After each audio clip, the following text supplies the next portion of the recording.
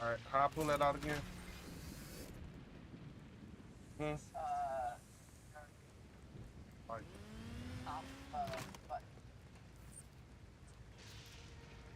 the button?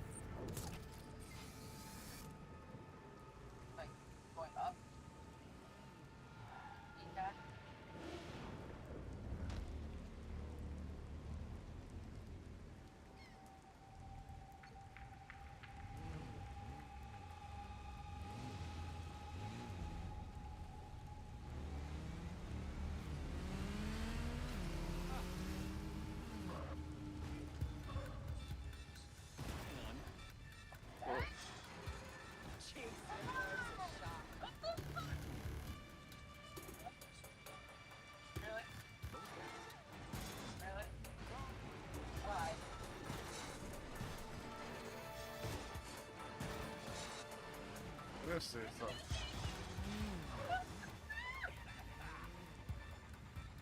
Now what we supposed to do? Hold it right there. Gotham police. You're not getting away. Why the fuck the police on us? Stay right there. Hands up. Give it up.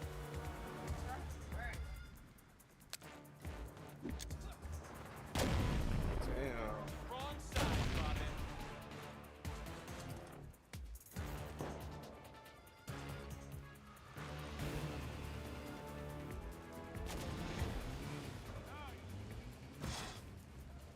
I don't know where you went.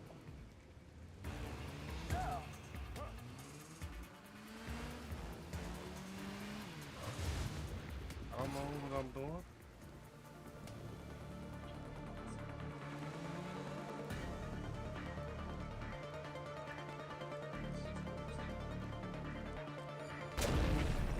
The fuck?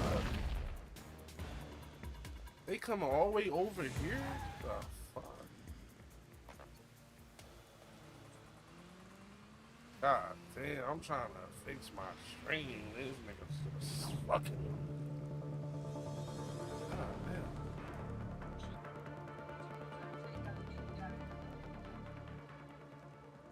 Why is it doing this? Why don't I just open the fuck up?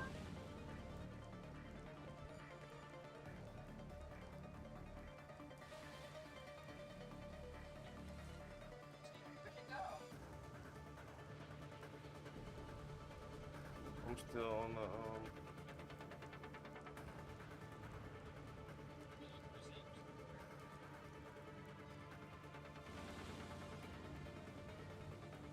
I'm still on the freeway. I'm trying to finish setting up my stuff.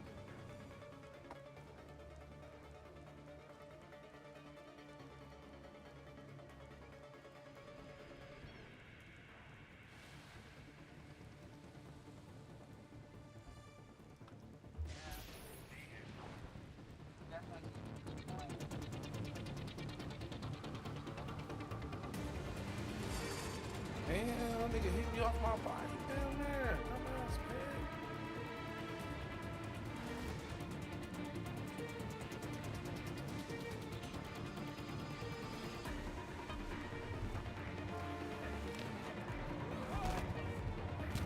Alright, you get down.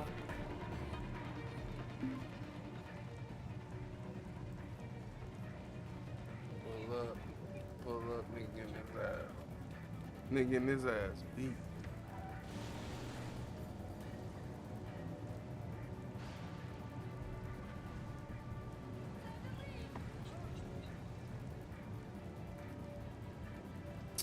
Duh, I didn't even close niggas. Shit, you know?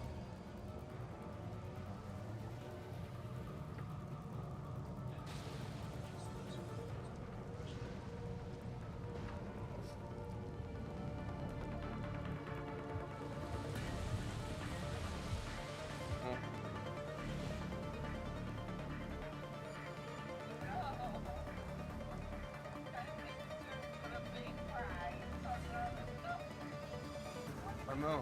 I was trying to fix my stream.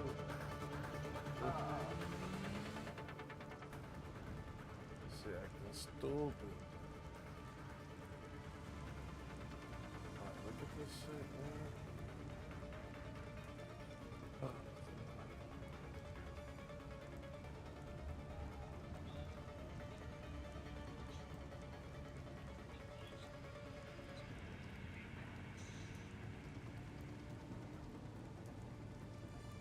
Glad you don't give up easily, Batgirl.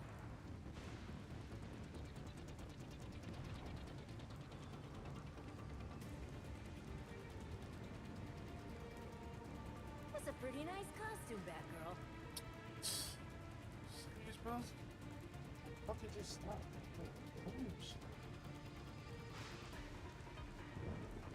Glad you don't give up easily, Batgirl.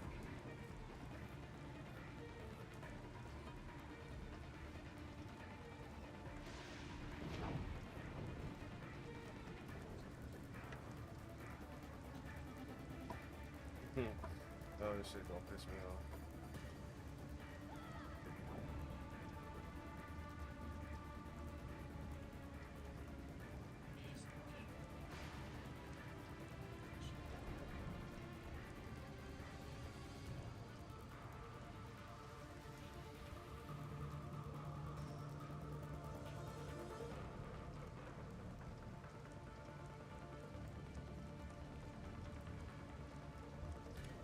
Come on.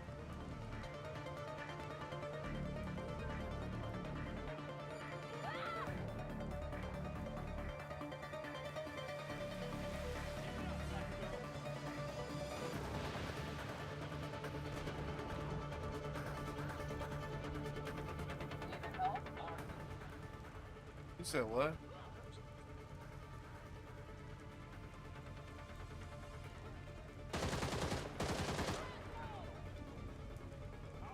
Might as well help. What's out there? Move, taking my shot. Damn. Take this.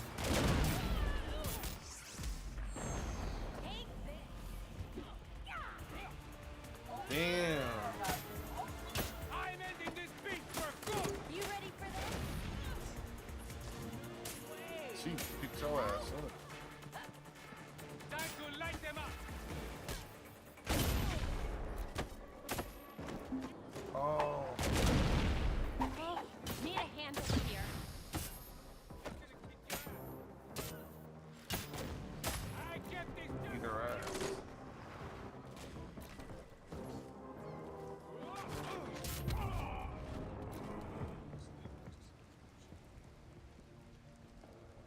Do you feel this stuff on the floor to collect? Mm-mm. They're like all different colors and stuff. Mm-mm. Tell what's stuff. Mm-mm. Mm-mm. Yeah. Mm-mm. Nope. Things and health and stuff on the floor. Nope. That's not for me. Nothing? Like when you go over these bodies? Nope. You can go on my stream and look. Come over to these bodies. Go on my stream.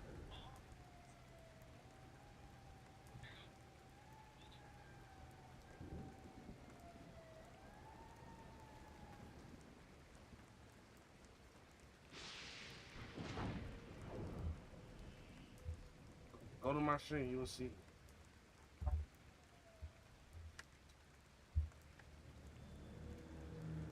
Okay, now turn around towards the other bodies.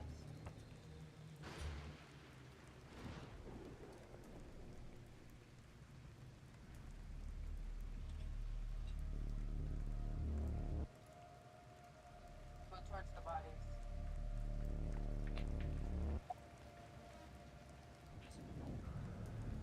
The fuck? Why is it coming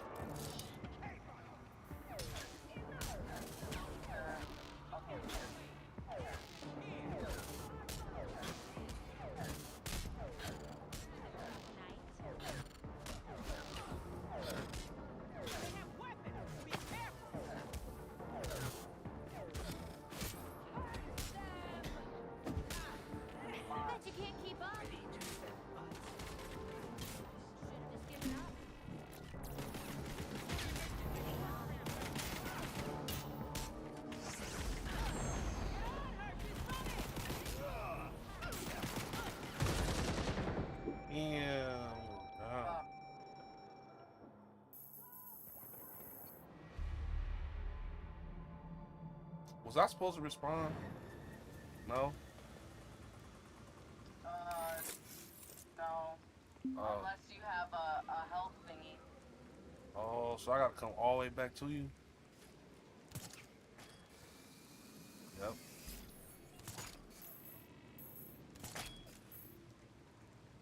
Fuck.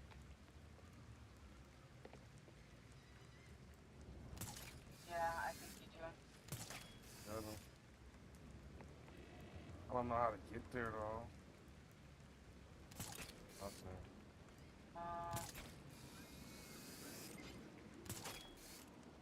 Hold on, let me try to finish this. You're gonna kill me.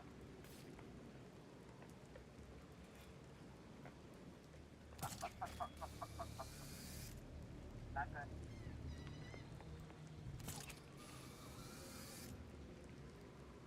No, no, no, no, no, no, no, no. Fuck. No, they're gonna kill me. Just run out. Yeah.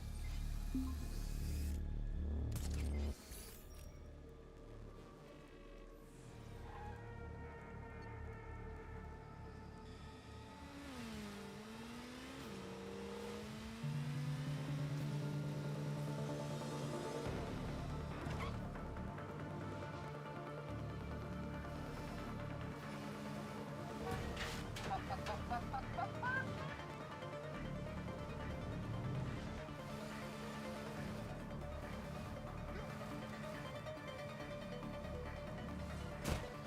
Fuck.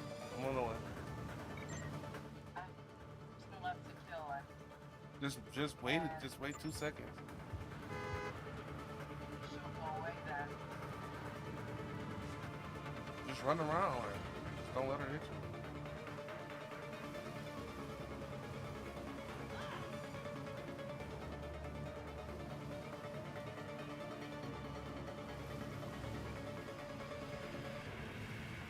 She's blocking the fuck. She can get me. I'm fucked. Yep, she got me. Look how I get all of you.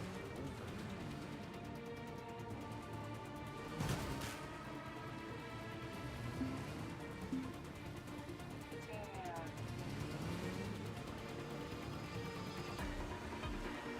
Oh, fucking everything. I forgot about that. I hate that about this game. So if you die, you lose everything.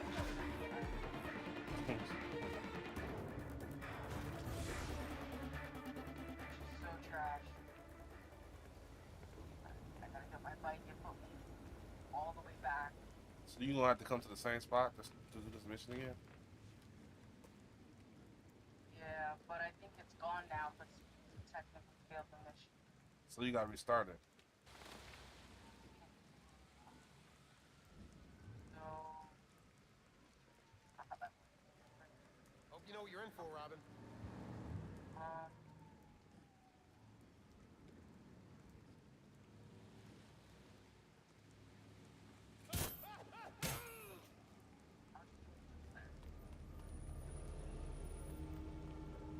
They let me hit a pad? That's crazy. You can hit pads and all that?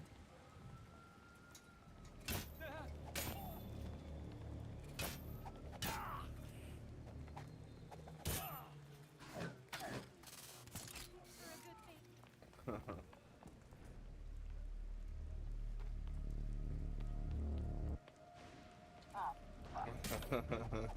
They let you hit pads on them.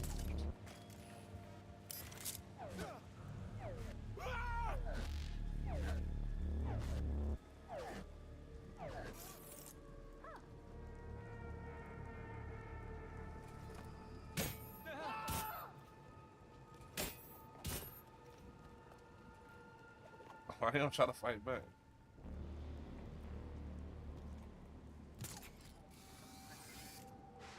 Got me fucked up. Where you at? Oh my bad, my pimp. The fuck? Blacking on your pimping, bro. You done got us fucking killed. You done got us fucking killed. You done got us fucking killed. Robin tired of this shit. Robin tired of this shit. Robin said he going on motherfucking strike. Batman dead. I'm tired of this shit. What the fuck, bro? Cuz. Fuck out of here. It seems like you're moving. He said, who called me? Why a fucking cab stopping me talking about who called me?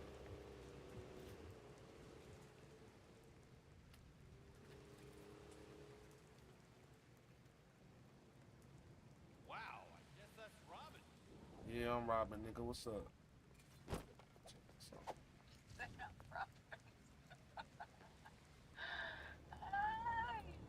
Man, I'm sitting over here chilling on the block waiting on you to pull up, bro. You calling me on Discord? I don't know. PlayStation says you calling me on Discord.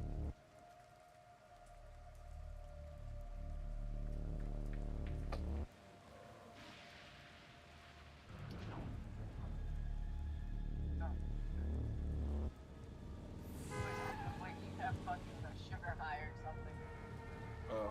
There's a crime happening in 100. You see that? About time. Wait. I don't see nothing. Lead the way.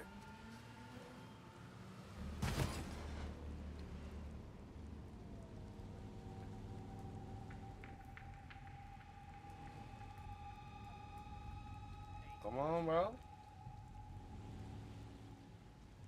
Gotta get off the bike. Take us to the beef, bro.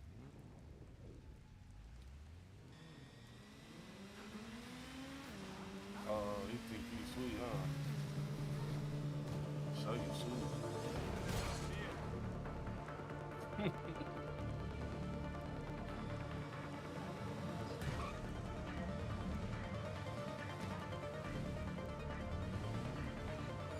Oh, which way are we fucking going?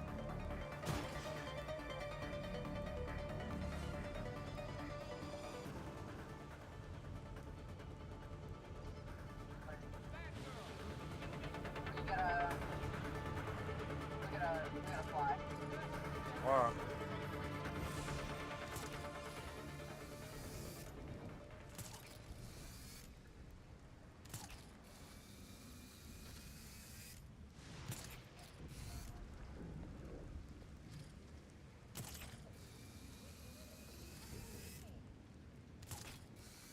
Go up here. Stealing.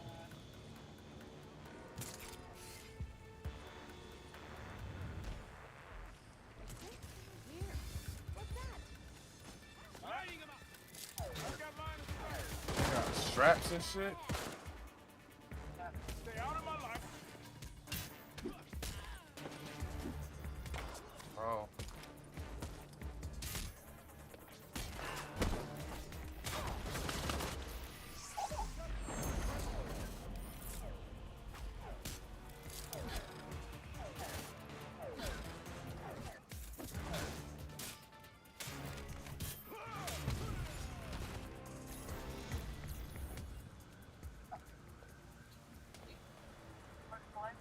No.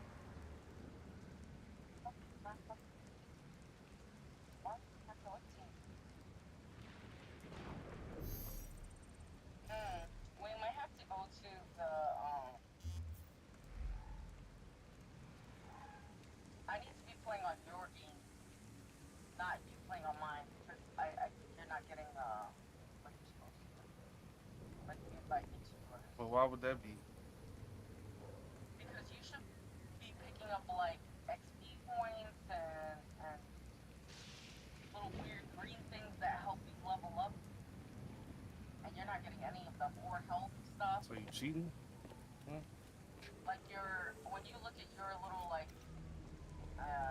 thing where it says your bike health, scanning, and then like the little chat thing, do you have any health? Yeah. Yeah, I just used one of them. You haven't picked any of those up?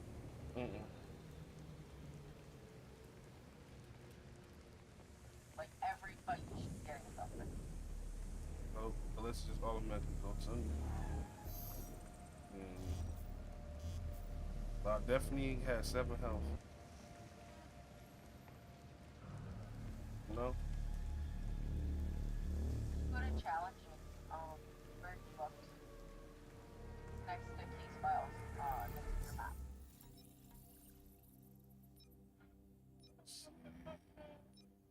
What you mean? I got case files and stitches. I don't know what you mean, like, to look at when I go in.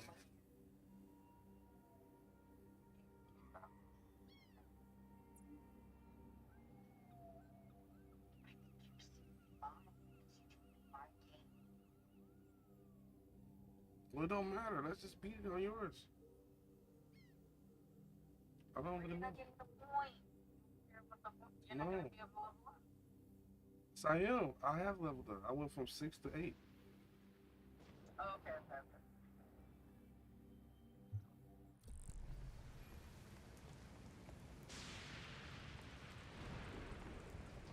Okay, there's something 210.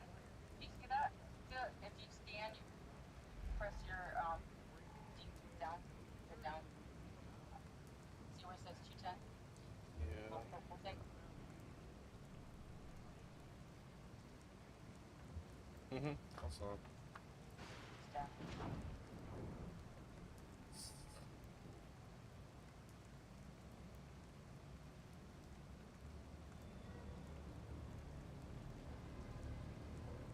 Is it not scanning for you? Yeah, I saw it. Okay, that's where we're going. Super good.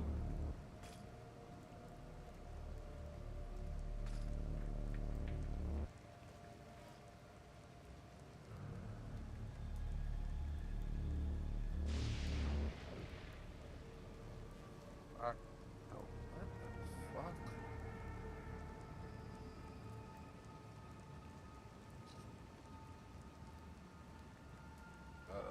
Yeah, that shit is nasty.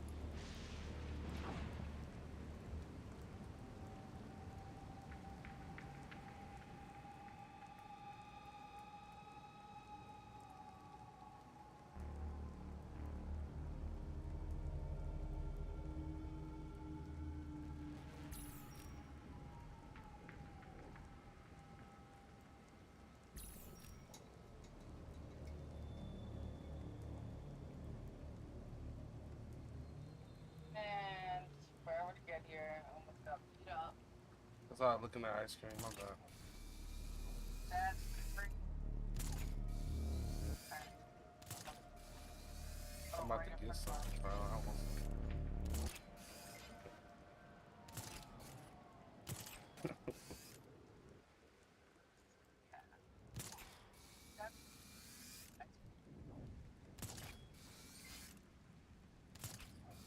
Oh, you can beat everybody up, huh? What's going on? Keep an eye out for men.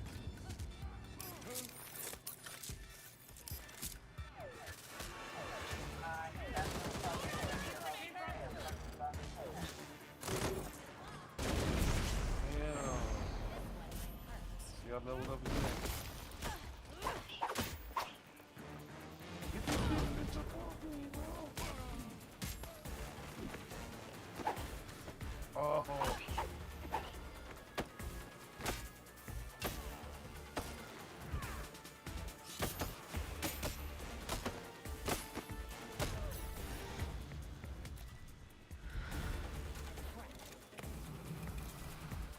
Oh yeah, I picked up some stuff from this fight.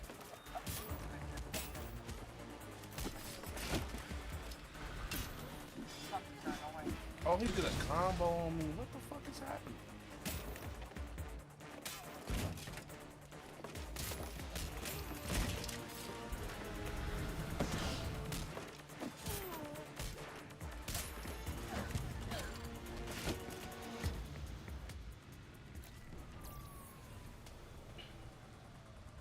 Have baked ice cream. New York strawberry cheesecake. Scan the bot, then stuff. Yeah. Some stuff.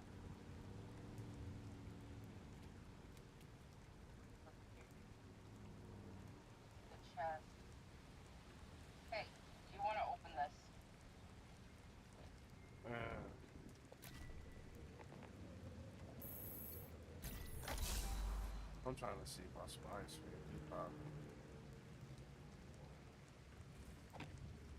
I opened it. You got the stuff from it?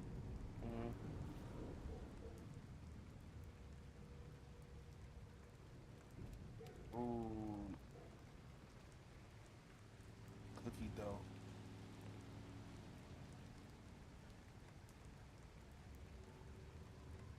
Climax bar. I got Heath bar. No. One. $11. Chocolate chip cookie dough.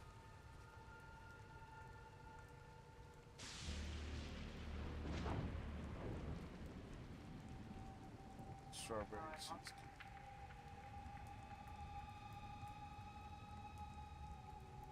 Got a check.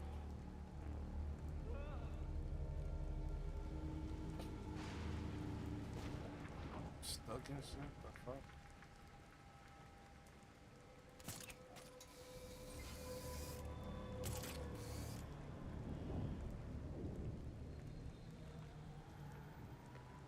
I like how you just left me though.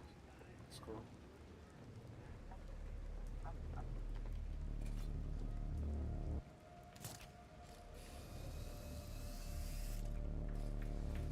Sorry. I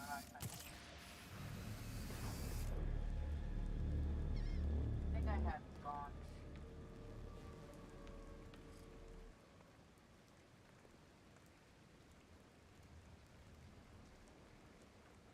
Why is it always raining?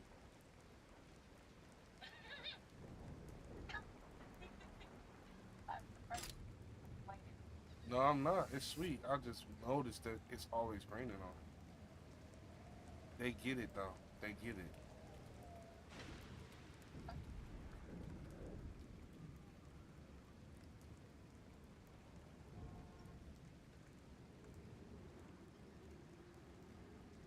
No, it was nothing. It's 1-214 right there. Where did I go? Okay. I do our marketing.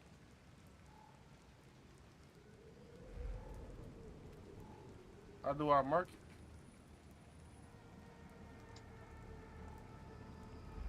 Are you talking about, is it in white or is it purple? It's in white.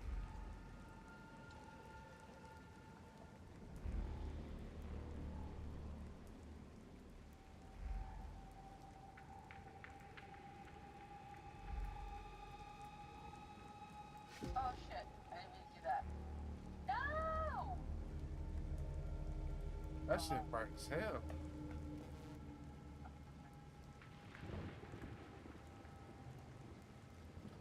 I'm about to jump off the building. Don't do that. I accidentally fast traveled.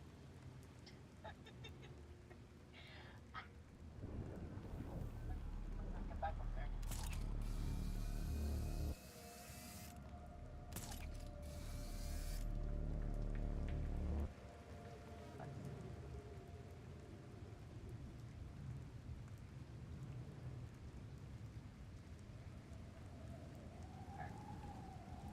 Not that.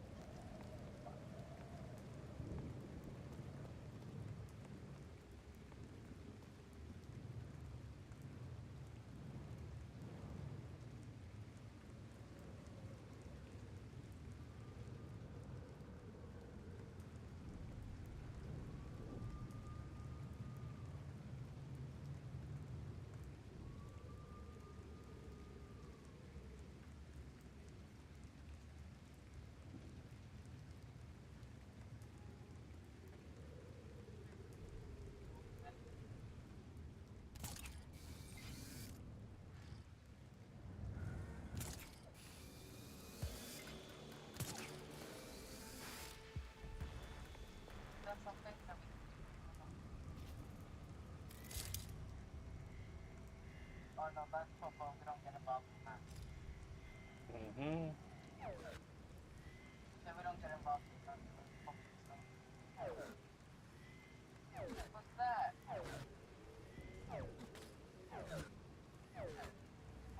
not letting me fight.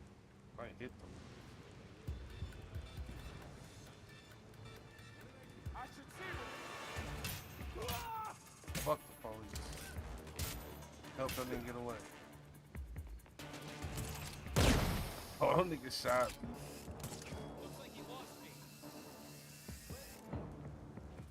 Help that nigga get away. He mad as hell, dog got away too. Bitch ass niggas. Go investigate the signal thing. It's far, but grab it.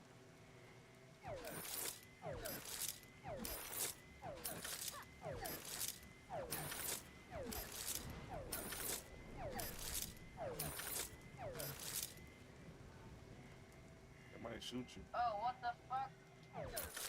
No, not. Fuck you. That nigga popped at you. That nigga popping at you.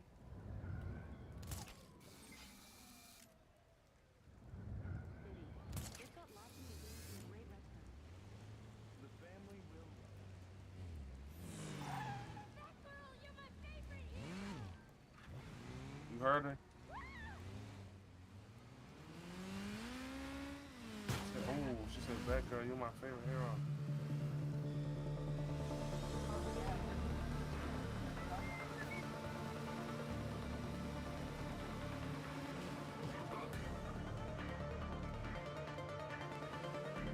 Hold on.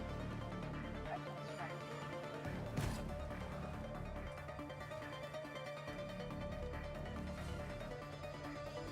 That girl! That girl! Okay.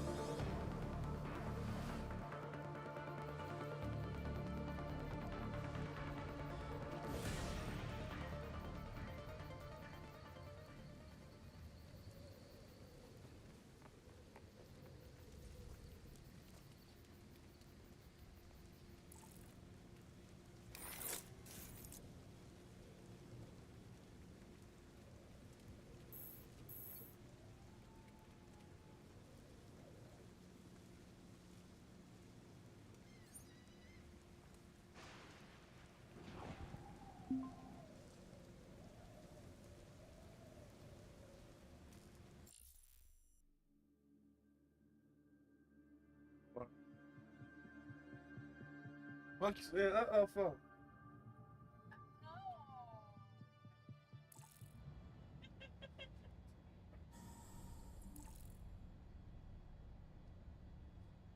Fuck you said for. Hmm.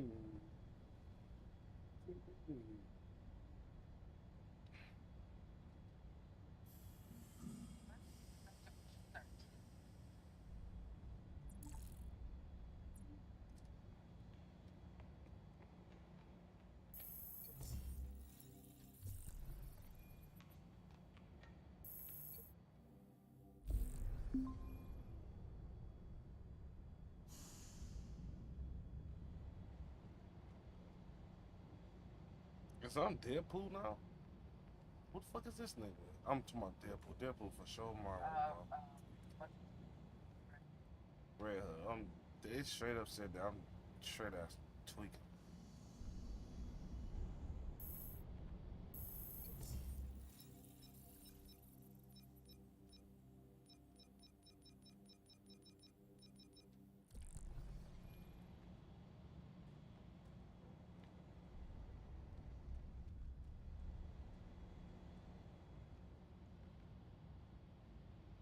I'll beat that ass.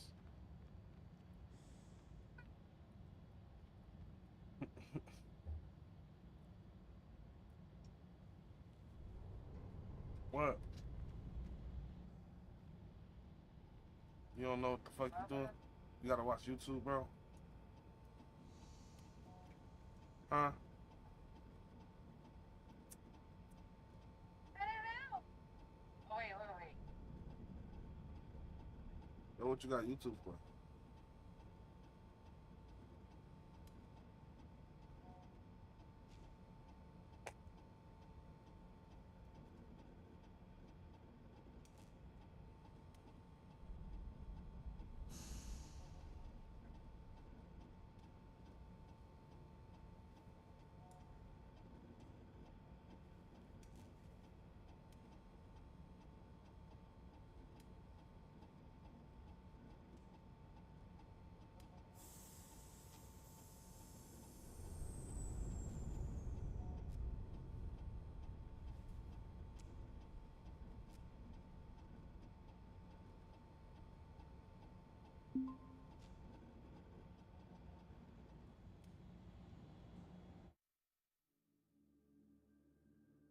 You What? have to do small fry stuff until your level goes up.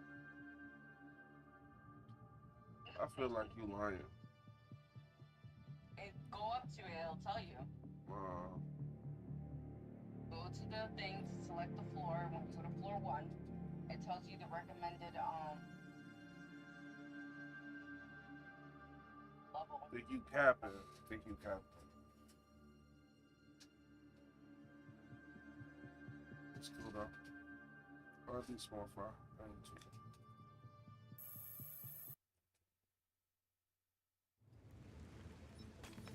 It put me out the whole game.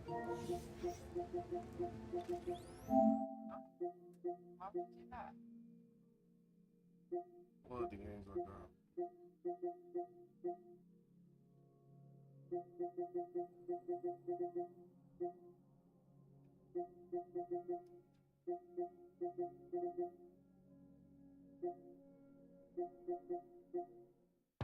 It kicked me out like to the main menu.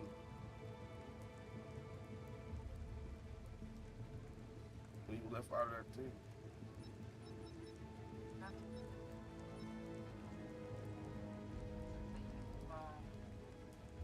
Left.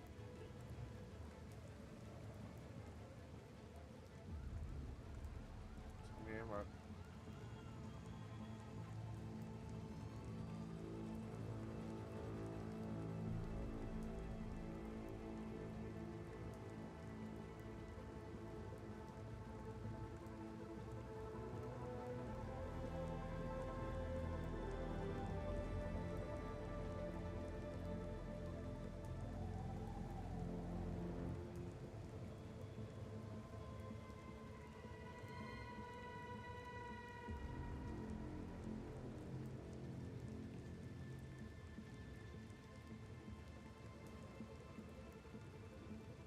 you send me an invite? Alright,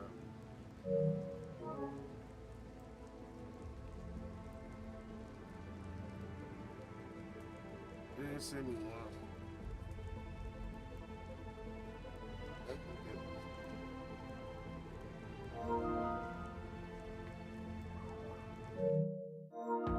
Join the fucking game.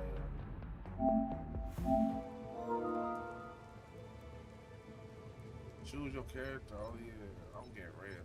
I'm not playing as Robbie. I'm not playing as Dog. I know, but why is this power of 40? Everybody else 17. The Nightwing dude. Huh? I have no idea, to be honest. You've never haven't you played with yet? I think I was playing with the blue dude. I think that's who I was playing with when I was by myself.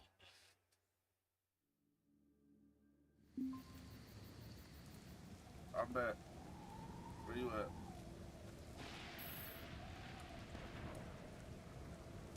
I gotta go with you because it says open suggested host. Just huh? You said what?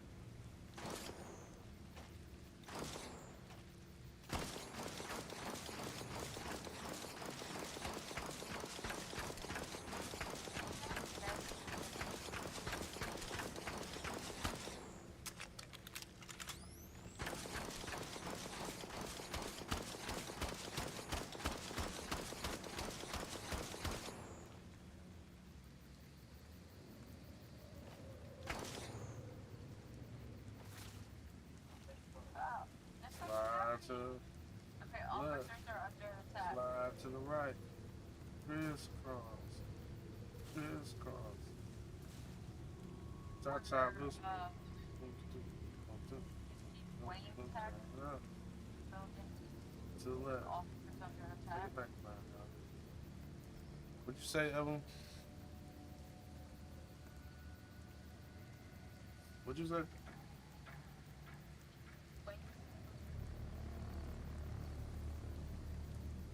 No. Officers under attack. Like officers and everything.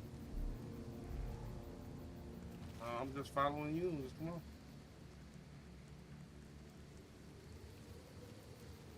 Yeah. We can't call our shit here. Slide to the left. Slide to the right. Crisscross.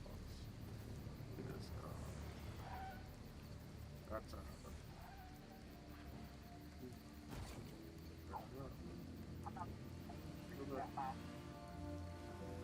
Oh, you have to do a U-turn.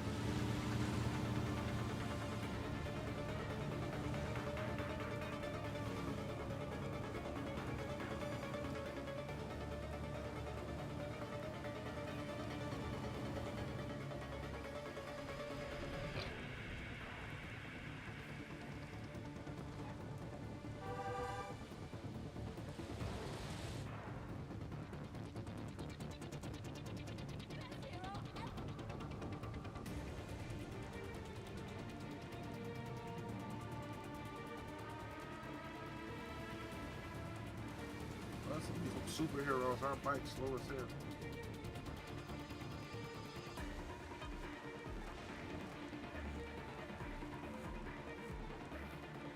Like a motherfucker.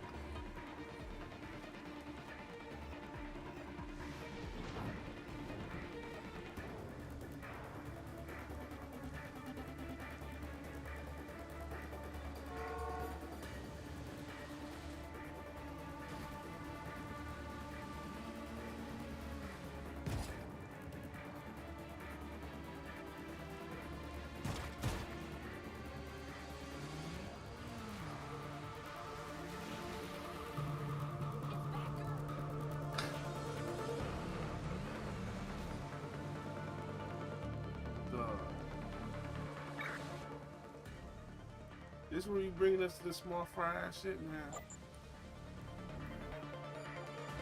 Yeah. Told you. Do this small fry ass shit, man.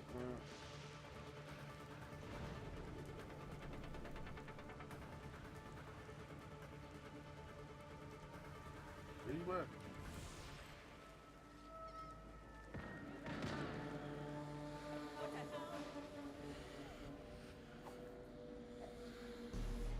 Invisible ass motherfucker. Oh, good. This nigga slow as hell.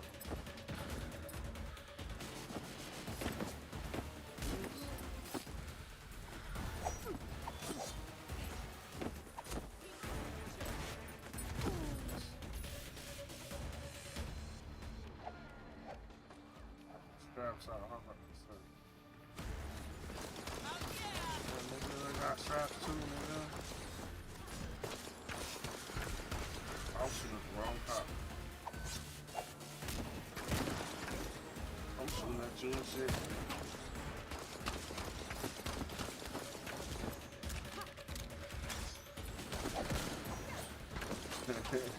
That nigga. Oh shit.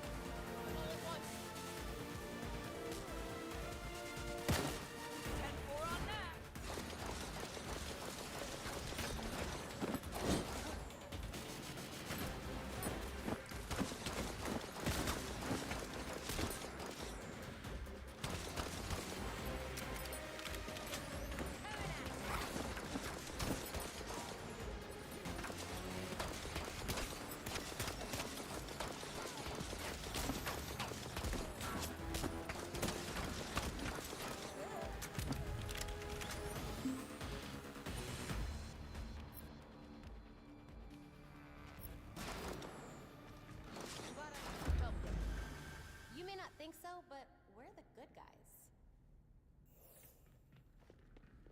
Is that your kid talking about? Good No, no, no!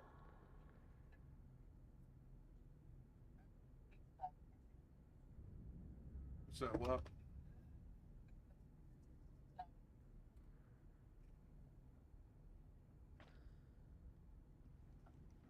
So there's actually something 21 of What's it called?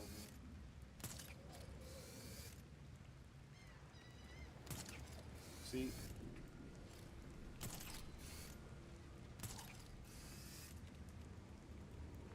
See, in most of PlayStation games, it's like this, bro. Well, Xbox got this too.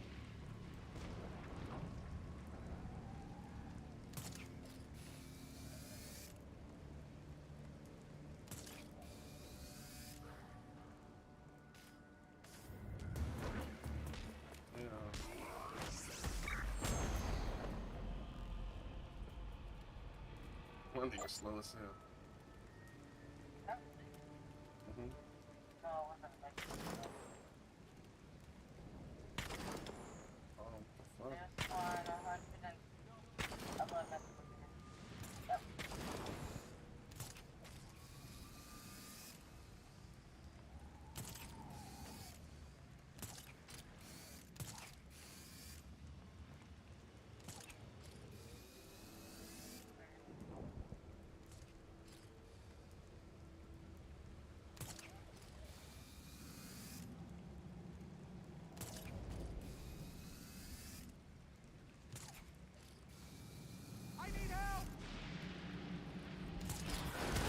Get up that nigga, bro. What's wrong with you, bro?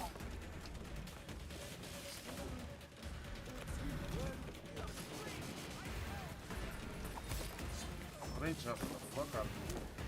Where's your antennas?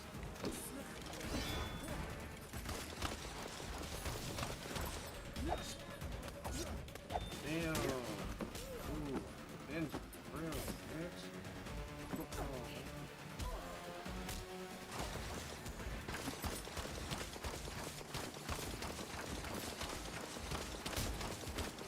Popping their ass up. Stop playing.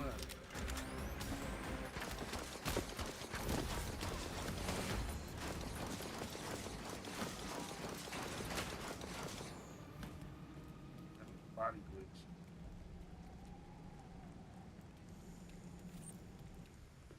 I said his body was glitching. Hey, why do the colors on the PlayStation controller change colors in different situations? I noticed like when I'm playing GTA and the police get on me, it starts flashing red and blue.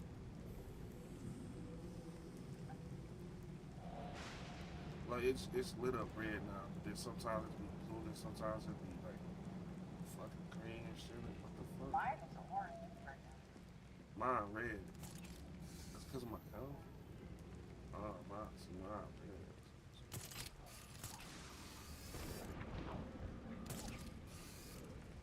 In the situation, I'm gonna have. Hold on. Any over there fucking dog, man. You taking it.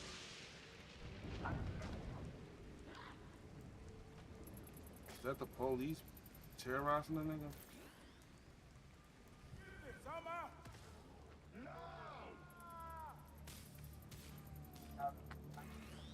Oh. What's up, nigga? I got that strap. Oh. That nigga said, fuck your strap, nigga. Damn. He killed them niggas fast as hell. Yeah, they're actually.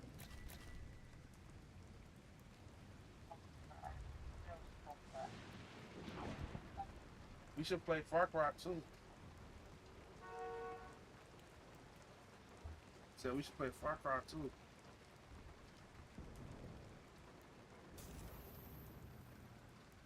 I gotta re-download it though. I gotta re-download it.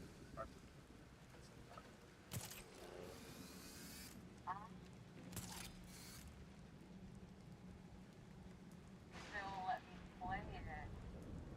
Not, Oh, did the Fortnite finish? it won't let me. It still won't? It said no.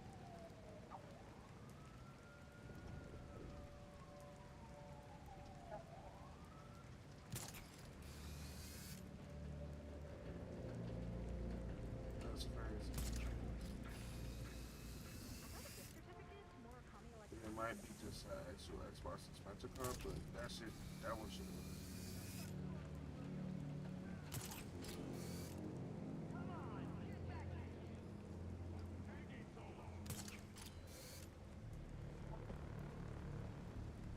Yeah.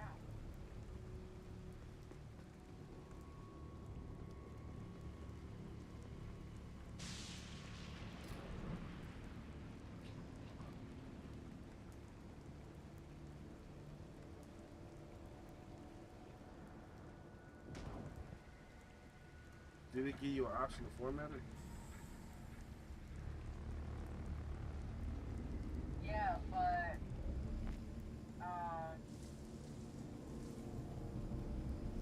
Did it give you like two options?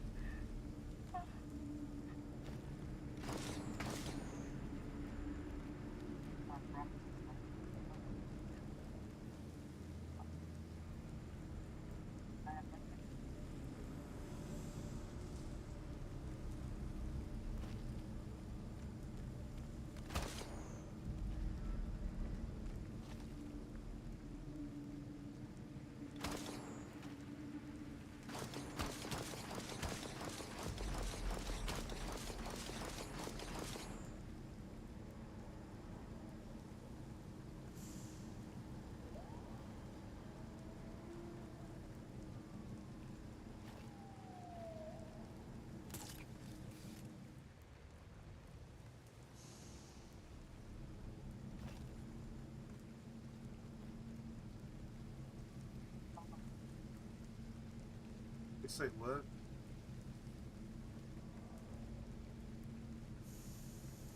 What'd you say?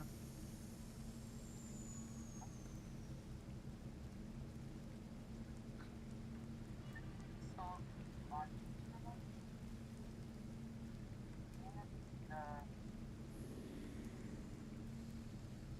what can I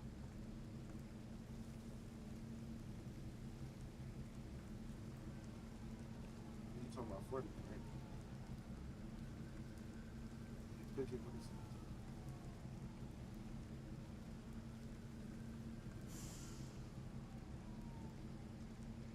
like I click it, nothing happens at all.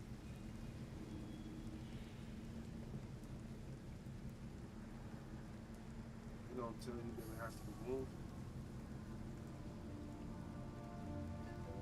Doesn't react.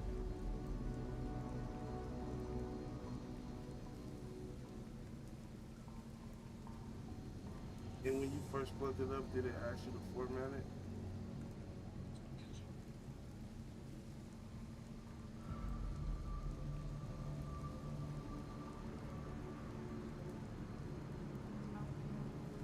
So, okay, go to the storage and click on it and see if you can format out.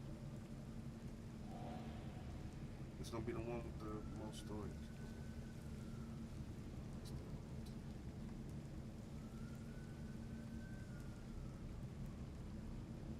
This is formatted for games and apps.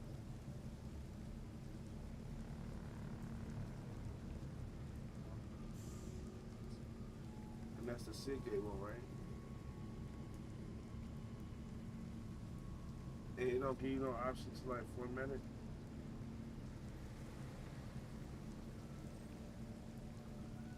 Yeah, I can, but it's formatted for 5, 6, 7.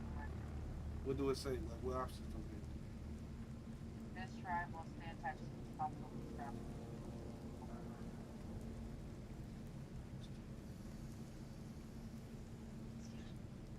Let's try. What's the attached? Bad.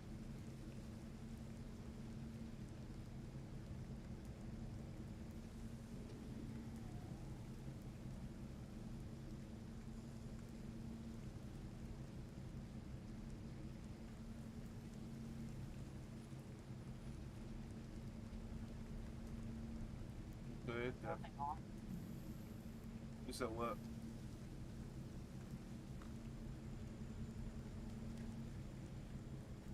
What'd you say? There's nothing on it. It won't allow me to. I can put full projections on it, but that just doesn't like, but it won't. Something went wrong.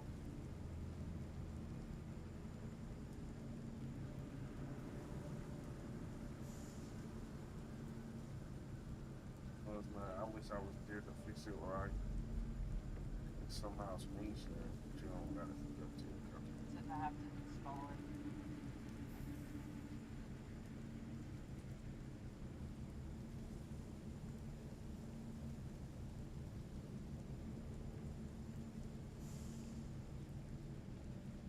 We're talking about what the fuck?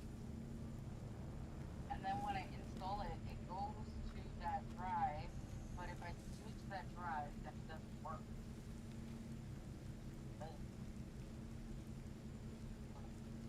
just fucking annoying. That doesn't work. Oh my.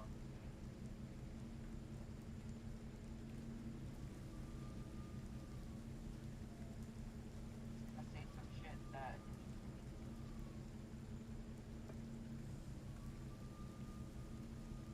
Okay, it told you that already, right? Fuck it.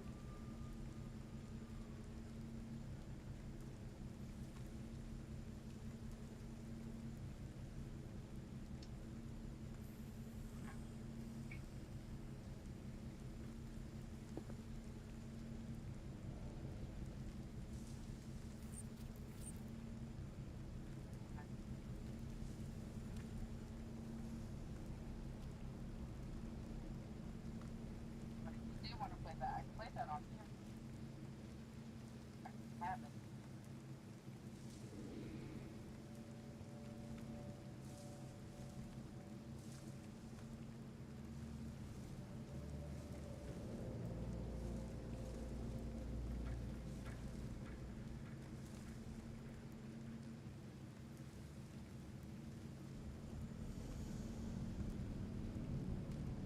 I gotta download it.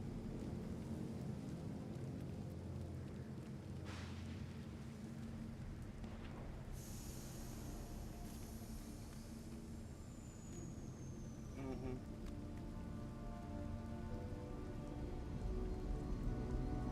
Definitely gonna take me a long time. This shitty ass shit.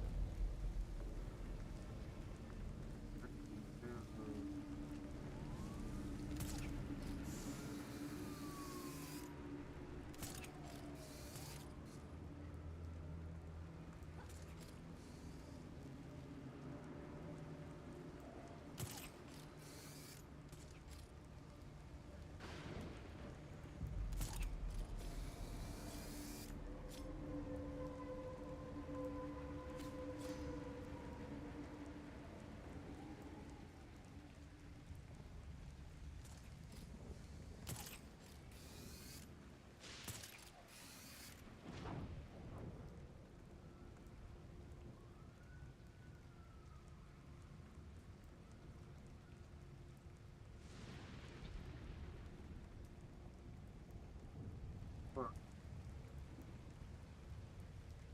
What you mean?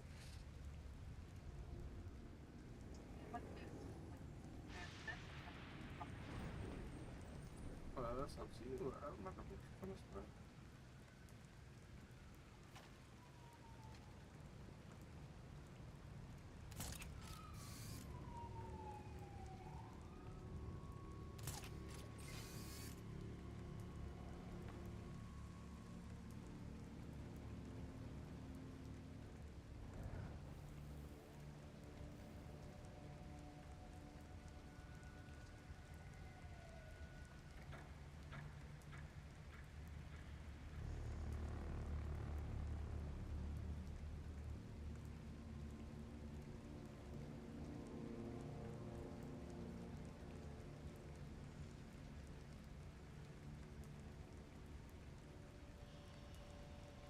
Oh, they got it realistic. Like they start like holding it. They like start pulling their hands off and shaking it.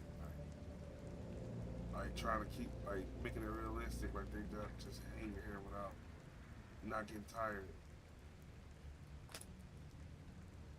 You hear me? Oh yeah. Yeah. Like she started pulling herself up. Like taking one hand off.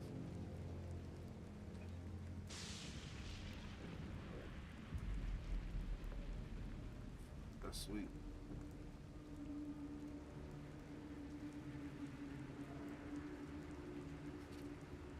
How they got this shit?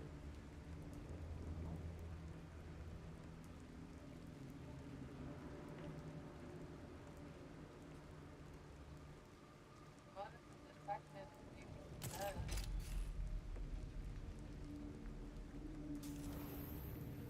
You know, man.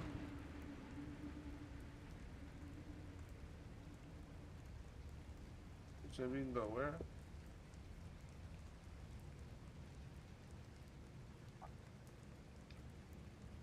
Oh shit.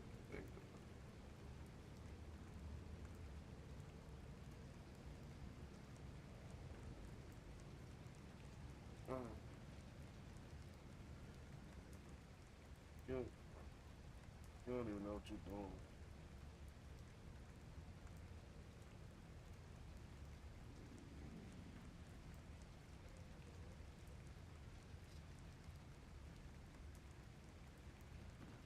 We should go in the.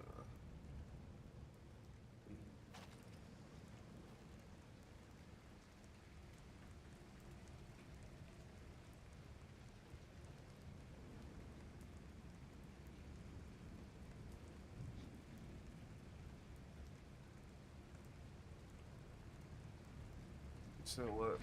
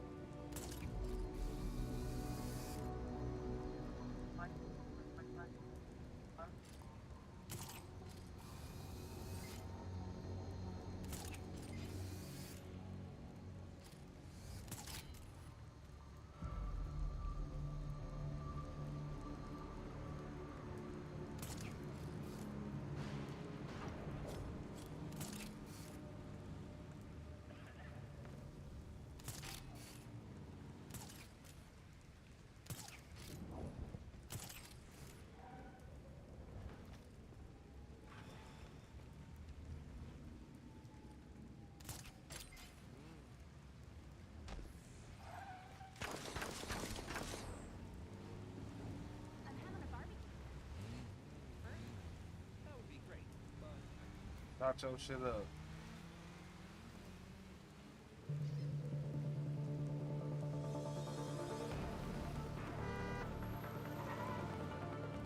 Oh shit.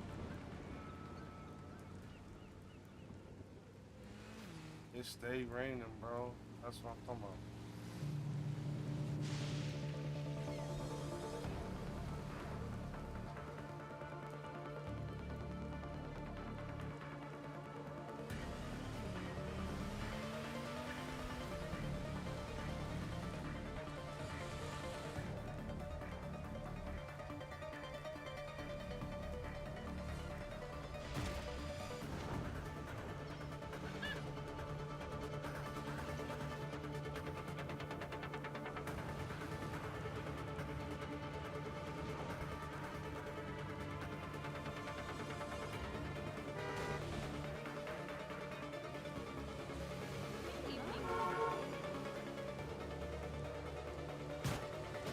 Oh, for real bad. You tried to hit me?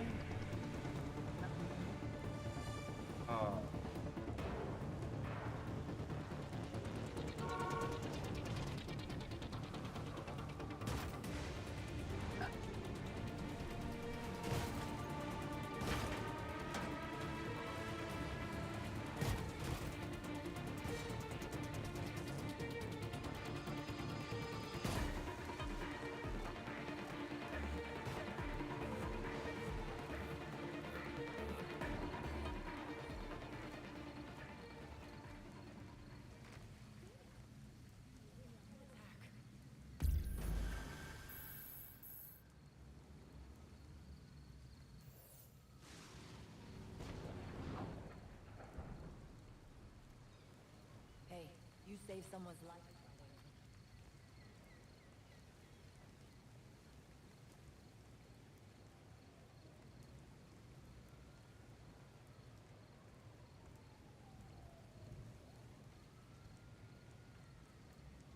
Nice job out there.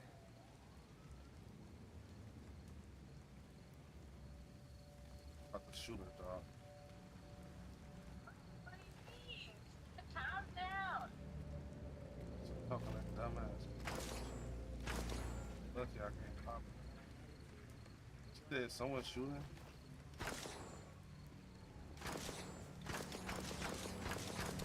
That didn't sound good. Yeah. Out of here. I read a report about a vigilante saving a Okay, cop's ass. listen. See, there you go. You did that Got on my purpose. coffee laughing. I What? do not. It teleported me once I hit. What? You'll get teleportation soon too. That's You're the #1 water cooler topic down at the precinct. Haven't yet.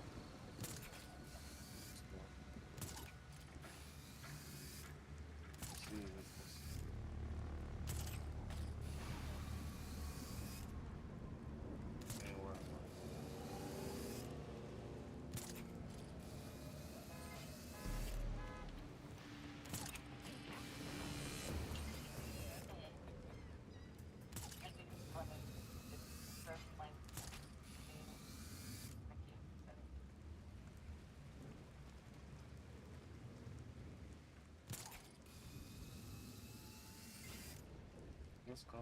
You might have to try.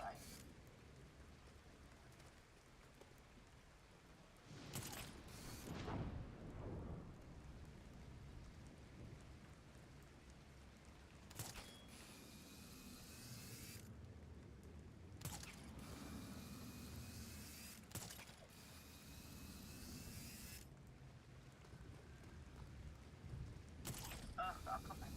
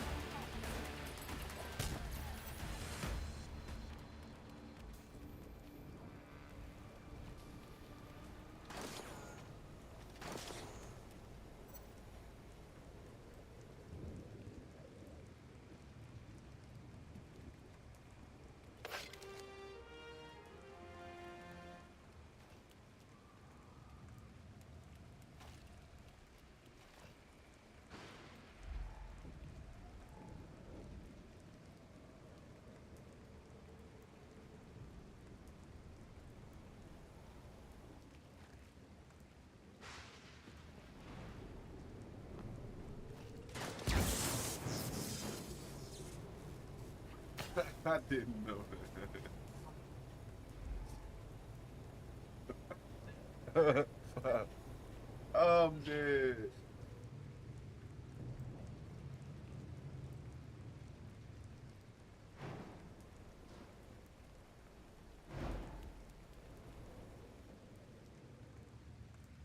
Okay, so there's gonna be some people we don't want to kill because we need them to get. I'm we killing need their everybody. information I'm killing everybody.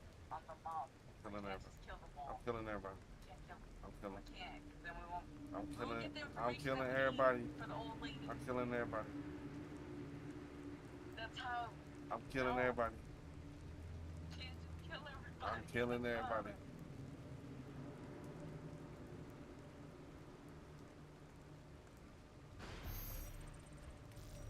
Don't kill everybody.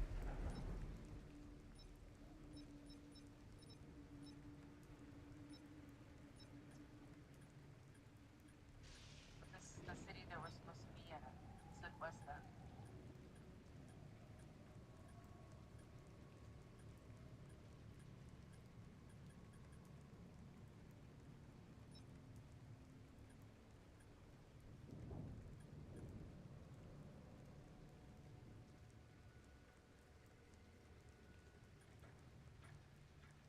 Oh, there's something over there.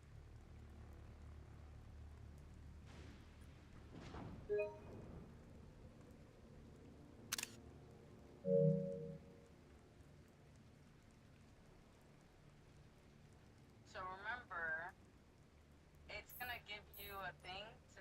It'll say like to subdue or whatever, like not to kill.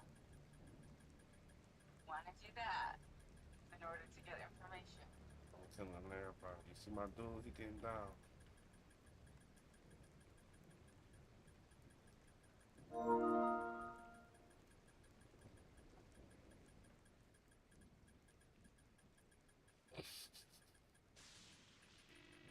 Fuck, I killed her.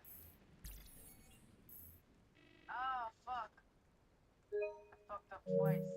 I need information, not killing them. Damn it. See, I fucked up. See?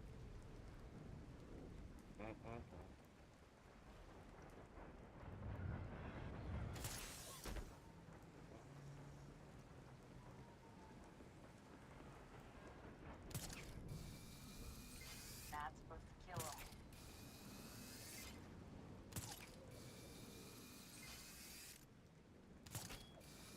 Shooting.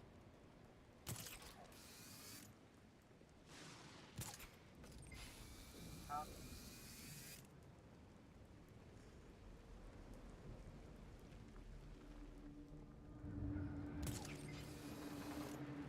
Oh, shit.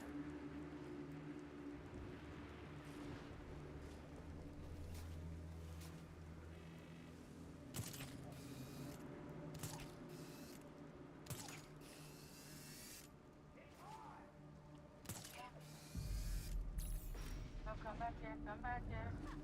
I need you for information. Get baby!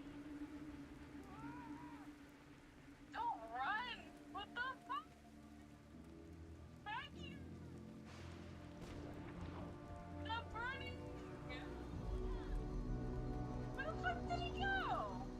Right here. Right here, right here. Got him. I think it's so. Did he have a gray on? I guess I can see him. Don't run. Well, where the fuck did he go? He ran in here. See, that's what he did to me. Information.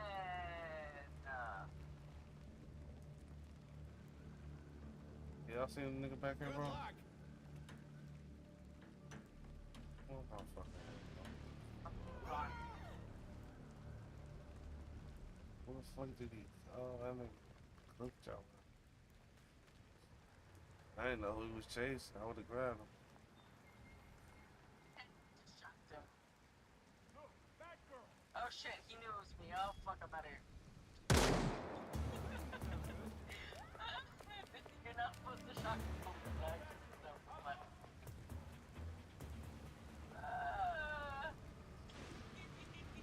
What we supposed to do?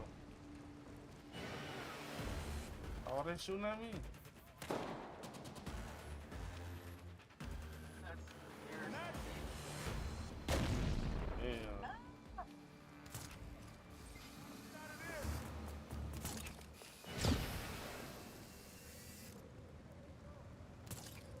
Yeah, what is it? It's skill build. Damn.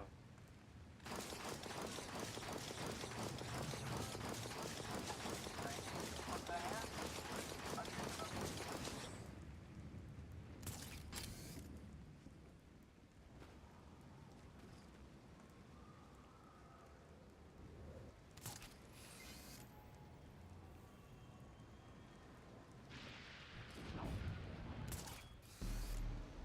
Okay, so these guys will hide their mobs, so don't look for them. Okay. How's the police with you? So how I interrogate them people again? I- You gotta tell me. I forgot. So it's R1, but... Right. Oh, R2. Need an assist. Trouble now.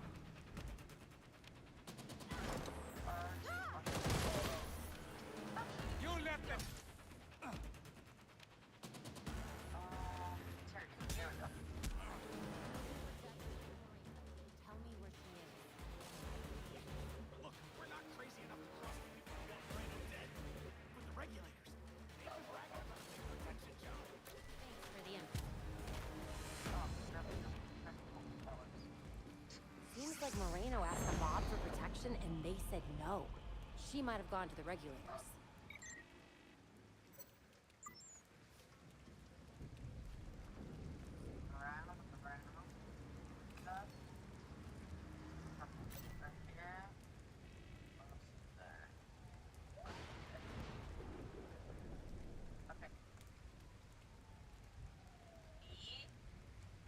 See what not killing people does? Gives us information we need. Then we kill them after. Don't kill them.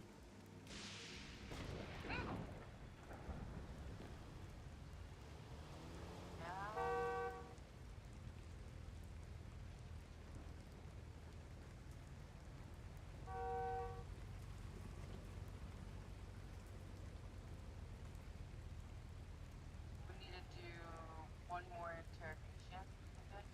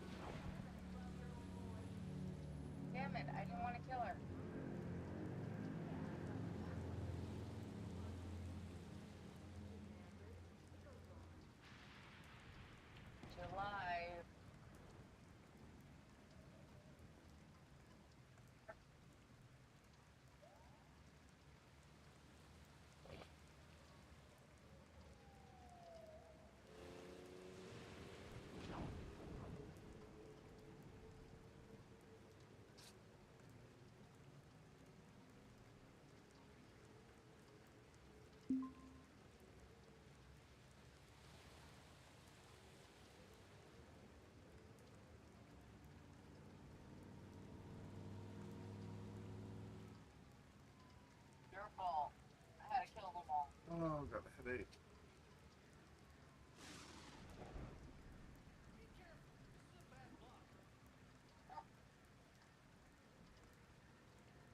What's wrong? What'd you say? You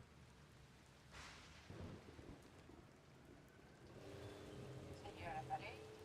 Yeah, where you at? Or breakfast? That's Fuck out my way, bro. They be just in people way.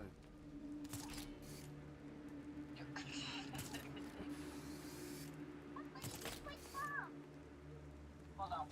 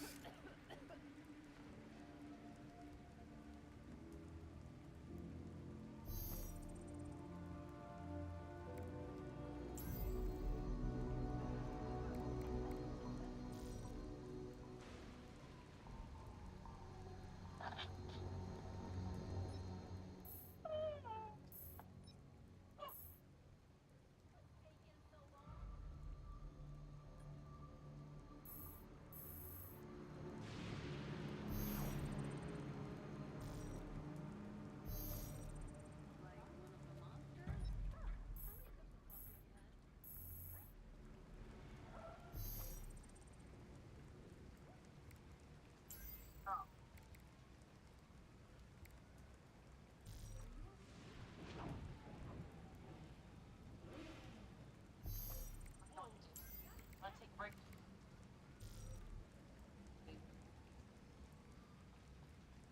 One in.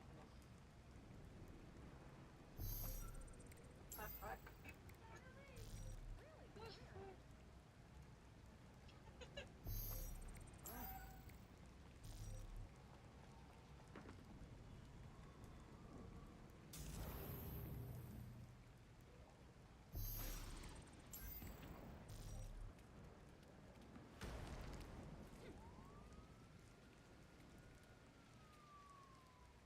Gonna get out of here.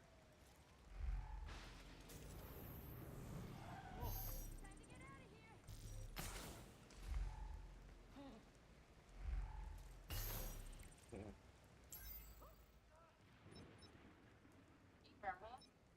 Mm-hmm.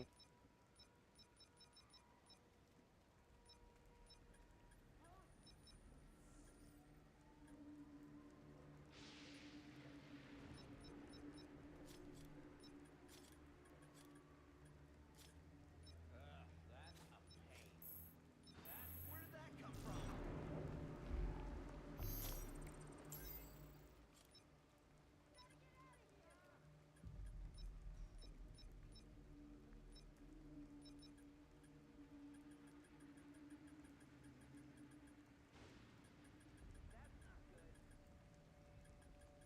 What the fuck can you do? How can you do that?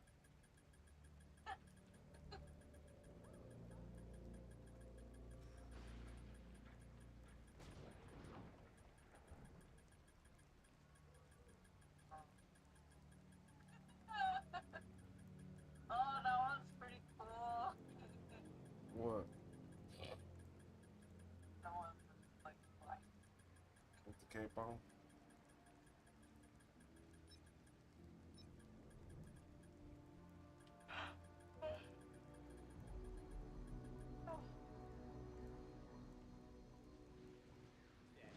I might take you up on that.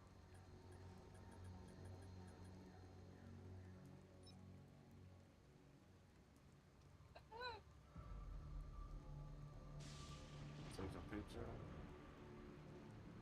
Making my camera What too. did it look like? Let's go, let's go, let's go!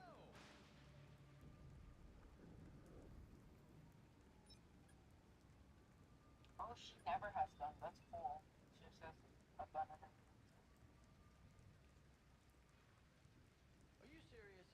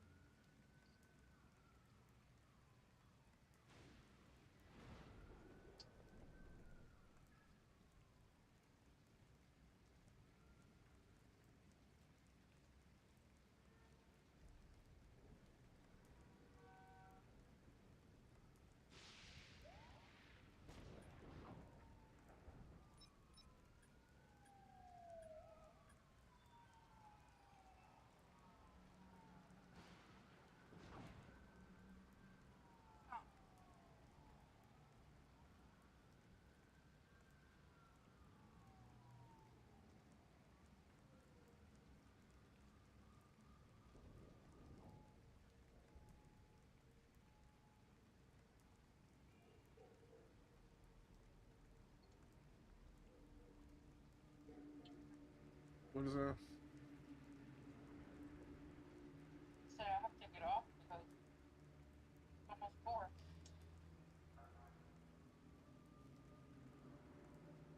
Otis, come. How much longer will it take? Oh, wake up. Come on.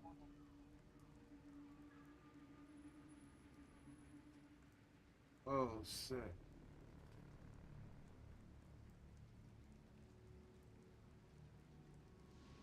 Yeah, I'm gonna switch to Discord.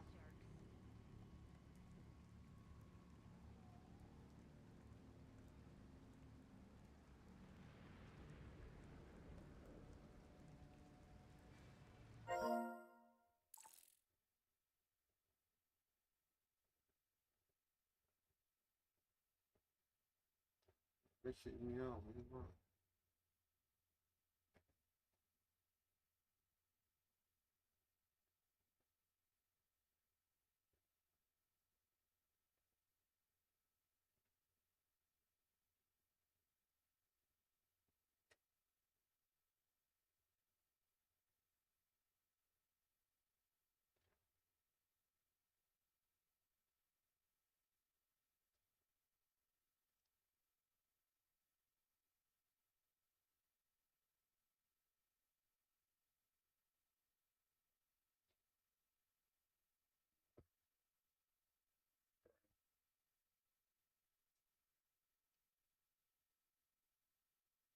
That shit.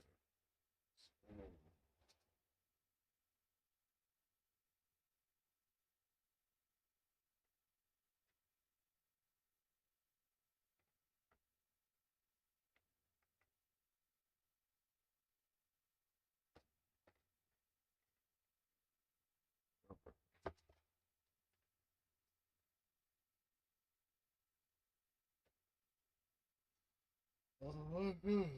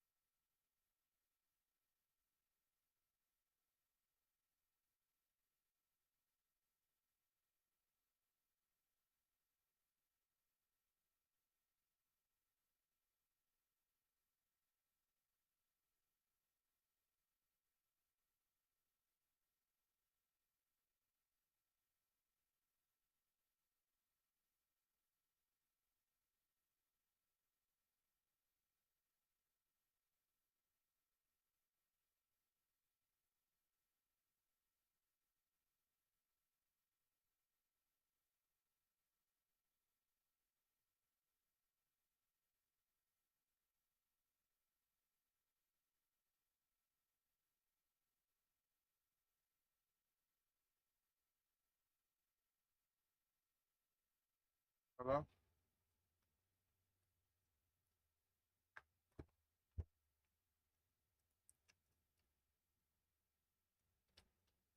Hello?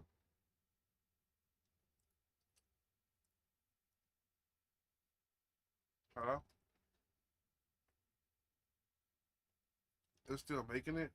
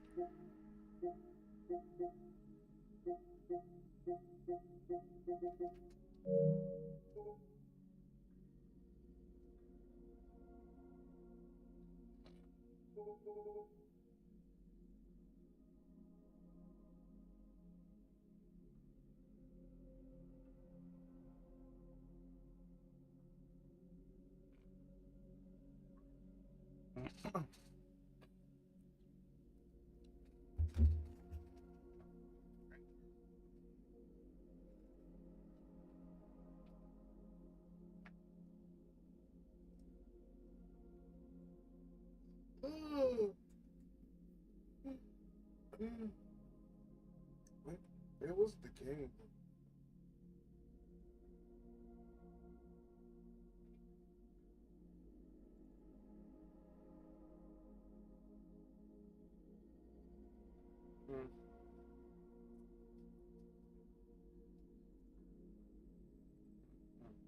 I think weed I smoked was not good, so I'm not sure. What's the game though?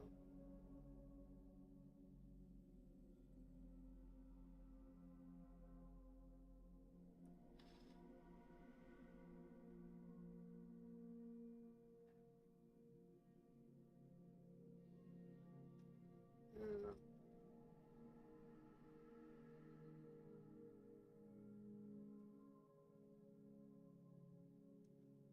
I'm suppressing my temples. They feel better.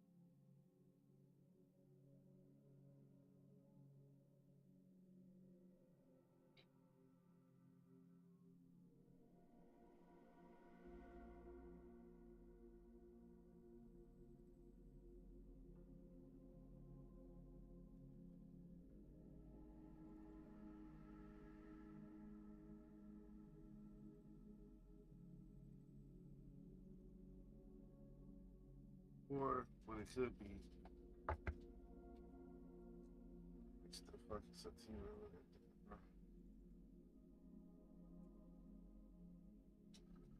That's gonna be whatever. Huh? I said I could have mixed the indica with the sativa.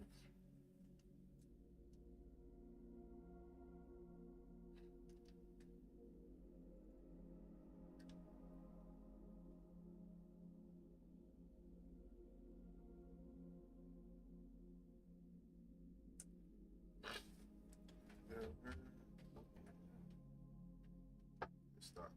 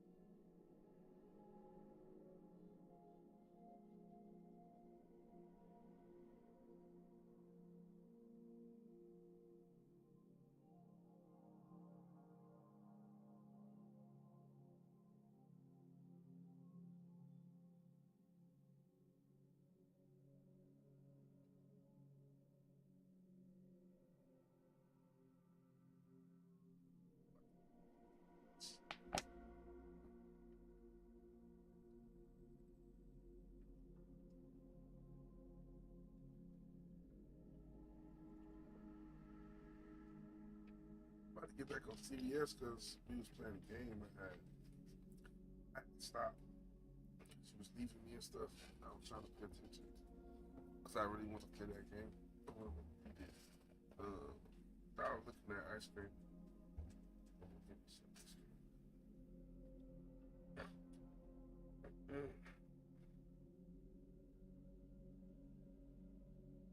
Put this spice on my head now.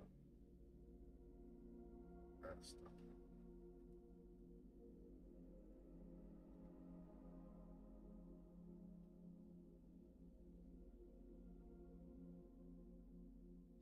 Damn.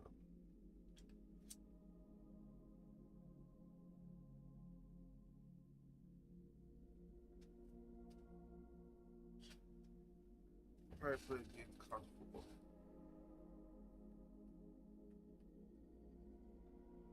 Let's see.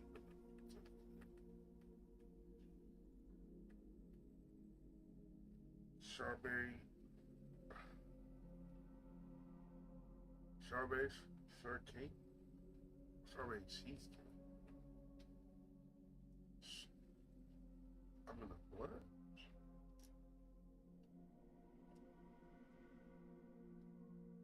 Strawberry. I don't like that. I don't like that. I think you'd be fucking.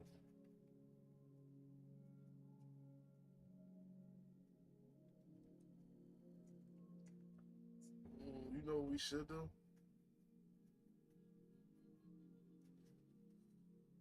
We should watch all the Power and then watch Power Book, then watch the Power Book 1 and Power Book 2.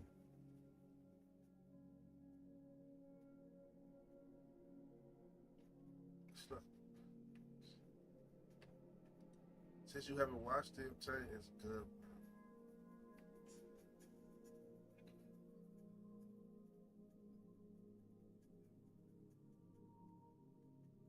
Me watch me live. It is like the cops and how they just all confused us. I promise you. I was the same way until I watched like after the first episode. I was cooked.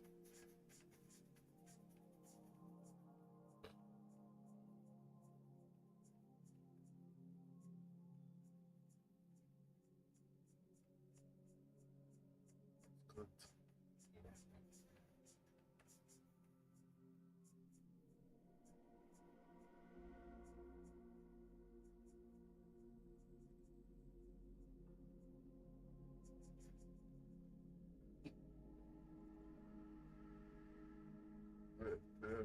It's definitely good.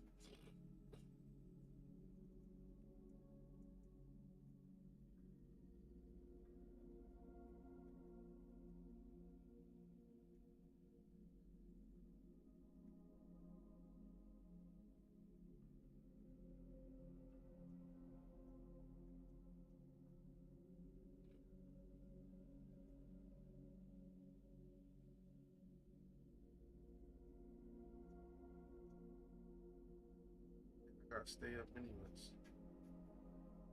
So I'm not gonna go. Huh?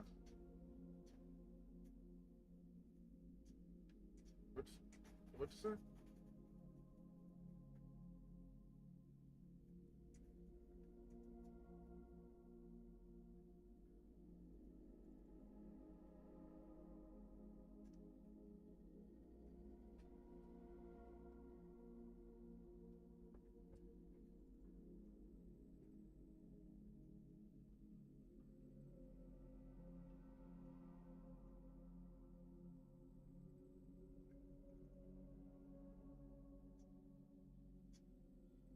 I'm gonna go. I'm trying to play me.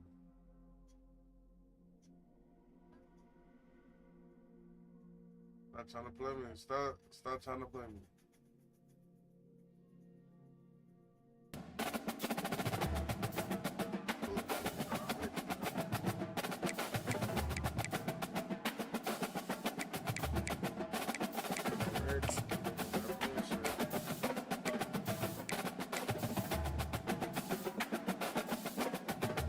Already.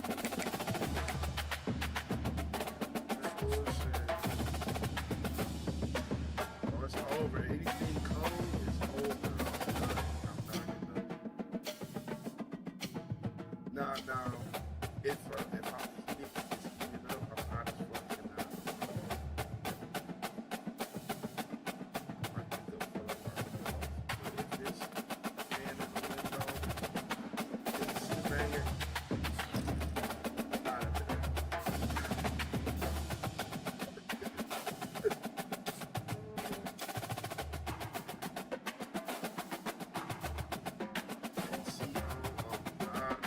Did you see our game with the shot I hit? Huh? Bro, I am. Welcome to Ann Arbor and the Big House, home to one of the most storied programs in college football and the first one to win 1,000 games, the Michigan Wolverines. We've got a terrific matchup for you today, rich in pageantry and tradition, and it ought to be a fantastic clash. As we see a squad from the Big 12, the Kansas Jayhawks, taking on a team from the Big 10, the Michigan Wolverines. For EA Sports College Football, I'm Reese Davis, joined here in the booth, as always, by David Pollack and Jesse Palmer. Guys, let's tee this one up.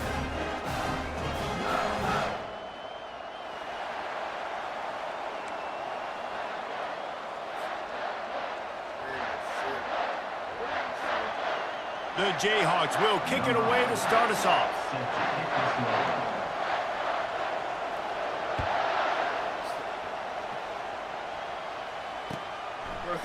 Coming out with it, it's Morris. He's brought down at the 16, would have been much better off to take the touchback. First down here for the offense.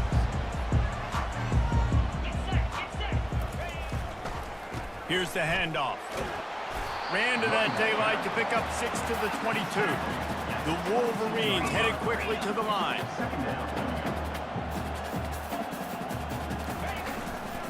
On the ground, it's Edwards. Finally pulled down, but not before moving the chains for a first down. Offense in the hurry up.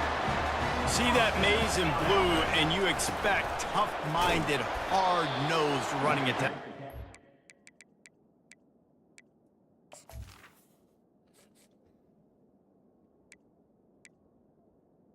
I'm not muted. What are you talking about?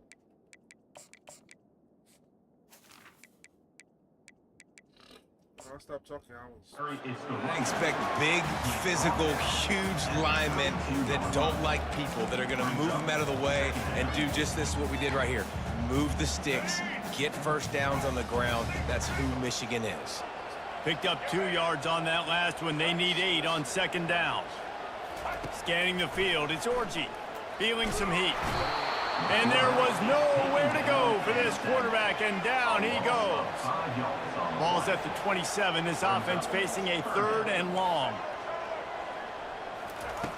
Looking to throw, and he needs a chunk play. Grab behind the line. It's Edwards.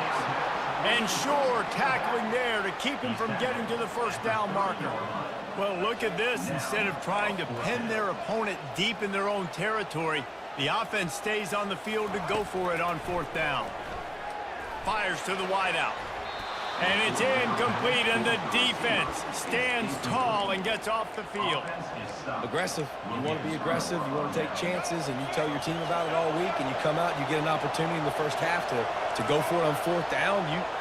You shot your shot. The problem is now you put your defense in a bad situation early in this game where you're going to have to try to find a way to get a stop and create some momentum. Noses ahead to the 30-yard line, a pickup of 1. Didn't get much on first down. It's 2nd and 9. He's looking to throw. A little screen to the running back. And that one looked great on the grease board, but when they blow it up like that, the defense is going to win every time. Listen, if I'm a QB, 2nd down, I want to check the ball down and get a manageable 3rd down. But when this defense is flying around like this, so fast closing out, he got to that running back, got him on the ground so fast, the running back had nowhere to go. And he's not going to get there. The defense stands tall and makes the stop. You got to love that. On defense, one of the most critical statistics out there is how do you play on 3rd down? How do you prevent the opponent from keeping drives alive? Right there, tackling the catch. You gave up the completion. What do? You set up 4th and long. You're going to get the ball back. Go get some water and celebrate. It's 4th and 8, and never a hesitation. hesitation. They'll go for it. He'll try to throw and pick up the first down. And he's sacked. A big play on 4th down to stop this drive. He had nowhere to go with the football. 4th down, you know he wants to make a play. I'd like for him to throw it up, to be honest. Try to give somebody an opportunity to make a play. Who cares if I throw a pick? It's 4th down anyways, but couldn't find anybody to get the ball off. Defense surrounds him, gets him to the ground with the sack. They're going to go right back to him on 1st down. And he finds some solid space, makes a nice gain before the defense is able to stop him. They'll leave it with him. They make the stop, and that's how the first quarter will end.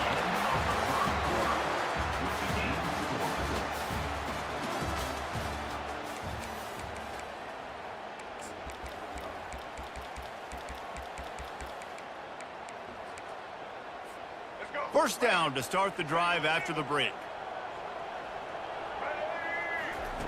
Looking to move it through the air. They're trying to get to it. Hit hard as he released the ball on that first down pass, and it never had a chance. Well, this defense felt coming into the game that if he was going to try to throw from the pocket, they could get to him and affect his accuracy, and they did on that last play. After the incompletion, back to the passing game. Catch in the middle, it's Morris. He was smelling that end zone, but they get him down at the 4 after the big pass play. And the Wolverines want to crank the tempo.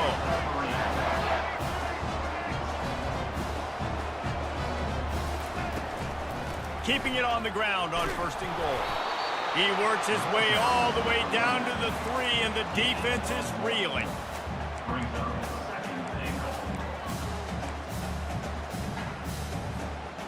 Second and goal for the offense.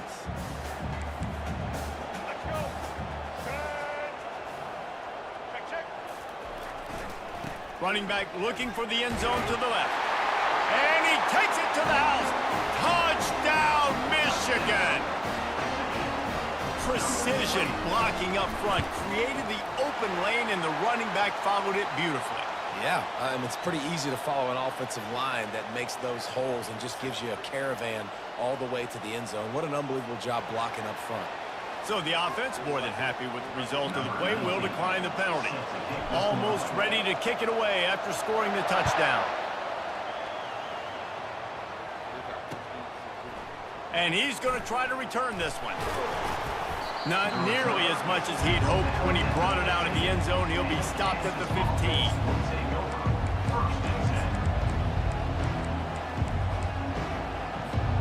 Offense getting set for 1st down.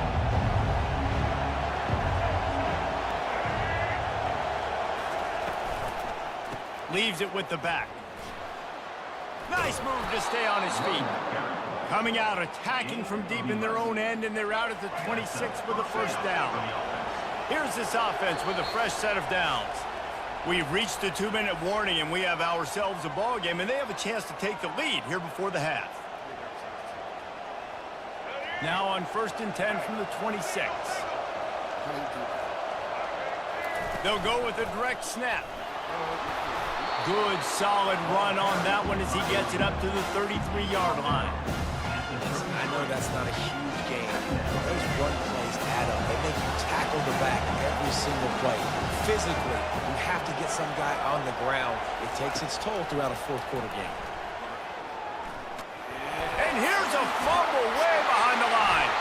Defense covering it up and not letting the offense get it back. It's a turnover. And that is exactly how you draw it up. You get to the quarterback, but you get the football out. You hit him, you try to rake it out. Great job by the defense, getting the sack, getting the fumble.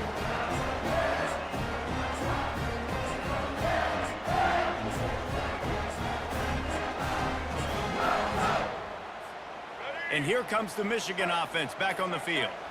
On that last drive, defense had no idea what was happening, run or pass, and it wound up in the end zone, Jesse.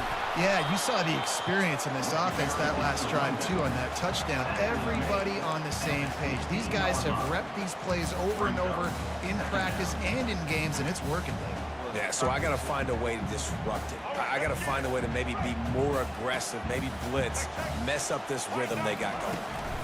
Out of the gun, the inside handoff to the running back. And he was able to run through a tackle, and they finally get him, but not until he picks up the first down. Off the play fake on first down, wants to throw. And he'll race it to the house. Touchdown, Wolverines. Lining up to add another.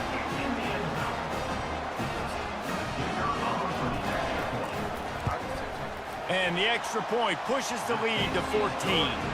Quick strike offense on that three-play scoring drive. And what a way to finish it with a 9-yard touchdown run.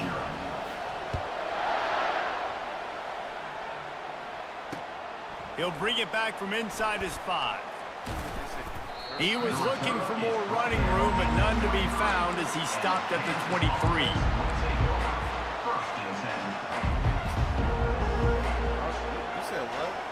The Kansas offense returns to the field. Running out of time here in the first half, and they do have a chance to make this a one-possession game. And so you got to locate your best players and get them the football on this drive. You're down in the game. There's obviously a lot of football left, David, but on this drive, in this 2-minute situation, best players got to touch the ball. And this could get into pressing mode, right? Like you go into the half down a couple of scores, it starts to, the pressure really, really mounts. Good opportunity to take some of that pressure off, get some momentum, energize this squad going into halftime. Can't find his man as he took a shot trying to deliver that football, and it'll be second down.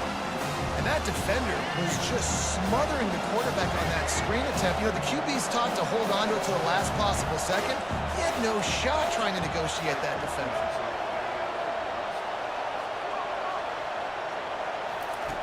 Right back up top on 2nd and 10.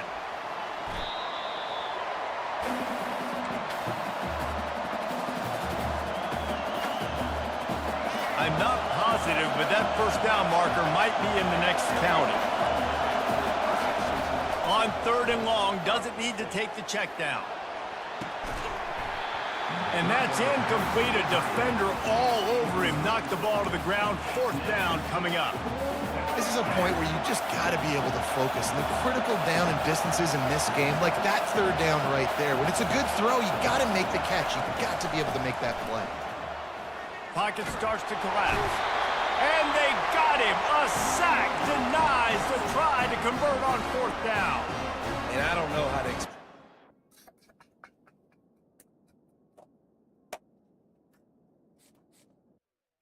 Cause niggas weak as fuck. Always quit it like a bitch.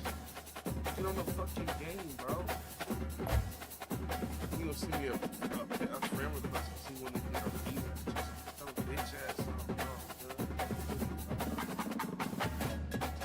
You wanna rematch with a first game and then second thing. See what I'm doing. I got to play one more game.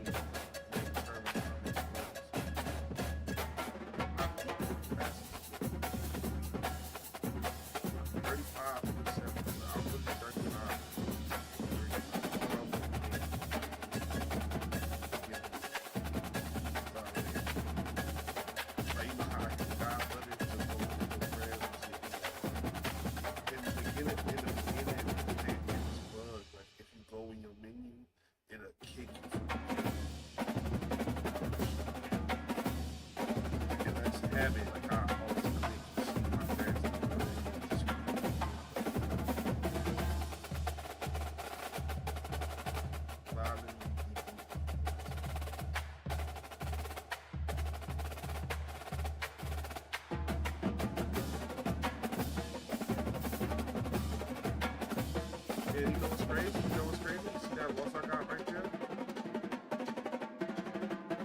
You see how I'm 8-1 in these last 10 games? That loss, I got that one loss, came from that happened.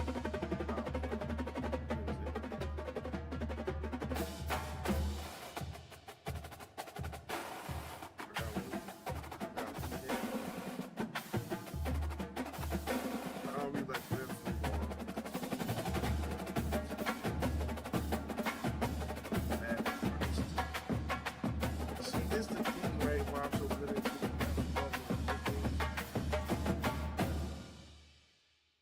gotta like master defense so I can score. So even if I can score,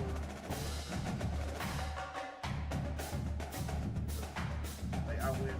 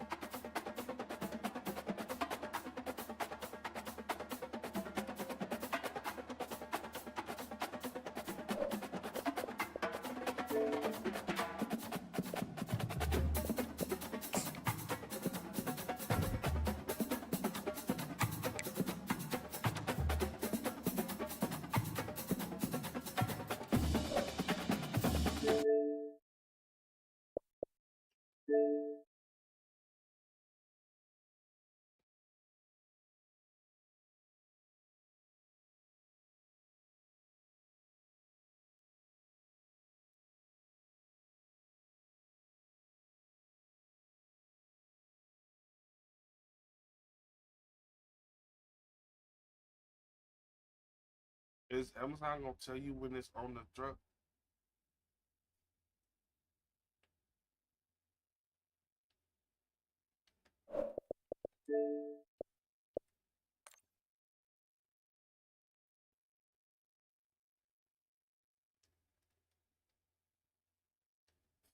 Oh yeah, I gotta give you just what you say?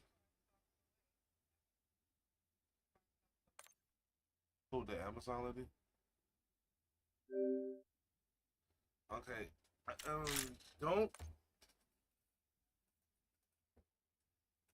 don't let me forget. Just in case like I don't be around, y'all have to go in there and like, shut it down or restart it or reboot it. I'm gonna give you the good leaf login information.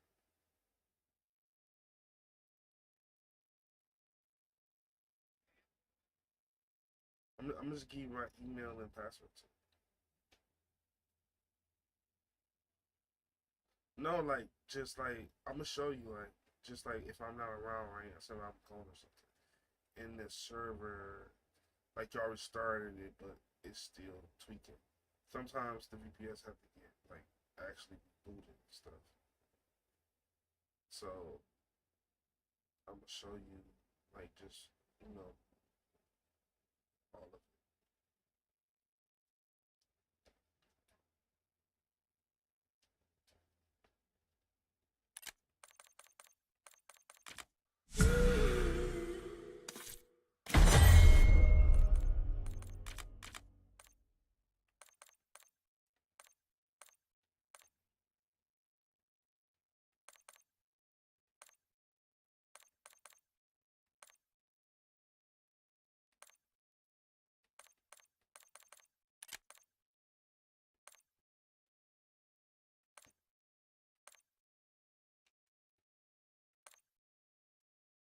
Time to get to work.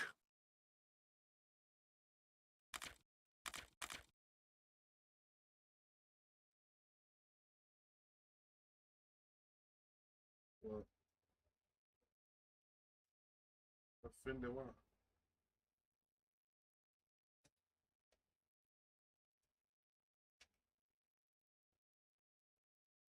What do you mean I didn't want to like all those?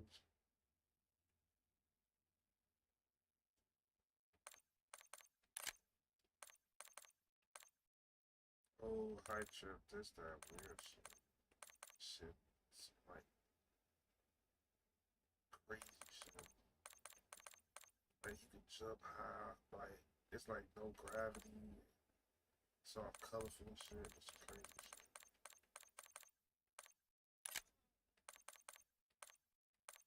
It is.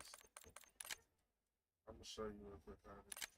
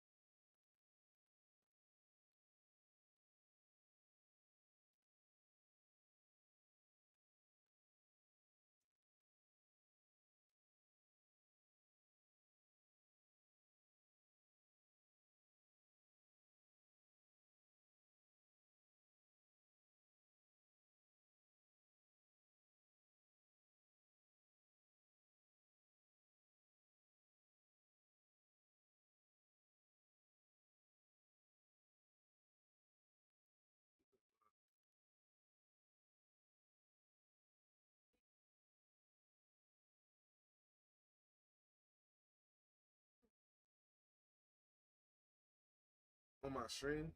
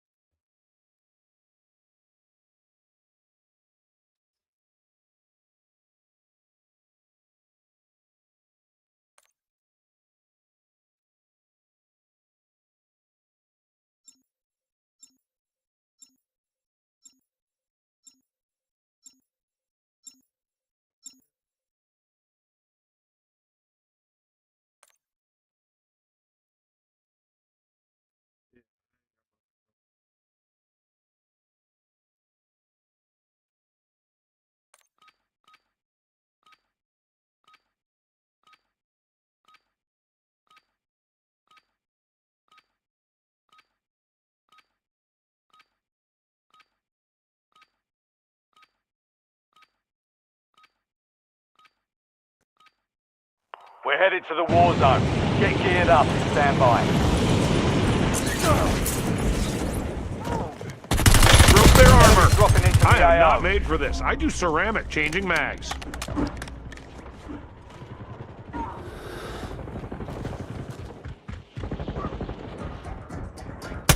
their armor. Oh, hey, actually, do you guys want to buy some pottery?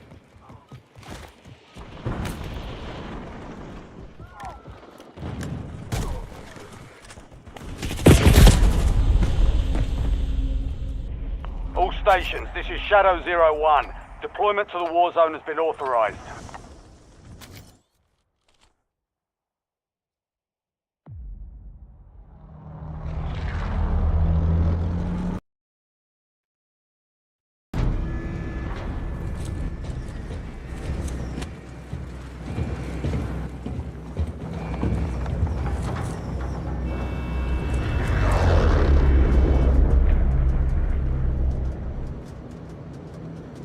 High trip. Hot box sesh. Gas is approaching your position. Move to the safe zone. Got a contract here. Be firm.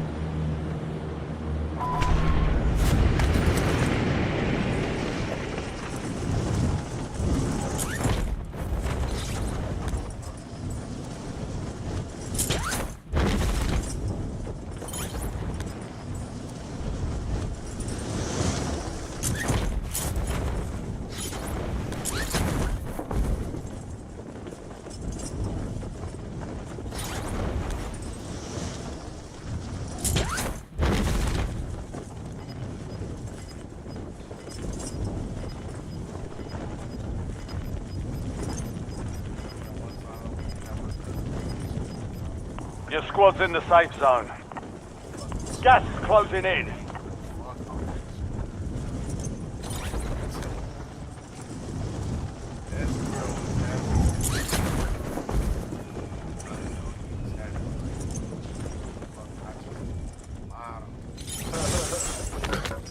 Inserting armor.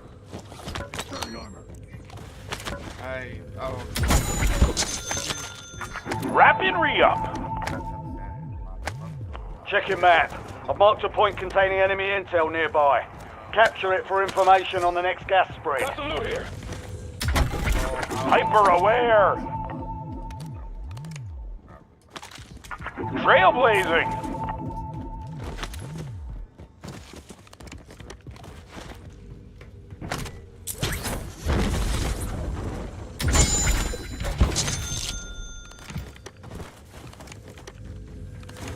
Squad mates started securing the intel. Join them to increase the speed of the capture.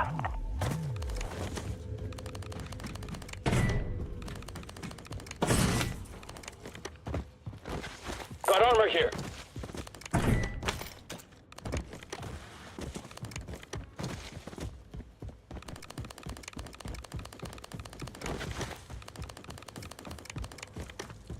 Well done, soldier. Check your map for the next gas spread location. Setting waypoint. Got some loot here.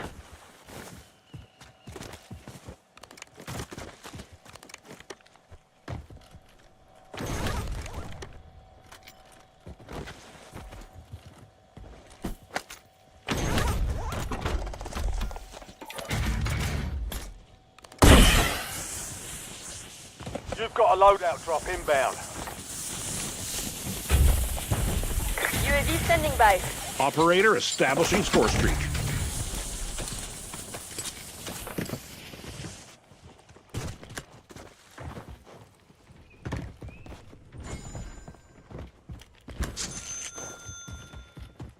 Ammo depot here.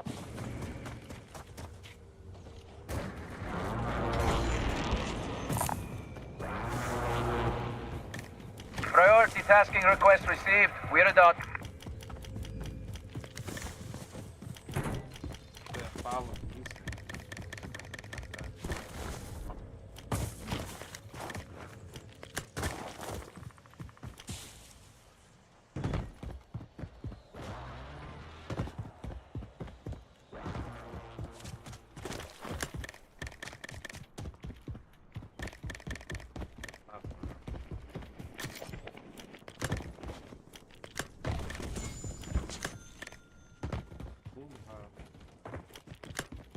Friendly loadout drops on the way.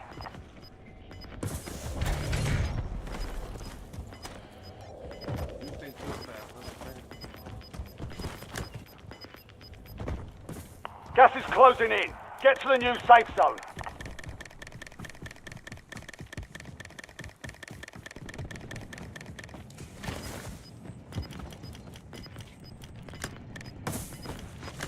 Moving. Your squad made it to the safe zone. Gas is moving. High tolerance!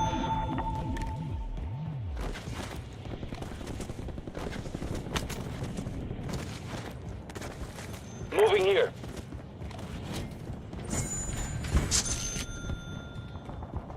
Hostile UAV in the area.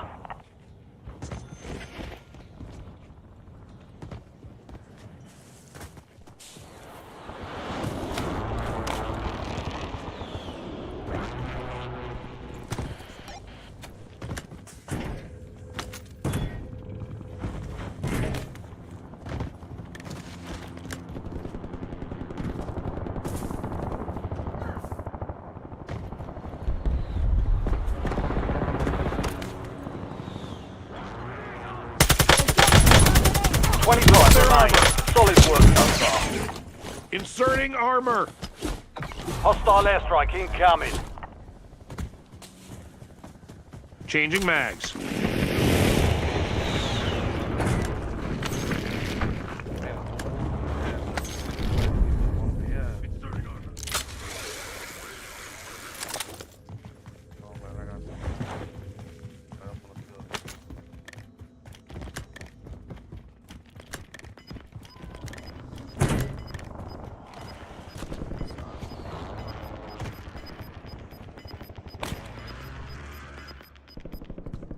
Gas is moving in. New safe zone located.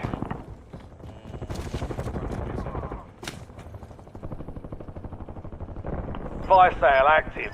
Buy station prices have been reduced. Awesome. Using equipment. All squad mates are in the safe zone. You're losing ground. Move it. Your squad mates Changing back on mags. station. Good work.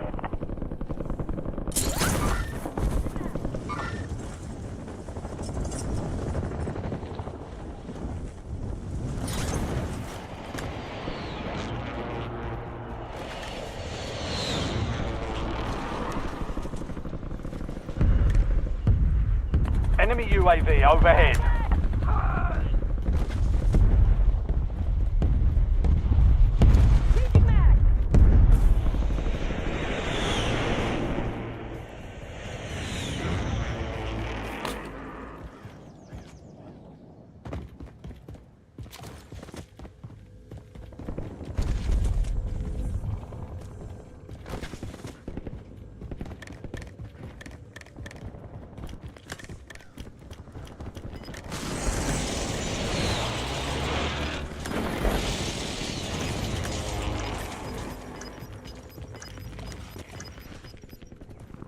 You've got gas inbound. Safe zone relocated. Fire sales done. Prices are back to normal.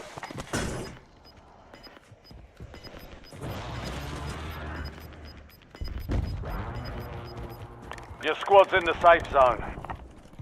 You've got gas moving in. Inhalation. Moving. Full power.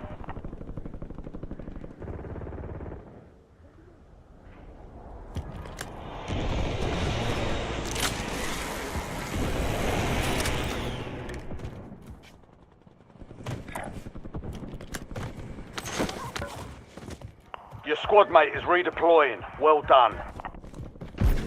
Got one.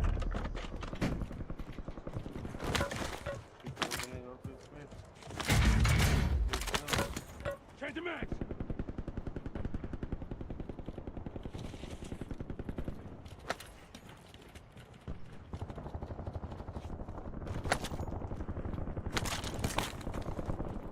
Changing mags.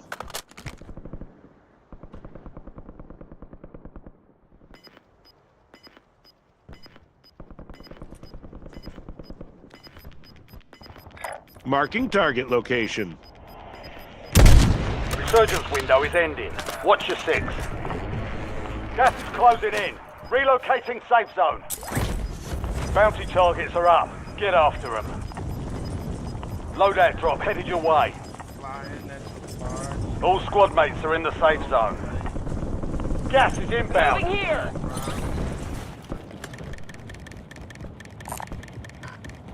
Pineapple Express, nigga.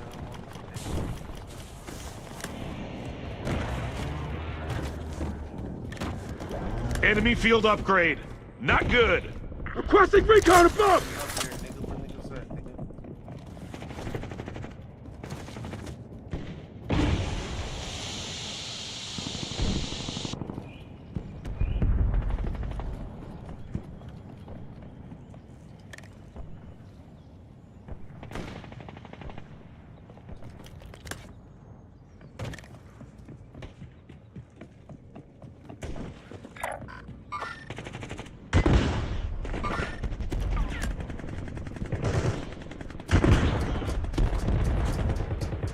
Changing mag! Mace requesting LTBR! Inserting armor.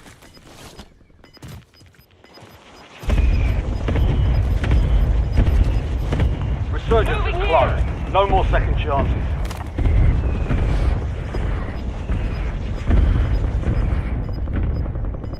Supply crates have been restocked. Load up. Some of your squad is outside the safe zone.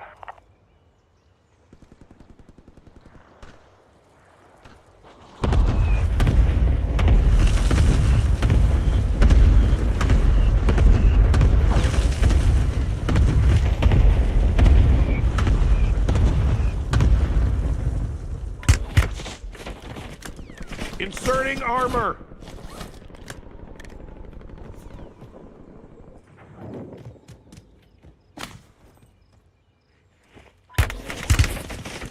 Inserting armor.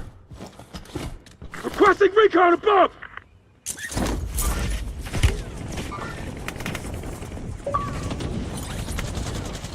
Inserting armor. Enemy advanced UAV overhead. Requesting recon above! All bounty targets destroyed. Inserting Hell of a armor. job.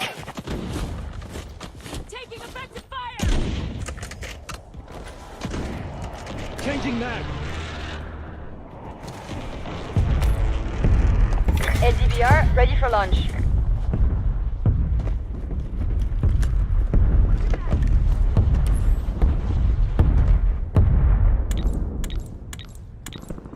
Time of flight 5 seconds.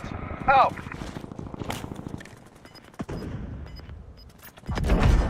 We've got 10 squads active in the field. Changing mags. Gas is inbound. Marking new safe zone. Changing mags. Your Fire solution was bad. Missed. Be advised, you still have squad mates outside the safe zone. Inhalation. Oh, I need a... I'm good to go again. Full power. Inserting armor. You're in the top 10. Keep knocking them down. Inserting armor.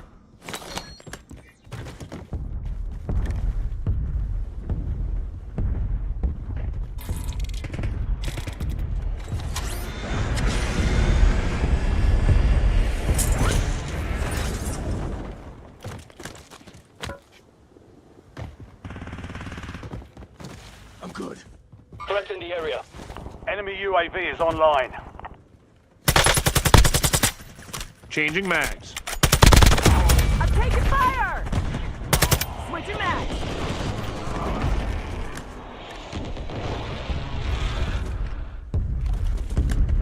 Changing mags.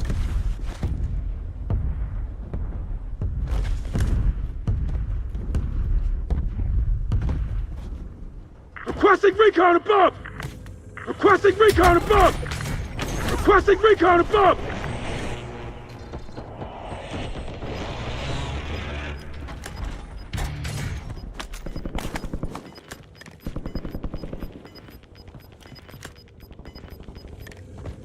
You've got gas inbound. Safe zone relocated. Got enemies around. The safe zone is a long way from your location. Move like you mean it. There's an enemy shooter!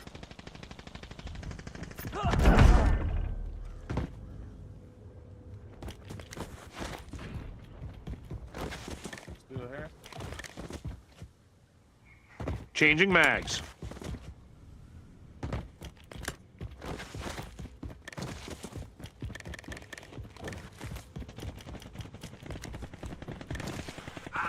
Changing mags. 5 squads still operational in the AO. Broke their armor. Get the fuck out of here. Oh. Hostile sighted. Hey, incoming lethal! I hope I don't die. That would be super... Requesting recon above!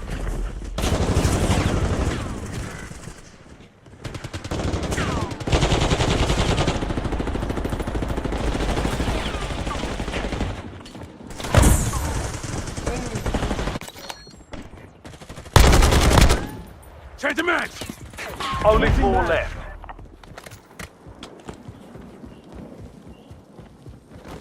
Change the mags!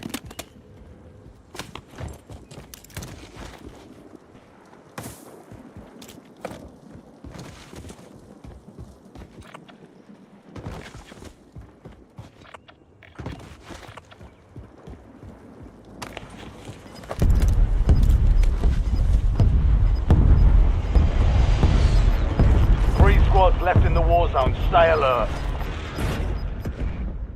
Gas is closing in. Relocating safe zone.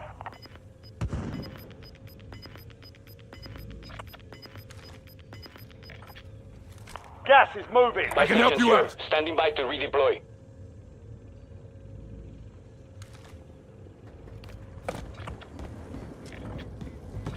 Dropping ammo here! I'm going. Ammo box here. We got a field upgrade active here.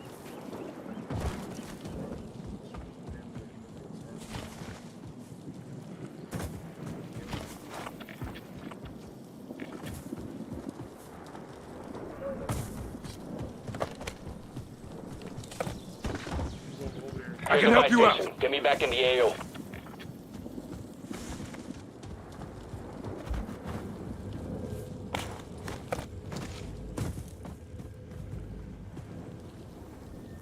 Setting waypoint.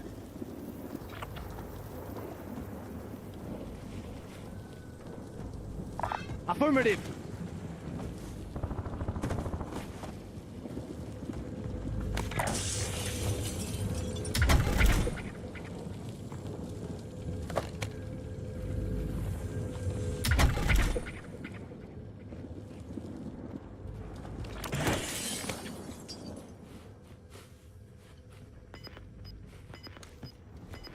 Oh yeah, buy station over here. Eyes on enemy.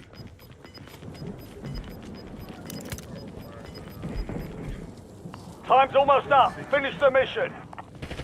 Gas is inbound. Marking new safe zone.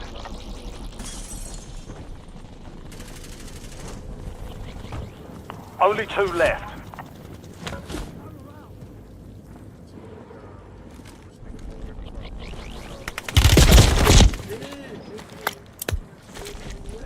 I'm good to go again. Less than 5 were still standing. Next time we'll take that victory. Valiant effort. Keep your head up and return to base for debrief.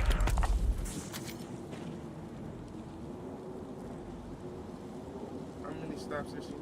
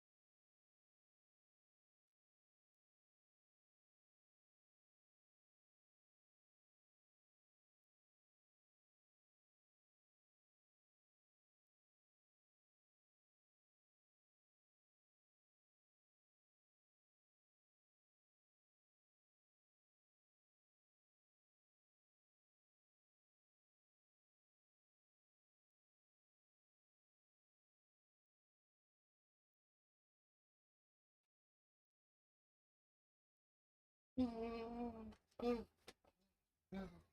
Hello.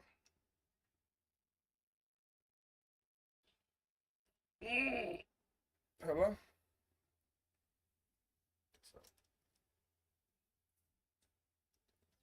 Yeah. See, my Discord hasn't been disconnected.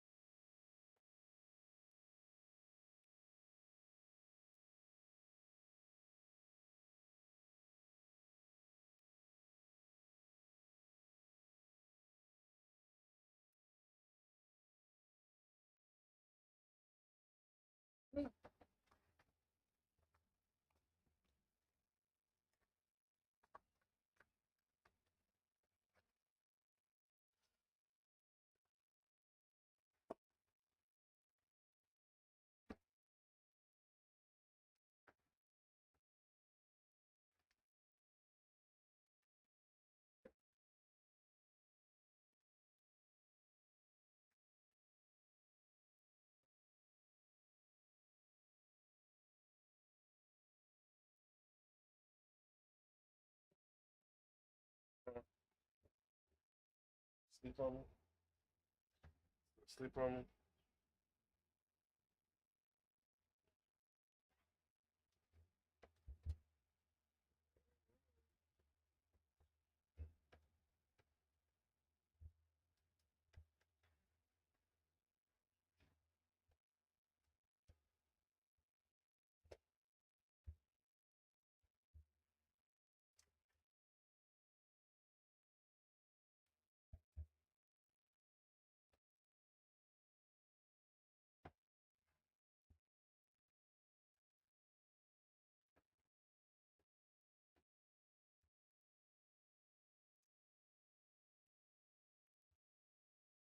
Huh?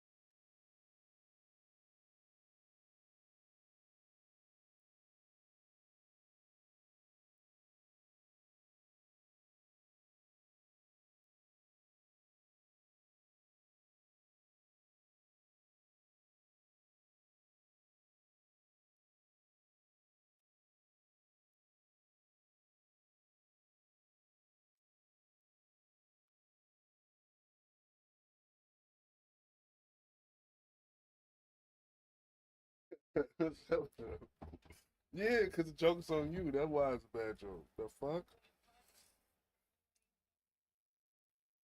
I know I'm not. I've been telling you I wasn't. What? What? Mm, no, no, no. It was a joke.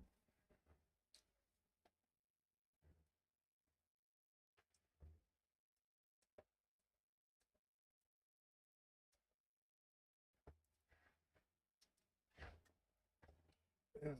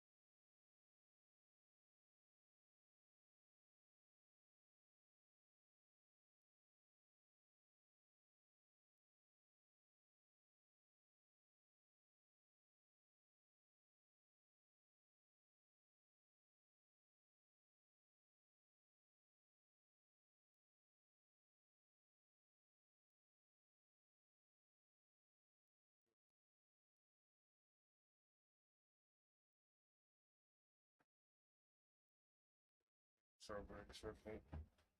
I like the strawberry shortcake ice cream sandwiches they used to make. They used to sell like, oh my god, they're making them. I can't find them. Not strawberry ice cream sandwich, strawberry shortcake ice cream. Oh my god, so fucking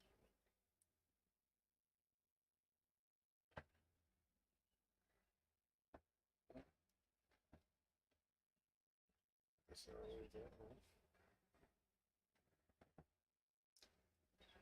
So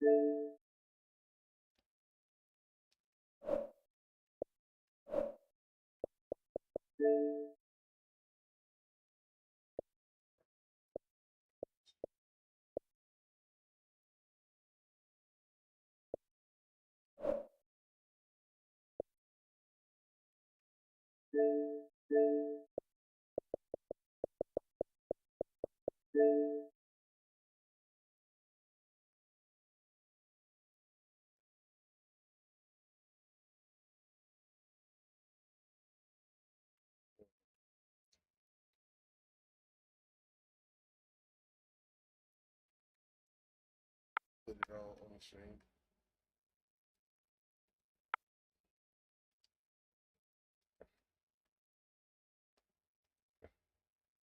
Man, they got vegan.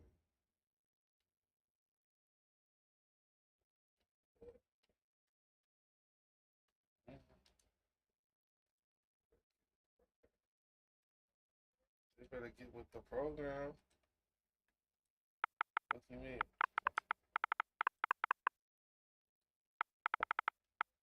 Get with the program.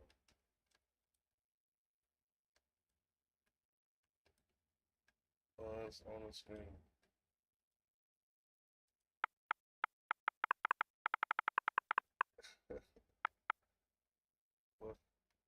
Buttons on the buttons on screen. Oh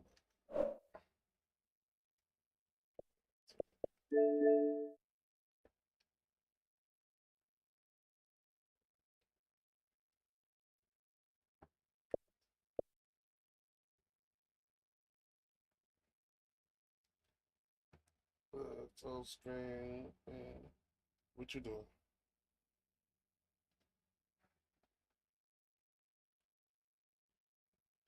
Laying down.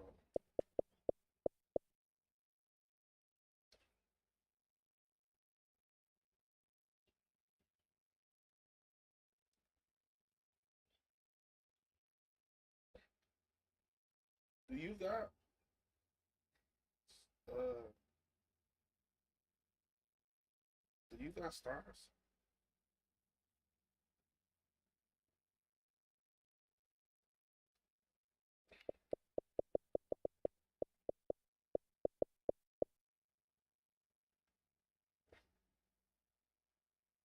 Hmm.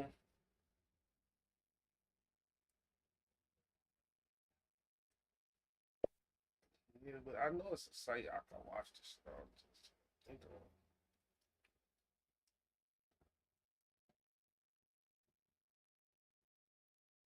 Leakster. I don't even that shit start back there.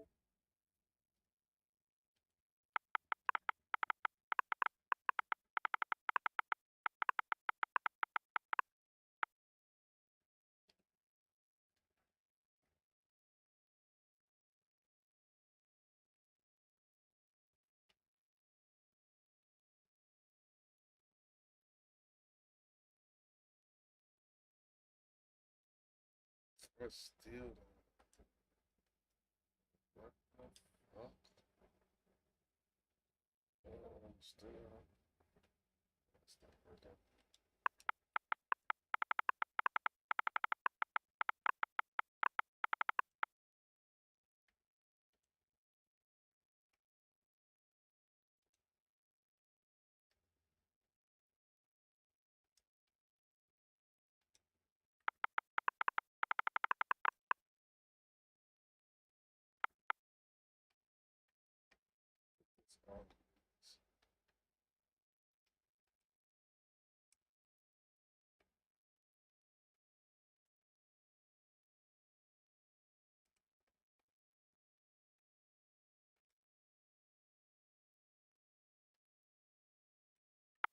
You on my stream, Apple?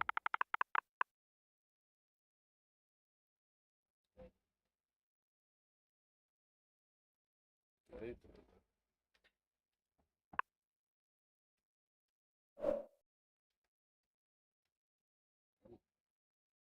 No. I'm gonna let you know if I fuck.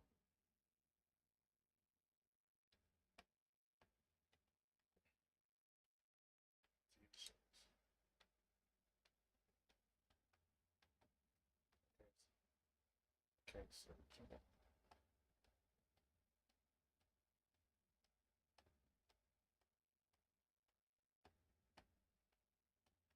Oh, man.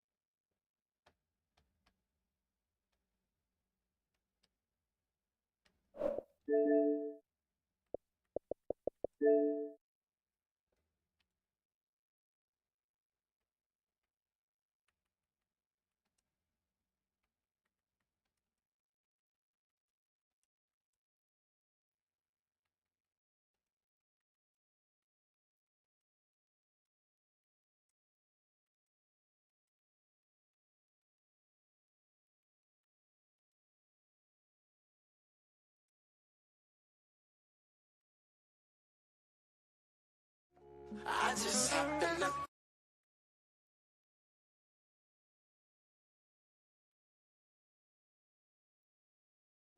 I just happen to come up hard.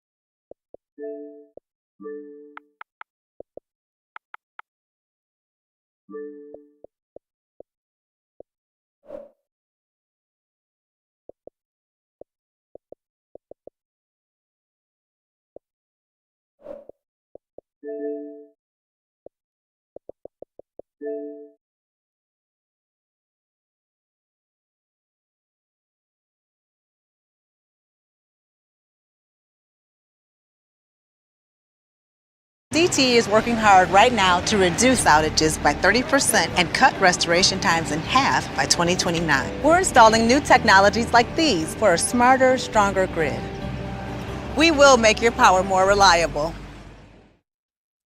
Since 1911, Challenge has endeavored to make butter exponentially better. And today, behold, Butter Cubed! Now introducing individually wrapped 4-tablespoon butter cubes. Perfectly portioned, unusually unmessy, and exceptionally easy to use.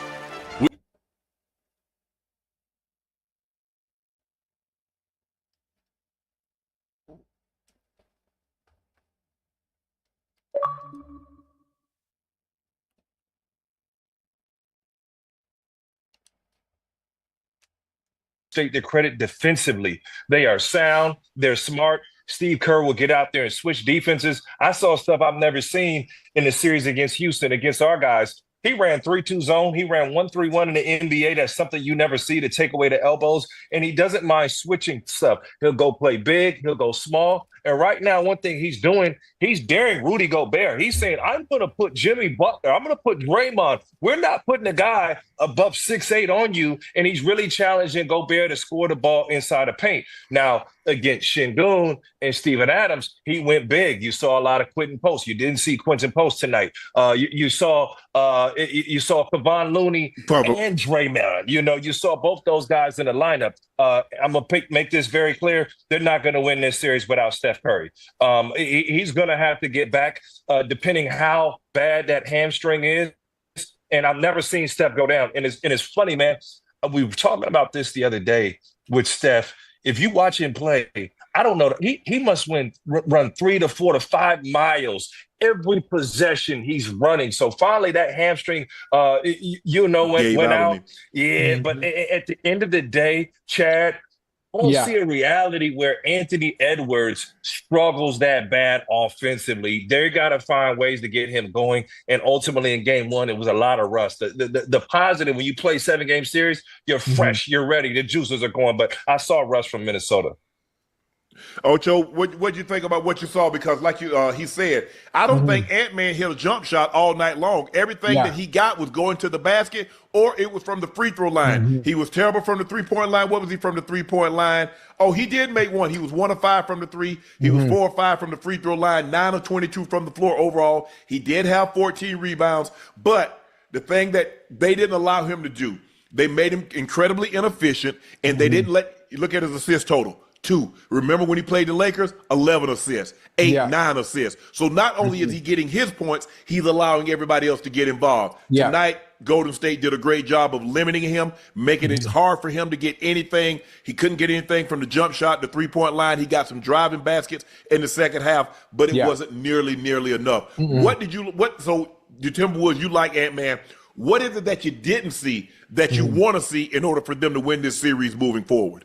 I mean, actually going forward, the Wolves are going to have Ant-Man has to be on. He has to be on fire. He has to be the leader and go out there and not only facilitate, but take a game over. It is only game one. And honestly, from what I saw, I knew Steph was getting hot when he was playing. But when he went out and he tweaked that hamstring a little bit, I'm like, okay, this is the perfect opportunity for the Wolves to get back in the game, or at least make it a close game. And that's what I thought it would be, towards the end. I thought they would have opportunity to come back, but obviously Jimmy Butler and Draymond Green kind of led the way. Buddy Hield helped as well in making sure that didn't happen. But he got going in that second half. He got going in the second half. It's only game one. It's only game one.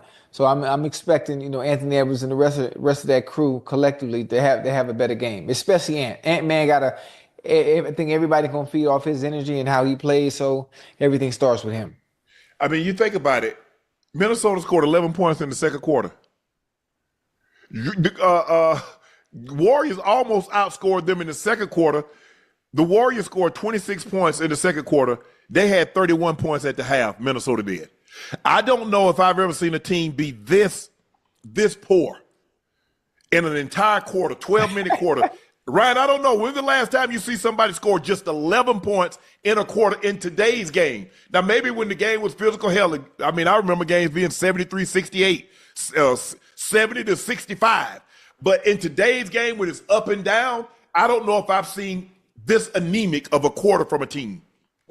This is the thing that you got to understand. You must have missed our series, man. They defend, and Golden State more than anybody, they don't funnel you into a big because the big is Draymond. They just square you off and they keep you in front. It's old school basketball, and they force a contest. And then you bring Jimmy Butler in. Jimmy can play both ways. So they got size and they're switchable. And then, Kurt will come in with guys off the bench, but they're elite because it's a different style than you're used to seeing. And even when Curry's out there, Curry's put on so much muscle. He's stronger. They're deep into their scout report. If there's a weakness that you have, you can argue they may be the smartest team in the NBA defensively. So it's not a surprise. And on the other end, this is my challenge to Anthony Edwards. Now, he's going to shoot the ball better just by his God-given ability.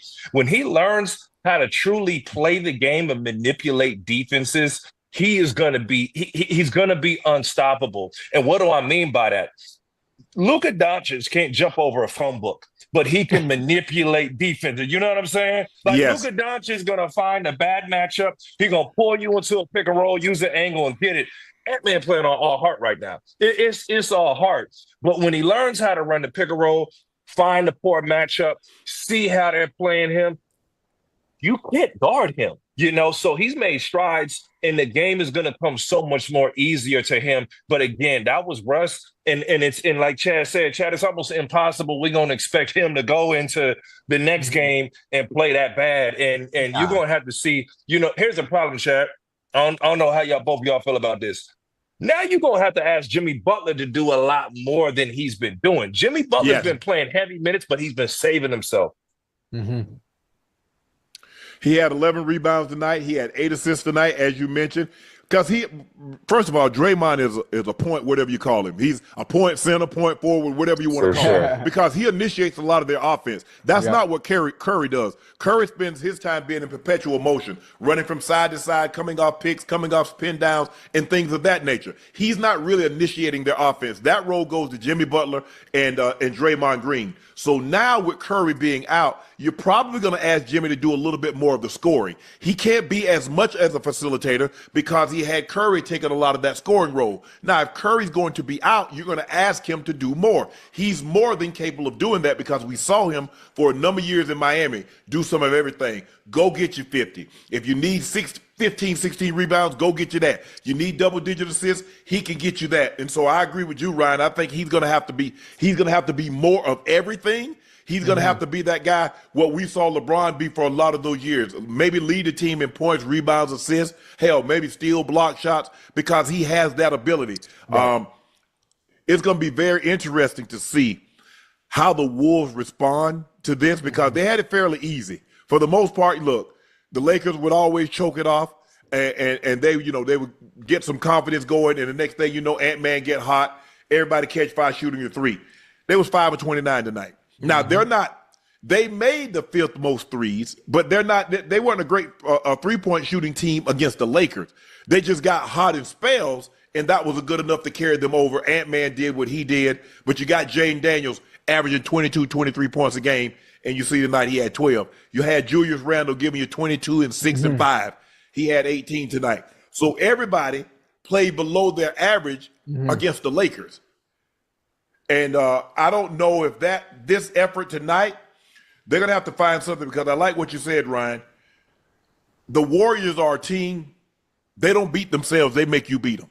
Mm-hmm. So if you think they're going to make silly mistakes, Ocho, by turning the ball over, being caught out of position, you don't see them pointing to like, bro, I thought you had that. I thought you was supposed to show. I thought you was going to hedge. I thought we was going to switch this. You don't see them doing a lot of that. Right. They know exactly what they're going to do according to what you're going to do. And if you beat them, you beat them. Yeah. But they're not going to make those silly ticky-tack mistakes that you're like, damn, well, we made a lot of mistakes out there. That's not what they do. Yeah. Well. One thing also I want to touch on is you say when you beat the Warriors, you got to beat them. They're not going to beat themselves. And we talk Yeah. about Anthony Edwards and that cast collectively having a better shooting game and shooting above what their percentage is to even have a chance to win. But are we even worried a little bit about the Warriors? With Curry's hamstring being out going into game 2, or do you think Jimmy Butler, Buddy Hield, and I'm gonna tell Draymond you, can carry hey carry the Chad, load? hey Chad, I'm gonna tell you one thing. Yeah. As fatigued as he is at his age, he might be back game 3 or 4. Now, the goal right now, if you're Golden Right. State and Steve Kerr, and you notice, you stole that game. So Yes. now you can rest. I can steal a rest game. Yes. When Jimmy Okay. Butler went out against Houston, they were able to rest because they won a game and they were able to get him back. So if you're Golden State, you're saying if we can get him back by game 3 or 4 and not rush it because we stole a game, which means Right. even we just need to get one at home, and now we still got a series. That's the biggest thing. I want to touch on something you said. Anthony Edwards wasn't pressured against the Lakers. It was man to man, but Let him play one-on-one. He Yeah. played one-on-one, but he pretty much zoned the weak side because they don't have the ability to pressure the basketball. Golden State got up and pressured Anthony Edwards. Okay, Gary Payton II is a dog. Okay, he can guard you. Draymond can guard you. So they showed bodies, and they're saying, kick it to somebody else. Nas Reed was wide open. McDaniels was wide open for 3 because I can help and recover to those guys. They don't have a knockdown shooter if it's not Mike Conley in that situation. Mm. Yeah, because you look at Julius Randle, 0 for 3. Jaden McDaniels, 0 for 3. Mike Conley, 0 for 2. Anthony Edwards, 1 for 5. Dante DiVincenzo, 1 for 7. Alexander Walker, 0 for 2. So at that point in time, Golden State says, you know what? Hey, guys, let's not chase them off the line. Let's leave them at the line because they ain't going to be able to throw it in the ocean anyway. So we running out there getting out of position. Mm-hmm. And this is what's surprising a lot of people might not realize. To be a small team, Golden State is a great rebounding team. They out-rebounded Minnesota by 10 with Rudy Gobert, with Julius Randle, with Nas Reed, with Ant-Man, with Jaden McDaniels. Let that sink in because if you look at them side by side, you're like, damn. Rudy Gobert looked like Goliath. Julius Randle 6'9". So I mean, the tallest player that in the starting lineup is probably Draymond and Jimmy Butler at 6'7". You got Steph Curry 6'2", 6'3" maybe, Buddy Hield, but they get you out of position because you're scrambling trying to run guys off the 3-point line. Yeah. They miss and they know where the carry is and they get the ball. Chad, but they're Chad, scrappy. They're tenacious. Go ahead, Ryan. No, Chad, the reason they don't give up those rebounds, and we talked about it earlier, they stay on the body. It's hard to beat them off the bounce. And even when you beat them, they stay in the play. So now you're bodies on bodies. When I can get bodies on bodies and box you out, it's old school basketball. Steve Kerr coaching old school basketball. So that's why they're so dominant on the glass. And then on the other end, here's my fear, Chad. And I don't know how you feel about this. When Curry's running around, you got to give attention. You got to give two to the ball. That opens up Buddy Hield. That opens up the other guys. It opens up Jimmy. But even though Jimmy Butler doesn't want to shoot, he got free space. That free space is going to go away. And this is my key going forward. The Timberwolves are excellent when they can turn you over. They're young, they're athletic, they play off energy. And Golden State is doing what? Chad, they holding the back. Chad, you watch them, they hold the basketball. Yeah. You're going to see them shoot by design. And normally in basketball, Chad, you wouldn't want to see this. It's almost like in football. Y'all don't want to play that team that's going to defend and just hold the ball. They hiking the ball at the last. That's Golden State. They shooting the ball at 5 seconds, 8 to 5 seconds every possession. So they push the game out in time. Yeah, that's the thing. I mean, they're the total opposite of Indiana. If you look at Indiana, they're looking to push tempo, make them miss, take it out of there, or we get it off the rim. But you look at it, in 4 dribbles, they got somebody. If you're not careful, they got somebody laying the ball up in the basket. You look at Steve Kerr. He says Steph Curry is day to day, and we'll get an MRI tomorrow. Obviously, he's crushed. Buddy Hield, game 1, 24 points, 5 made threes. He's hit 14 threes in his previous 2 games. And he won them game 7 because he caught fire and they didn't have an answer for it. And tonight, the second half, when you saw Minnesota started to make a run, it was him boom, boom, boom in the third quarter. And when they cut it, Ryan, you and Ocho, you remember in the fourth quarter, I think they had got it down to 8. Yeah. He made a 2-pointer, and then he came right back down and made a 3 and pushed it right back to 13, and they really never challenged after that. But Buddy is playing. I mean, look, he could always shoot the ball. If you look at him where he is now, as far as 3-pointers, he's ahead of where Curry was at the same point in time in their careers. Now, I'm not saying he's going to catch Curry. I'm not saying he's a better shooter. But I'm saying Steph came in and started this revolution or this evolution, whatever term you want to use. And so now guys are coming in and they're getting up more threes. And so now you might have, when it's all said and done, Ryan, you might have 3 guys that made 10 guys that made 3,000 threes in a career. Yeah. I'm gonna give you this about Buddy Hield, and here's the challenge, Chad. I don't know if you were this type of guy, Chad, in your career, but Buddy Hield is not great at being the second or third option. He's a guy that has to get his touches. And Right. Steve Kerr made a genius plan because what he did in that game 7 against Houston, he said we need a third option. And Right. and it wasn't going to be Kuminga. It wasn't Pajimski. And Pajimski's a dog. I like him, man. He got an old school style of play. Yeah. But he said, Buddy Hield, play what fits you best, and it paid off. Chad, were you one of those guys? Could you be second? I know you and TJ were both. Yeah. Could you Matter of play fact, second? You know what I'm saying? Matter of fact, No, you think but about Ocho, it- he might could play second, but you had to get him. Ocho is like most number 1 receivers. Get him the ball early, Get him you the can ball. have him late. You can't dilly-dally around with him and wait till the second quarter or the third quarter to try to feed him the ball. Give him a smoke, give him a quick out, give him a slant, let him touch the ball. If you let him touch the ball early, you can have him good. late. I'm good the But rest of you're the game. probably going to lose him if you don't give him the ball till late in the second quarter, right before the half of the third. Chad, I'm not calling you Buddy Yeah, Hield. no. That's not what I'm doing, Matter but he of needs fact, his touches, and you can speak to that, a guy who wants the ball early. like a small example I can think about when I stood on the table when T.O. had the opportunity to come to Cincinnati. I told Marvin, I told Mike Brown, I say, listen, we got to get him in here. I have no problem taking the back seat. I have no problem being number 2, understanding the greatness that's getting ready to come, into the receiver room. Now, at that point, common goddamn sense. This is one of the best of all time. I don't care how good I am right now in Cincinnati. I'm finna take a back seat to T.O. I'm taking the back seat. And I had no problem with it. So at some point, obviously, just like you said, at Burkowski and Carson, they knew to give me my touches early. And the offense ran really well. Hell, but just that year we went 4-12, so we still were sorry. Chad, I'm still mad at y'all over that. Both y'all, my friend, I'm still mad at y'all over that. Okay, I'm still mad at y'all over that team. That Cincinnati team. I don't know what happened. I don't know what happened, man. But Pacers still game 2 in Cleveland. Only 3 teams have come back down 7 in the last minute of a playoff game since 1997. The Thunder did it on May 13th, 2014. The Pacers did it April 29th, 2025, which was 7 days ago. The Pacers also did it May 6th, 2025, which was tonight. Ocho, remember we talked about it. Yep. Another six guys in double figures. You got Siakam, 12, Neesmith, 23, Turner, 23, Nembhard, 13, Halliburton, 19, Mathurin, 19.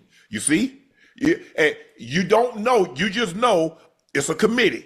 Now, you don't know who's going to be the lead, who's going to be the president, who's going to adjourn the meeting, but you know these guys are going to, and they did an unbelievable job. I believe in a situation like this, Ryan, correct me if I'm wrong. Look, the other team has to make a lot of mistakes, but in order for you to steal a game with 50 seconds left and you're down by 7, you got to make everything right. You got to miss a free throw and get a rebound and get an and-one. You see Mathurin, they missed a free throw, he dunk it home. Okay, now Halliburton make one, he missed the next one, he get it, boo boo boo, out for a 3.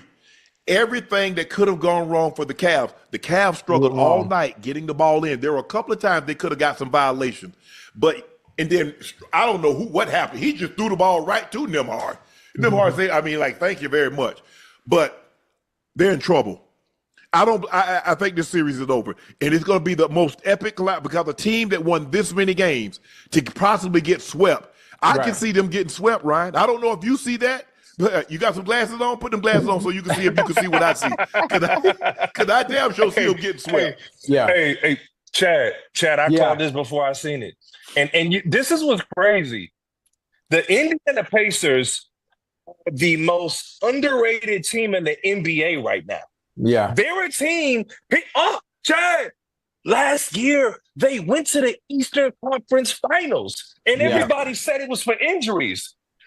Listen, man, Rick Carlisle, Nembhard, McConnell, they got some dogs over there. It's not the sexiest, okay? They don't got the 40-inch vert. Mathurin is athletic. Siakam's athletic. But other than that, they just are tough, hard-nosed players. And the way that the NBA is played now that is shifting to, it was a game of athletes, a bunch of three-point shooting. Now it's a game of toughness and skill. Indiana has toughness and skill. They move the basketball on, like you talked about, and Halliburton. Hey, man, hold on, man. They need to put some respect on Halliburton's name. They call him the most overrated player in the NBA. Let me tell you something. From schematically, there's only a handful of guys that can manipulate the game. Chris Paul, I played with Chris. Chris was one of those guys that can do it. In the NBA now, it's LeBron. It's Luka Doncic and James Harden when he's on his A game. Tyrese Halliburton can manipulate the game. What do I mean by that? He's the guy that can beat you with the pass, and he can beat you with the shot. And when you take one away, he's going to make the correct play. So we're looking at the stat sheet. He got 19 points, 4 assists in the game winner, and he's got the clutch gene. He finds a way. It's not the prettiest game. It's not the prettiest. He's the guy. He's the guy, right? It's the Kevin Martin. He got a little Kevin Martin in him, right? Yeah. But he's a dog, and he finds a way. But Chad, am I crazy to where I called this before it happened? I got it on record. I called it. Am I crazy to say that skill is going to outweigh the athletes in the size? And obviously, give credit to the Cavaliers. They choked the game up, but they had injuries. They had guys missing. Donovan Mitchell drops 48 points in the game. And at the end of the day, if I'm Donovan Mitchell, I say, I dropped 48. That's all I can do to will my team to win. And we couldn't win. We sick. It's a wrap. Yeah. For me, Ocho, I thought the game could have been even closer. I mean, think about it. Siakam had 8 shots. He's your all-star. Halliburton had 11 shots. Think about how many of those shots came in the fourth quarter. Yeah. I'm like, bro, what are y'all doing? I mean, nobody took more. Miles Turner had the most shots. He had 17. They only had 85. They shot almost 52% from the floor. If they take better care of the basketball, I mean, Nembhard had 8 turnovers, so he had almost half of the turnovers. If they do a better job taking care of the basketball, I'm not so sure Cleveland get out to that lead. But Cleveland, as the game got close, I mean, they were up big, and every time, here come Indiana. Here come Indiana. They go up by 18, 19. Here come Indiana, will it down to 9. They go back up by 13. They cut it back down to 7. And I was like, okay, now, y'all mess around. Y'all, hey, you playing with fire. Because y'all letting them guys, they like, hey, man, we right here. We make a couple of plays. We get a couple of stops. You know how you get in the huddle? Hey, we make a stop right here. Get a ball, Ocho, get a ball back to our offense. Yeah. Hey, who knows what can happen? And that's what happened. They messed around and let them get close. Hey, and you hit that 3-point shot, it's like, it's a 1-point game. Yeah. And Halliburton got the rebound. Hey, he dribbled out. He got the matchup that he wanted. Guy was Hey, I ain't giving you the 3. If you go to the basket and lay it up and tie it up, I'm not giving you that. I'm not. Yeah. But look, like I said, Neesmith had 23. He played really well. 4 rebounds, 3 blocks. Miles Turner, 23 points, 8 rebounds, 5 blocks. Tyrese Halliburton, 19 points, 9 rebounds. The game winner, the series shift to Indy on Friday. You're talking about a team that 64 games and could possibly get swept. Have we ever had a team win so many games to get swept? Maybe that 94 Supersonics team, they didn't get swept, but they got beat by the 8 seed the Denver Nuggets. But to get swept at 64 wins? Well, honestly, listen, when you talk about them having 64 wins, you got to remember tonight they didn't have key contributors. Darius Garland's out, Evan Mobley, DeAndre Hunter's out. So those 64 were they out when they had that 20-point lead? Or they just went out once they got the lead and just say no, they came in injured. They came in injured. So they had a 20-point lead with those guys on the bench, right? So that's why Donovan had 48 because he had to do more. Yeah, I give him that. But see, are we surprised that Donovan? Donovan's had 57 in the playoff game. Him and Jamal Murray both had 50 in the playoff game. Right. We know. Think about how many times he scored 30 in a playoff game. I think in 5 of his 7 games with the Cavs, he's had at least 30. We know he's a scoring machine. But as long as he got how many? Hold up, he was 15 for 30. 15 for 30. Yeah, I can live with that. Hey, that's efficient. That's 50%. He was open. He didn't shoot the 3 ball well. And he had 9 assists. Yeah. So he did all he could do, but you can't turn the ball over in situations like that. You can't leave guys open. You just can't make the mistakes. Right. You got to win that game.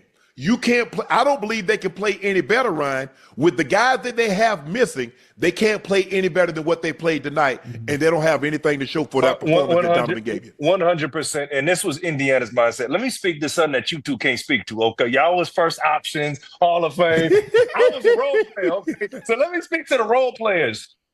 You can give energy. You can bring life. They played like their backs were against the wall, but as things get tighter, you need your stars. Now, Donovan did his job, but Darius Garland is the other closer on that team. He's the guy you put the ball in his hands, and he's the playmaker. Things happen on the backside. So the role players, the heart was there, but as things got tighter, where were they going to go with the basketball? And Donovan could do too much. So for Indiana, they were patient. They just said, where's your offense going to keep coming from? So, the energy, the excitement, and when you have a guy go out, and you saw this with Golden State, you galvanize behind it. I think when Steph Curry went out, Draymond Green, known as a non-shooter, future Hall of Famer, by the way. I think Draymond hit 3 or 4 straight 3-pointers in a row. So you saw the energy from the role players, but as a role player, when the game is getting tight, I'm looking at Chris Paul. Okay, I'm looking at Paul Pierce. I'm looking to those guys, and they not on the floor. We going, fellas, we can only run so much offense. And it's funny. There's a saying, it's not about the X's and O's, is about the Jimmys and Joes. You have to have players in those situations. So no disrespect to the guys on the floor for Cleveland, but Donovan Mitchell alone wasn't enough. And the thing is, you got a well-oiled machine over there with the Pacers, and they just let it get tighter, and then they took their moment. And because they're at home, and the fans, when you have a lead, and all of a sudden it starts to dissipate, the fans can feel that too, because everything is no. And all of a sudden it seemed like the basket had a lid on it. Max Strus played unbelievable tonight. 5 of 12 from the 3. He ended up taking off from outside the lane and flushing it home. He was hyped. I thought Ty Jerome played well. Merrill hit a couple big threes. Allen had 22-12 with 3 blocks. But at the end of the day, as that game, you up 20. And all of a sudden you look up and there's like 15 seconds and you only got a 3-point lead. You don't feel as good as you once did. Nah. You don't feel as good as you once did. You're like, damn, we about to let this ish slip away. Check this out, Chad. When I played in Dallas, so Dirk, Jason Kidd, Jason Terry, a team would have a lead on us, and we would go on the road, and we would live for these moments almost. You know what I'm saying? I'm inserting myself as a role player into these situations. Now we're going to do this. But the one thing you would say is, oh, they getting tight. I'm not going to say the words we were saying on the bench, but we were saying they're getting tighter and tighter. Watch them get tight. Those arms, the T-Rex arms come out, the pressure mounts, and you just looking for one crack. Heck, look, man, I'm going to call it for what it is. The reason I'm so passionate about giving LeBron the respect I give him is because we had them down 3-1. LeBron was not LeBron at that point. He wasn't King James. He was calling himself King James, but he wasn't King James yet.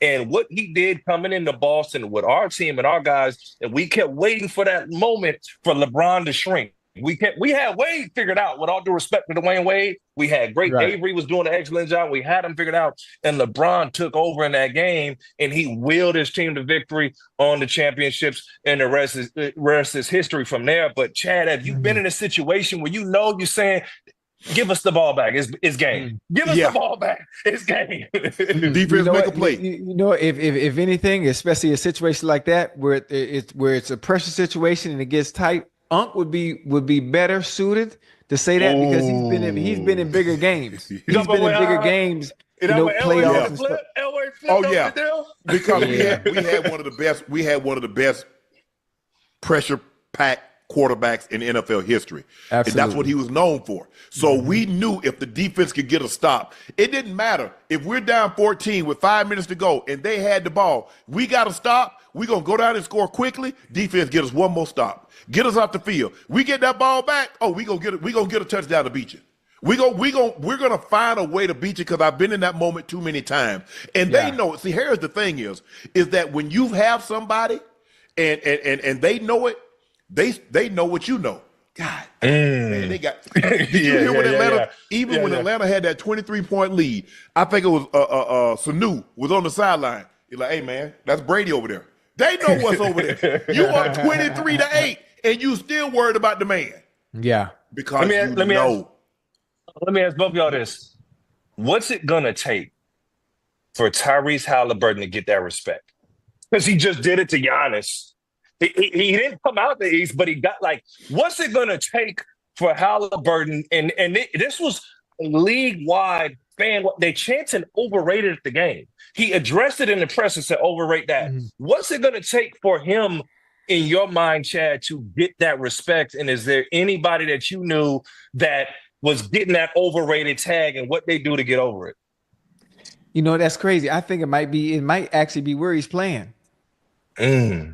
I really think it might be where he's playing, you know, and outside of that's it. And obviously he's an all-star. And then the group of players that he's combined with when it comes to all-star, his game isn't pretty.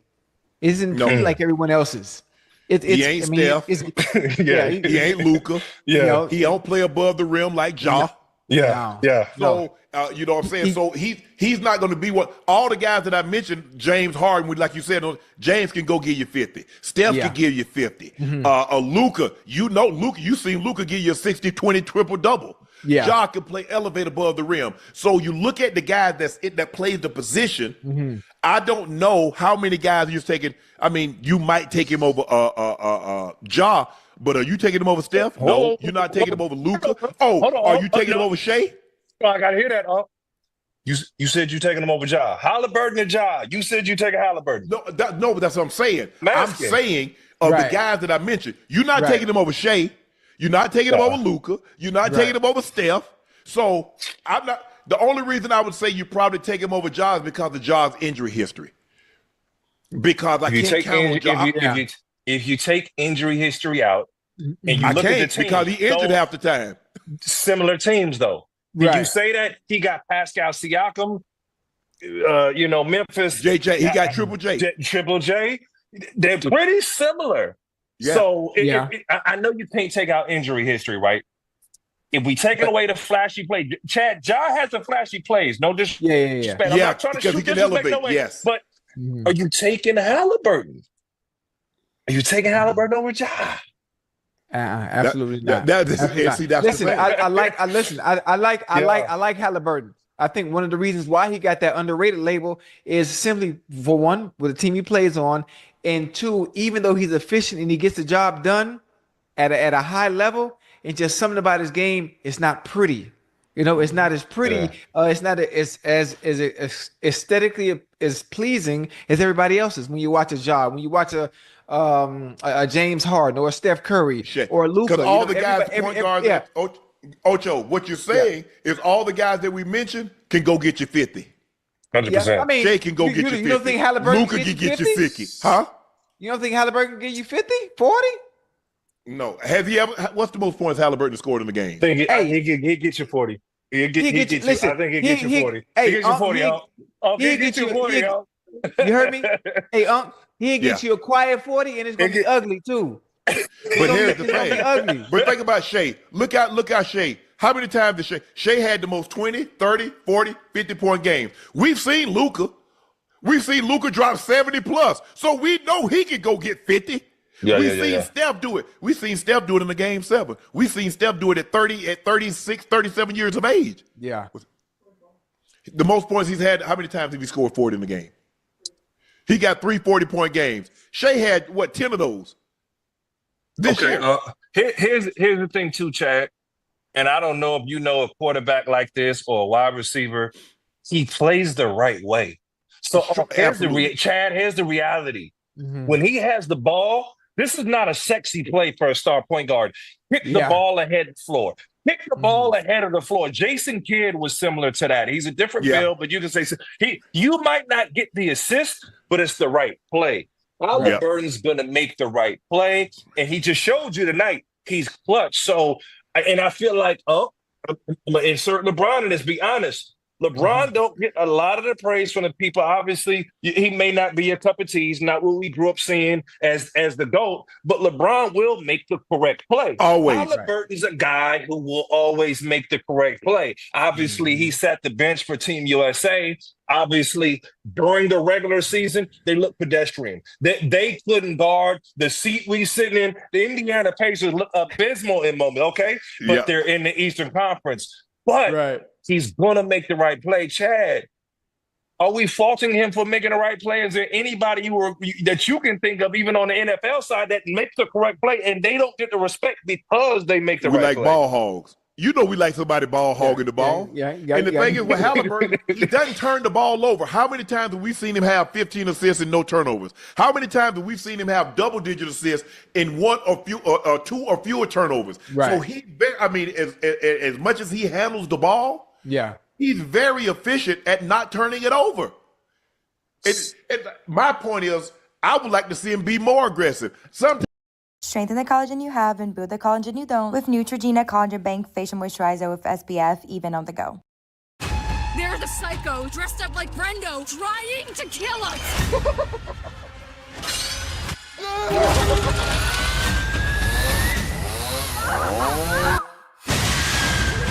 This Friday, only in theaters.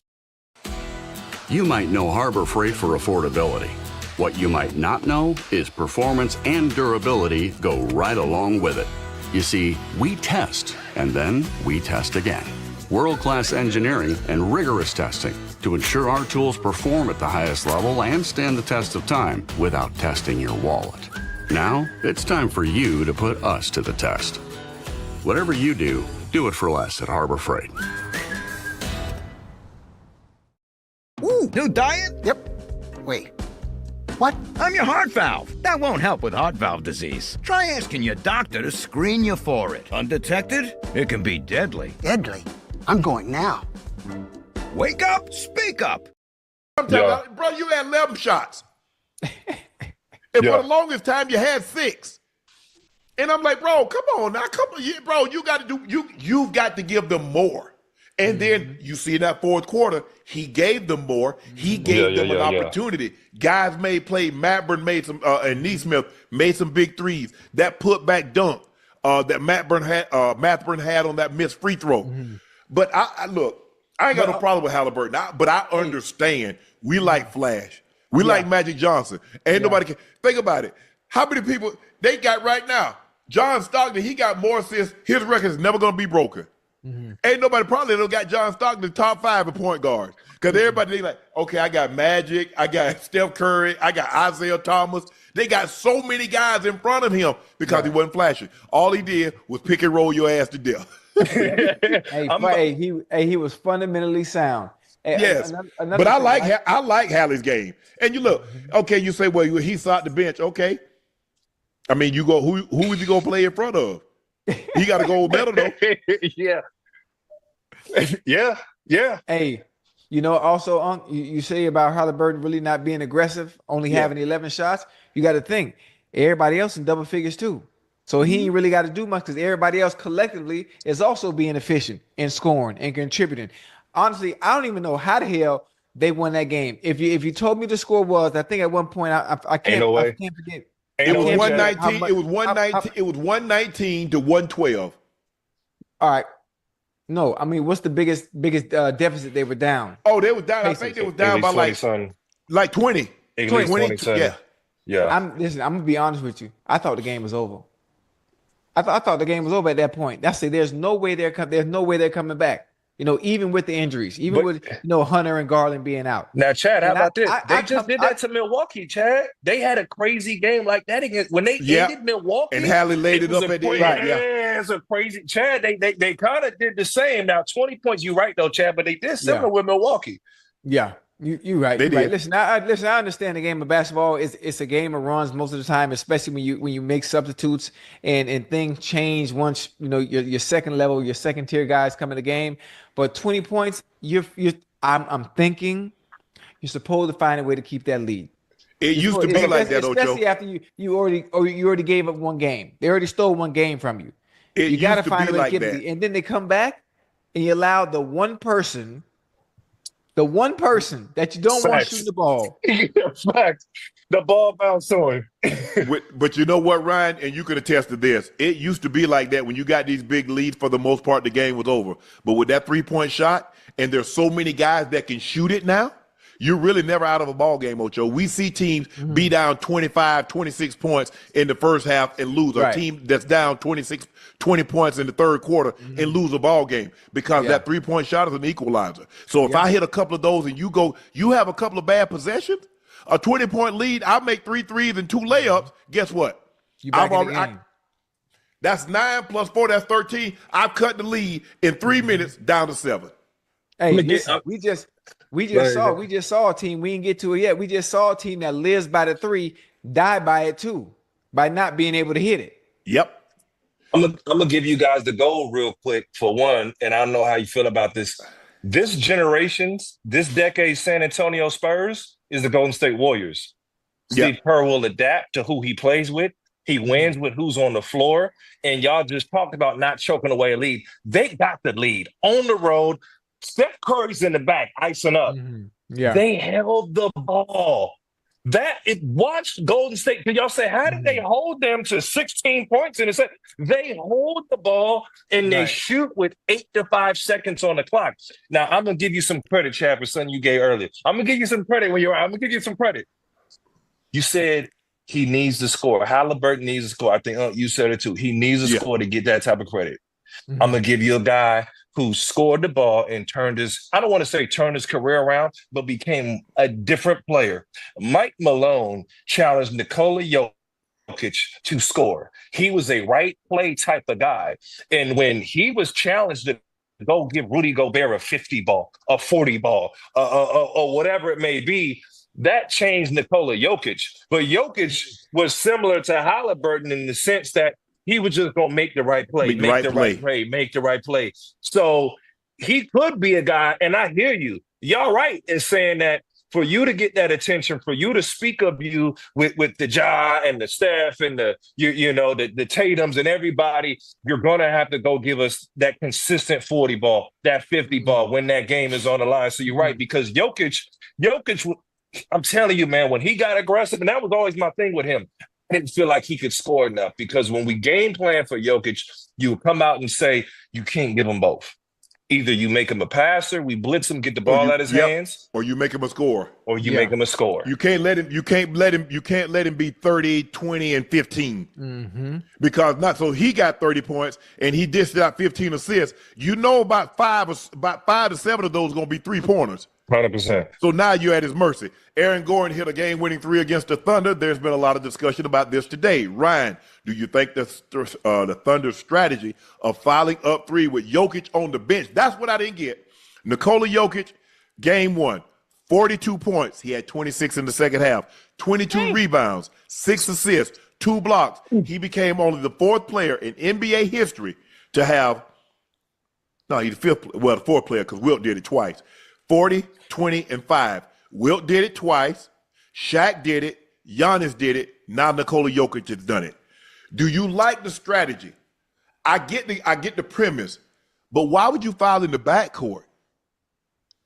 Why would you foul in the backcourt, Ryan? It was silly because you allowed Jokic to get back in. It's another play that happened that I don't think we talked enough about. Shai Gilgeous-Alexander cuts to the basket. He's wide open.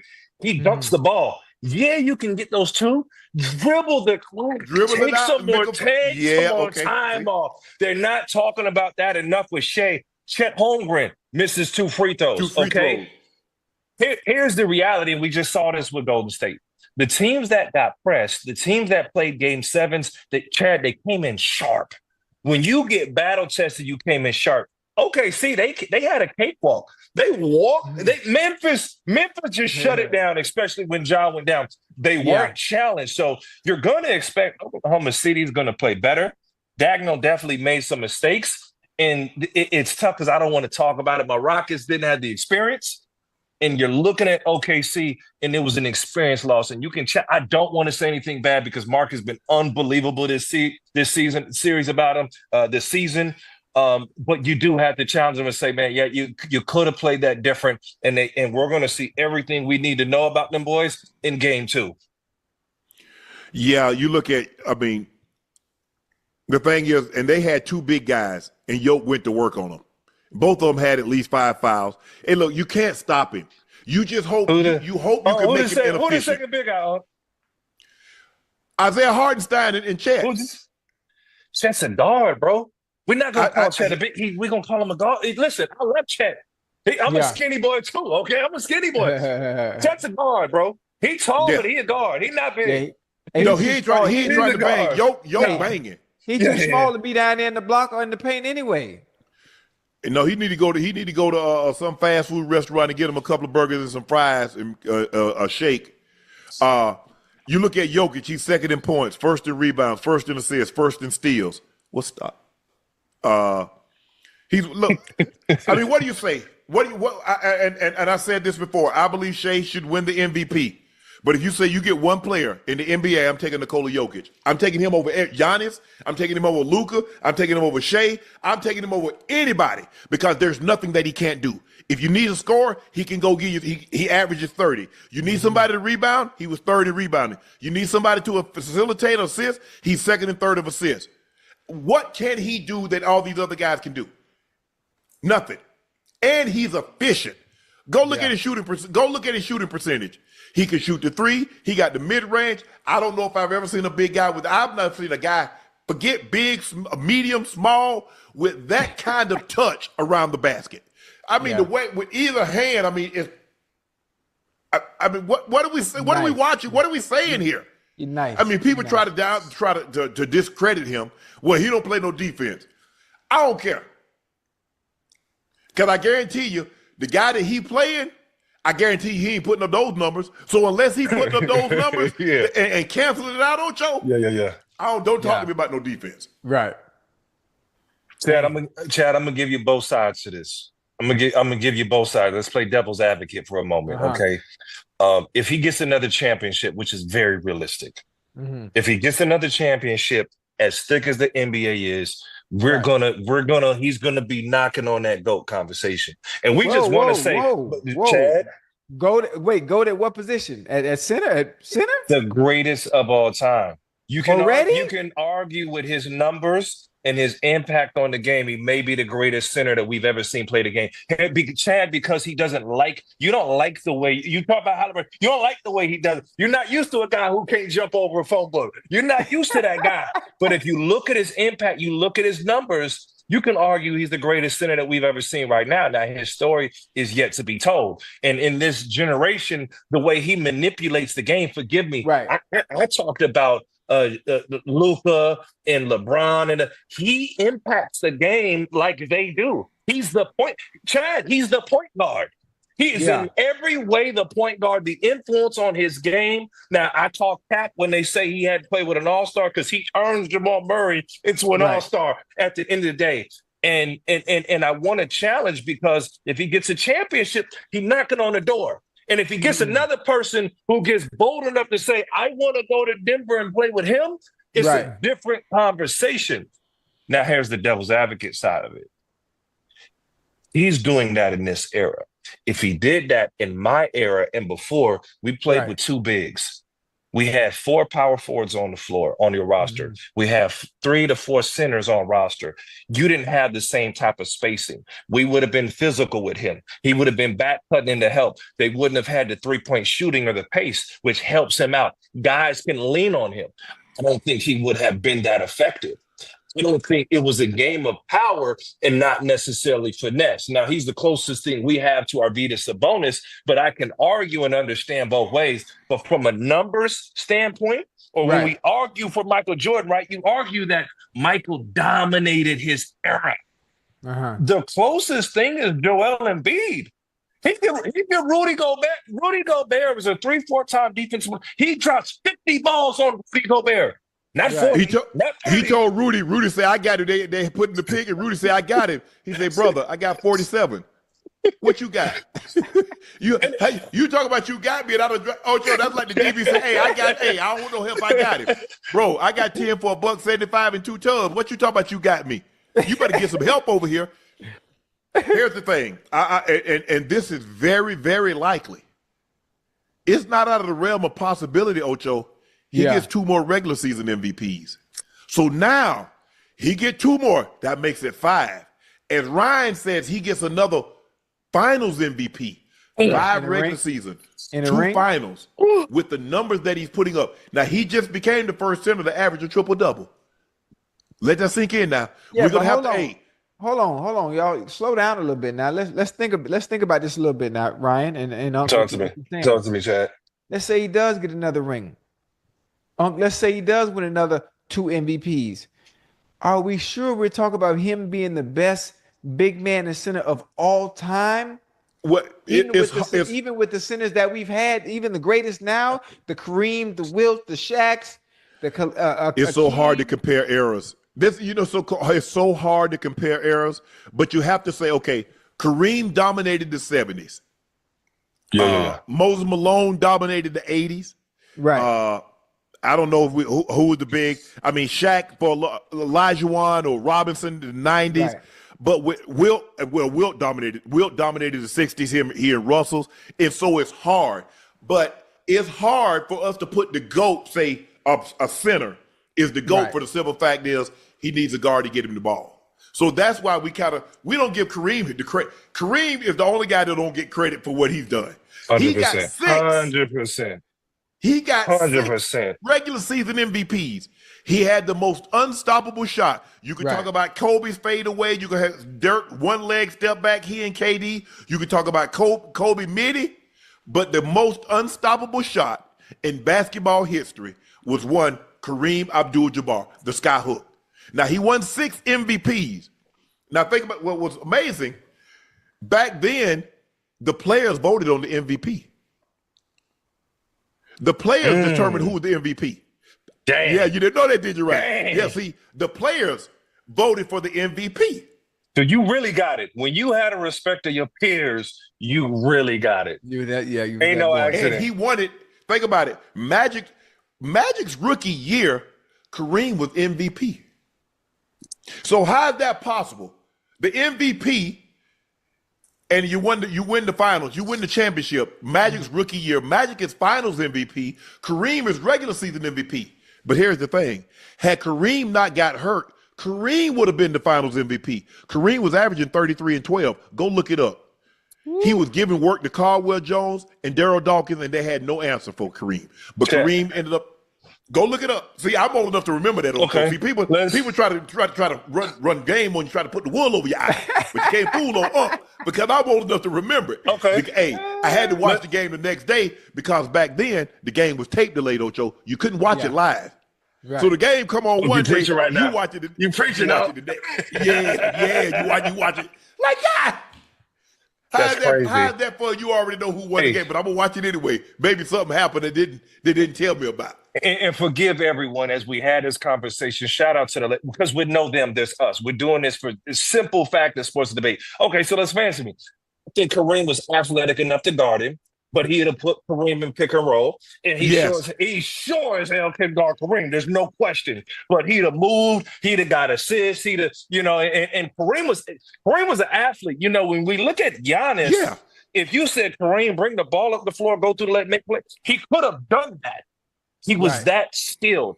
If we're looking at Bill Russell, I think the eras are so far away. I don't even want to disrespect the game and try to compare. But in terms of Shaq, we can give this a little bit. Shaq dominated. And Shaq gave this. But here's the thing. Shaq would have been physical, right?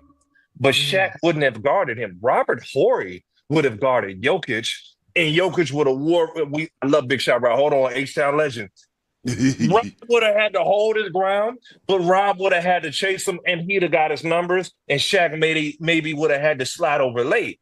And Right. here's the reality. Arvydas Sabonis with the Portland Trail Blazers, he was Jokic before Jokic. Oh, he wore the Lakers out. You remember that shit? He wore the Lakers out. Yeah. So if that's an indicator of him playing, and no disrespect to the big fella, none at all. I love Shaq. Shaq is on my wall. You know what I'm saying? No question there.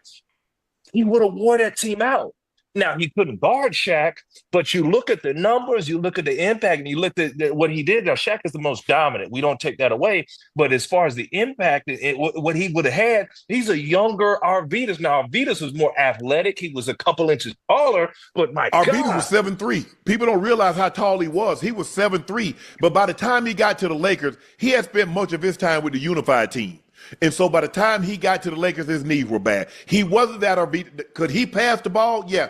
Prior to Jokic, he was the best passing big man that we had ever seen. 100%. But by the time he got here, he had spent damn near or over a decade just playing with the unified team. So his body had started to break down on him, Ocho. But he was a tremendous passer. Now, he couldn't score the ball like Jokic.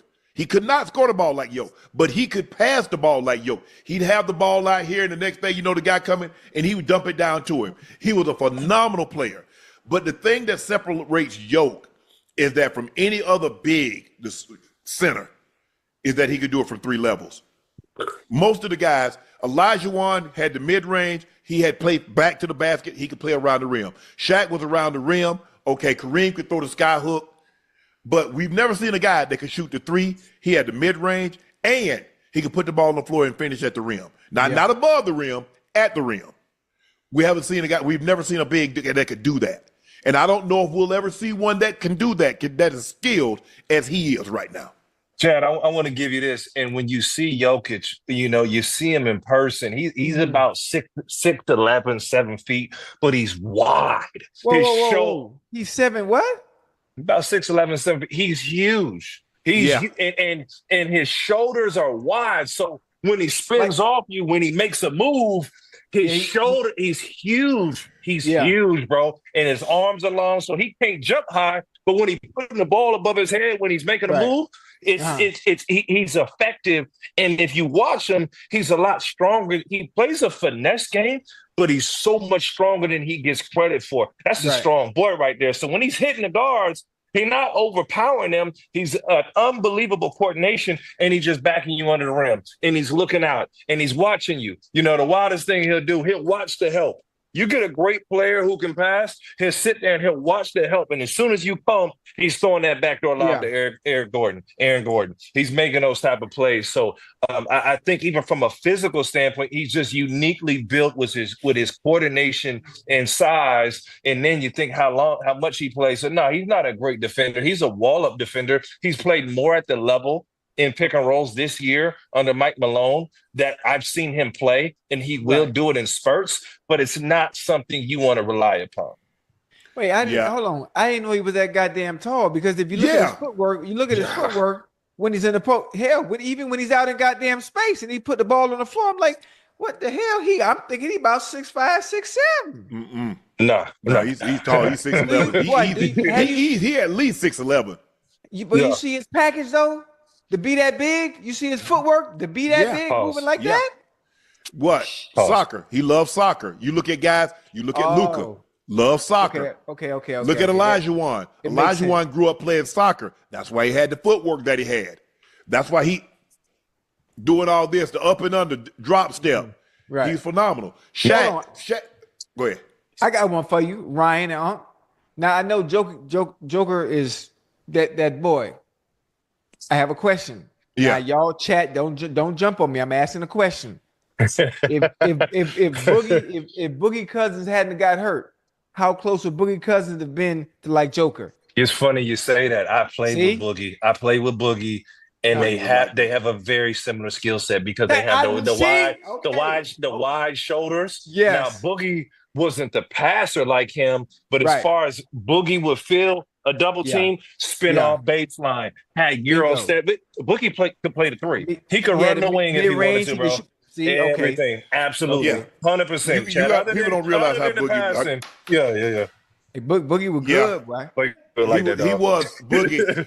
But I think Boogie is more athletic. Boogie can run. Yes. I mean, but it was not uncommon for Boogie to have 50, 20 games. Had he not got injured, had he not Achilles and his ACL and all those injuries, he was special. Boogie was on his way to.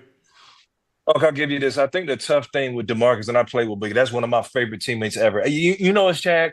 Boogie's a guy that you see some of the things he does on the court with his energy that he would bring. And some of the stuff he said, honestly, he'd tell you himself he'd have liked to reel some of that stuff. But like off the court, the softest spoken, coolest dude ever. You know what I'm saying? Did he have some moments in practice where we heated or getting into it? Absolutely. But he's a good dude at heart. Love that dude. And I will say, you know, the thing with DeMarcus, the difference between him and the European game, what they teach here, you know, when Boogie played his best, he had to be angry. He had to be mad. And his emotion got him to that place. And Jokic early in his career was quiet, calm. He wasn't that. I'm not going to ever say he wasn't that good, but he didn't have rah-rah. Like Mike Malone put that dog in him. And for Boogie, before he was able to slow the game down mentally for himself, he ended up injured, as Unc said. And what's funny that when you see guys get to the 30s, get to the age, you know, Halliburton has an old soul. He got an old game. His daddy taught him very well about playing the game, or whoever coached him very well. But I remember when I played with KG, Chad, I don't know if you remember, KG would take, shout out KG. KG would hit his hand off the backboard. At the beginning of the game. And I thought he was crazy. Everybody thought he was crazy. And then we said, and I remember going up to Ticket, and I said, Ticket, I remember asking him, and he actually put years on my career. I said, how are you pumped up every game? How are you so pumped up every game? Because, you know, as a young guy, we play on emotion. Boogie played on emotion, definitely at a much higher level than I did. And KG said, Young, what you mean? I said, I see you do this, you're in a full sweat, the yelling and all that. He said, I'm as calm as can be. He said, watching me before the game, I'm taking breaths, I'm breathing, I'm calm. He said, look at me during the timeouts. He said, are you watching me, youngin? I said, nah, you turned up, right? He said, I'm sitting there breathing. I'm thinking about the game plan. I'm thinking about the things that we need to go through to get to. So if Boogie had got to that point, if he had got that veteran maturity, we would be bringing his name into these conversations. He just didn't get to that point. But when you're young, us American-born players, we play from a place of pain and hurt and passion, and then you get older and you learn how to refine it. Some of the guys never get to that point in their careers where they can refine it and play off their mental stability. But a guy like Jokic, he was turned up, he has it, he knows the game, man. So it's fun to watch. Aaron Gordon has been phenomenal these playoffs. He's averaging 19 points a game, 7 rebounds a game, shooting 51% from the floor, and he has 2 game winners. He had 22 points last night, and Yoke obviously had that monster game, 15 of 29. He was at 42. He had 42 points, 22 rebounds, 6 assists, a steal, 2 blocks. He did have the 5. He did have the 7 turnovers, but Murray got it going late in the ball game. Had 21. Christian Brown had 11. The Russ experience, you know what you're going to get. You're going to get all out effort. You're going to get some turnovers, but you're going to get some steals. You're going to get a block. You're going to get some great finishes. You're going to get some air balls. You're going to get some big made threes. They needed all of that to offset what they didn't get from Michael Porter Jr. He gave him 2 points on 1 of 8 shooting. And I understand the shoulder, but, bro, you can't give him 2. You can't give him 2 because the Thunder had 20. They had 6 guys in double figures. Shea with 33. Caruso had 20 off the bench. You had Lou Dort, 4 of 9 from 3. He had 14. Isaiah Hartenstein had 12. Jalen Williams had 16. He was 5 of 20. He hadn't shot the ball particularly well. Chet Holmgren had 12, but it was those 2 missed free throws. You could tell. You know, it normally happens like that, Ryan. You know, a guy you know how you smoke a layup on one end and they go back down on the other end and get a 3. You like, damn, that's a 5-point swing. Yeah. Unc, I love Chet, so I don't want to do this. But the key, I don't want to do this, but I'm going to do it. The key to beating Oklahoma City is attacking Chet. You saw he got – no. I'm not going to say he's the weak link, but he hasn't put on the strength. He doesn't have the experience in the playoffs yet. There's a play. There's a play before those missed free throws, and Gordon running the wing. They hit him ahead. He goes face to face with Chet, and he monkey dunked him. He monkey and Ocho. You know when you get leveled, it's a whole different. Now Chad, you crazy. So you got knocked out by Ray Lewis. You got knocked out by how he hit me. You're gonna keep playing. Couple people like you're gonna keep playing.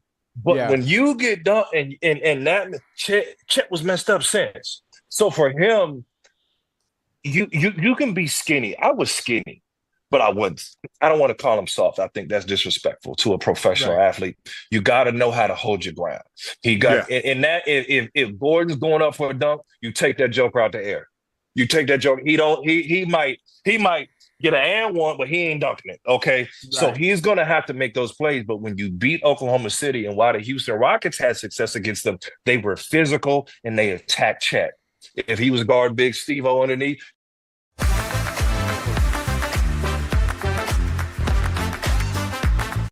Take action with Rogaine, the #1 dermatologist recommended brand, Rogaine. Keep your head in the game. Take the wild out of the wilderness with the more refined style of the Trax from your Metro Detroit Chevy dealers. Lease a 2025 Trax LT for just $269 a month. Put it in D and see why Chevy drives the Motor City. You're sick, on vacation. Good thing Amazon Pharmacy will deliver meds right to the hotel. Because your wife's not going out there, alone, with them.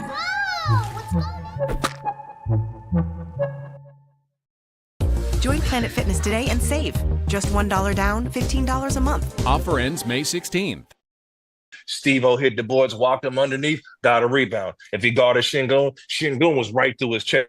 He didn't even make moves on. He was right through his chest. So what you're seeing with Oklahoma City and Denver, whether it's Gordon, whether it's Jokic, they're making it so you can't hide Chet. Chet is an unbelievable weak side shot blocker. And if you don't put your hands on him, he can play in space. In football, it's like a team. Remember the Colts. The Colts had a small secondary. They had small linemen up front. If you were down and they were rushing you, you couldn't stop them. Mathis, Freeney, and them boys, you couldn't stop them. It was a chance. But if you could run the ball and manage the game and attack Mathis and Freeney and those guys, you had a shot because they were small. Oklahoma City is small. So that's something similar that you're seeing right there. So as I look for it, Denver found something. They're crisp off of playing a game 7, and they had the experience. And I said this before. I said whoever wins that Clippers-Nuggets series might be coming out the West. Wow. They look good. They look good. The Celtics, they gave one away. 45 missed threes. Jaylen Brown, 7 of 20, 1 of 10 from 3. Jason Tatum, 7 of 23, 4 of 15 from 3. Derek White, 6 of 18, 5 of 16 from 3. Porzingis played 13 minutes. He was dealing with some injuries. The 45 missed threes are more than the Knicks shot threes. The Knicks had been 0 of 10 versus top 3 teams this season. They're undefeated against them in the playoffs. I don't get the Celtics. If the Celtics is on, I don't like watching them play because all they do is going to come down and jack up threes. Now, I watched last night Jason Tatum shot a 3. He got the rebound, shot another 3. Somebody else got the rebound, kicked it to him. He shot another 3. Guess what? They got the rebound again. I give you one more guess. What you think he did, Ryan, when he got the ball back? Shot a 3. How about this here? How about this, Ocho? The Celtics shot the ball 20 times in the third quarter. 19 of them was threes. Hey. At what point in time do you say, Ryan, hey, how about rerun? Hey, Missoula, come on. Ref, give me a full one. I want a full one. Yeah. But hey, guys, come on, let's run a set. Let's get something going to the basket. Right. I got a question, though, Unc and Ryan. Yeah. They just won an NBA championship. Doing what last year? Shooting what? Yeah, that was last year. Okay, but this year they had a record. They had the best record in the East, if I'm not correct, right? No, the Cavs had the best record in the East. Okay, the Cavs had the second best record. They had the second best record in the East by doing what? Shooting what? But here's the thing, Ocho. In the postseason, you pay for that. You see what happened? Now you blew the Knicks. You blew the Knicks out. You had a 20-point, Ocho. You had a 20-point lead. Yeah, a 20-point lead. They struggle. And you keep shooting. At what point in time do you say, "Hey, man, we done missed 12 of these things in a row"? You don't want to get anything going to the basket. Everybody was missing. It wasn't just one person. Nobody was hitting. Let's see, 25, 41. So Jason Tatum, Jaylen Brown, and Derek White. Derek White was 10 for 41 from the three. Let me challenge you right now. Go ahead. You talked about Missoula, but the first person you talked about was who?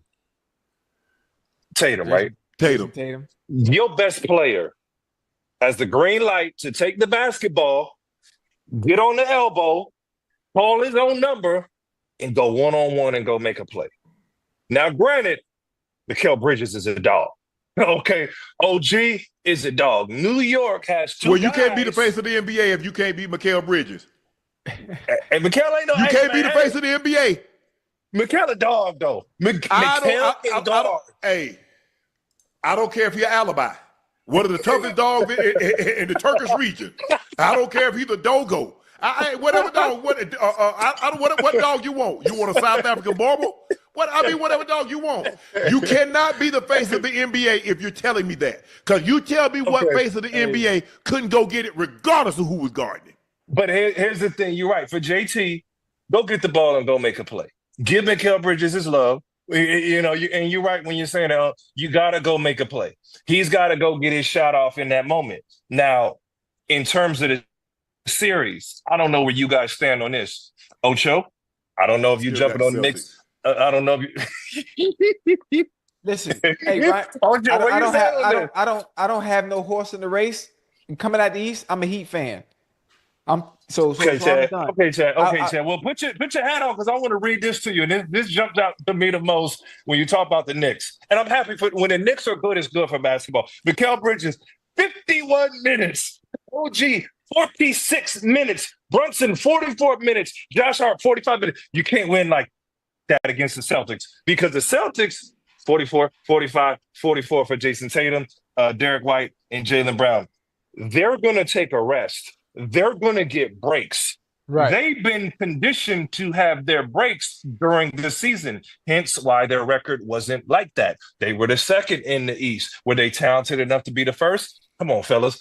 Absolutely. So these are the times they have to turn it on. Give New York some credit. Give Jalen Brunson some credit. You talk about dog. Don't go, don't have it. That ain't no puppy dog. I know he little. Man. I love that joke. I love his game. He can get it, boy. They're top five. New York's top five and the Celtics top five, they even out. But when you get down and you talk about rest, when you talk about how hard it was for you to get there, when you talk about minutes and wear and tear, I'm going to give Boston that edge at the end of the day. But talent-wise, you could go like this. You go like this. Well, because when you look at it, Mikal Bridges can play defense. OG can play defense. Josh Hart can play defense. So if you look at the three offensive weapons, so if you go JT, JB, Derek White, we right there with you. We right there with you. And so now you got Cat. Now Cat is not known as a defensive, but he can pull their bigs. Now it'll be interesting to see what Porzingis brings back to the table because he only played 13 minutes.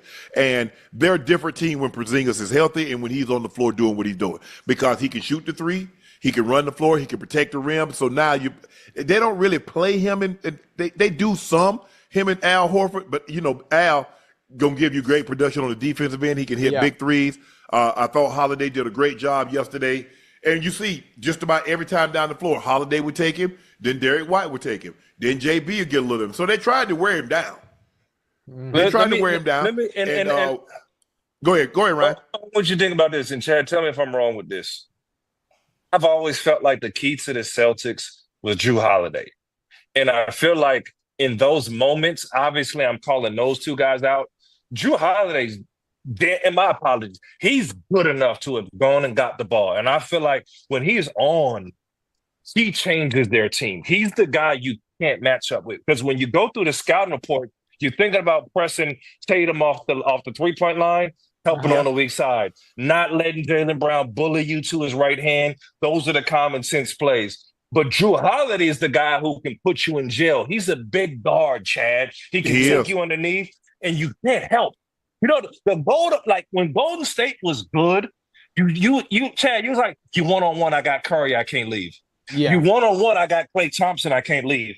They shoot the three, maybe not like Golden State. Obviously, statistically, they're better, or they hit more threes, but you can't help. So if I'm Drew Holiday, I put Brunson in jail.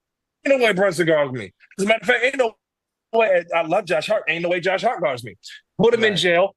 If the help comes, you could move the basketball. So I think if there's more of a focus with Drew Holiday and his minutes offensively, I think he's the guy that really gets them going.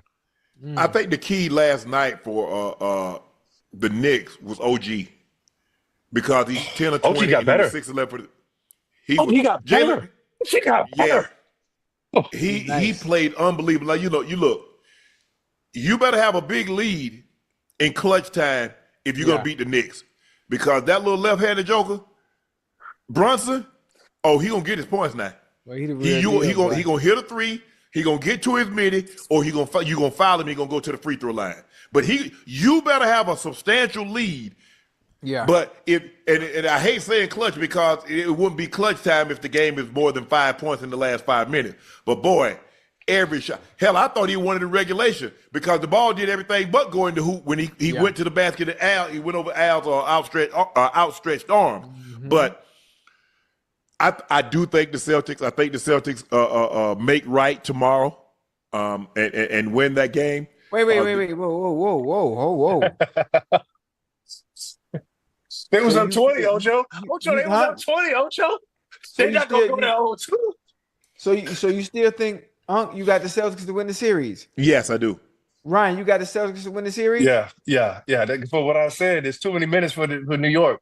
They got to play too many. They're gonna run out of gas. Here's this though, and this is my thing, kind of with the Celtics, and I think this was an ego-driven move. With all due respect to Mazzulla and those guys.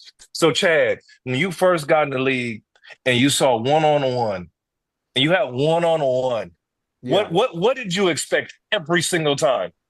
I expected the ball to come. Jalen Brunson came off a pick and roll. Coverage 1 through 5 switch off. He had Al Horford barbecue chicken.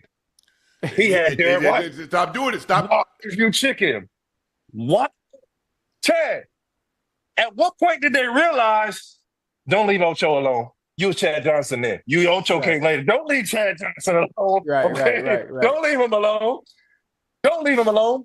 Don't leave Jalen Brunson alone. Not with Al Horford. Blitz. And that's what the great was going to do. Hey, let me find out. Hey, Ocho, just like anything else, you find out you got the hook up at the store. Hey, man, such and such a hook you up at the store. What you going to do? You going to go down? You going to go down there and get that hook up? Oh, yeah. Hey, man, look here. You keep calling. What did Ant-Man do against the Lakers? He kept calling, give me Luka. Give me Rui. Nah. I ain't trying to get Vanderbilt. I ain't trying to get Finney. Hey, give me one of them. Yeah. That's what you do. You find a weak link, you find a fish, and you don't let him off the hook. I got to get you in the boat. And that's what they did. And you see what the Knicks did? They went to that pick and roll, and every time, I know Al played great defense, but Al is not staying in front of Jalen Brunson. He gonna get to that step back, or he gonna do the headsy and get to the basket. Mm-hmm. So you got a choice. I got something you don't want to hear right now. What that? If I'm New York and I'm Tibbs and I say, how do I win this series? How do I win this series? I'm gonna say something you don't want to know. I mean that too. Karl Anthony Towns. Karl Anthony Towns is somebody that that Boston would struggle to match up with. He had 14 points. He's a +8, 31 minutes. Good, solid game. And part of him, trouble. Yeah, you can't be in foul trouble. Chad, am I wrong by saying it? Because if I'm New York, Hold on. I'm getting ready to ask you which Carl Anthony Towns you talk about. You talk about the one that's gonna be in the blocking in the post, or you gonna talk about He ain't gonna be in the mid-range? blocking the post because you don't want to play Or you with his gonna talk back to the about basket. Carl That's Anthony Towns everybody's problem with him, Ryan. shooting the three? Which Carl Anthony Towns? If he gets his mind made up, Yeah. I don't think Boston can match. Now Porzingis is got size. They got some Yeah. bodies they can throw at him, but Right. he's the guy that you go like I'm telling you from the Celtics standpoint, they're gonna we don't want to see him on the block. We don't want to see him driving. We gotta get him you have to attack him and pick and roll. You gotta spread the floor and get him off the floor and get him in foul trouble. But if you can go at him, I mean, he played 31 minutes. Yeah. That's an X factor. If I'm New York and Cat starts to take over, because I know I got Brunson. Right. I know I got Brunson. I know OG is hooping. I know Josh Hart going to be there when you need him. Karl Anthony Towns is a guy who can sway this series. Now, unfortunately, we've been saying this for a long time. I think he's had a heck of a year. I think if we're going to be honest, Minnesota probably lost. If Minnesota had Karl Anthony Towns tonight, they win this game because you would.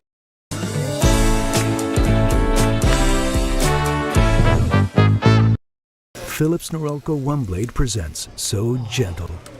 So gentle? Your style made simple with Philips Norelco One Blade 360.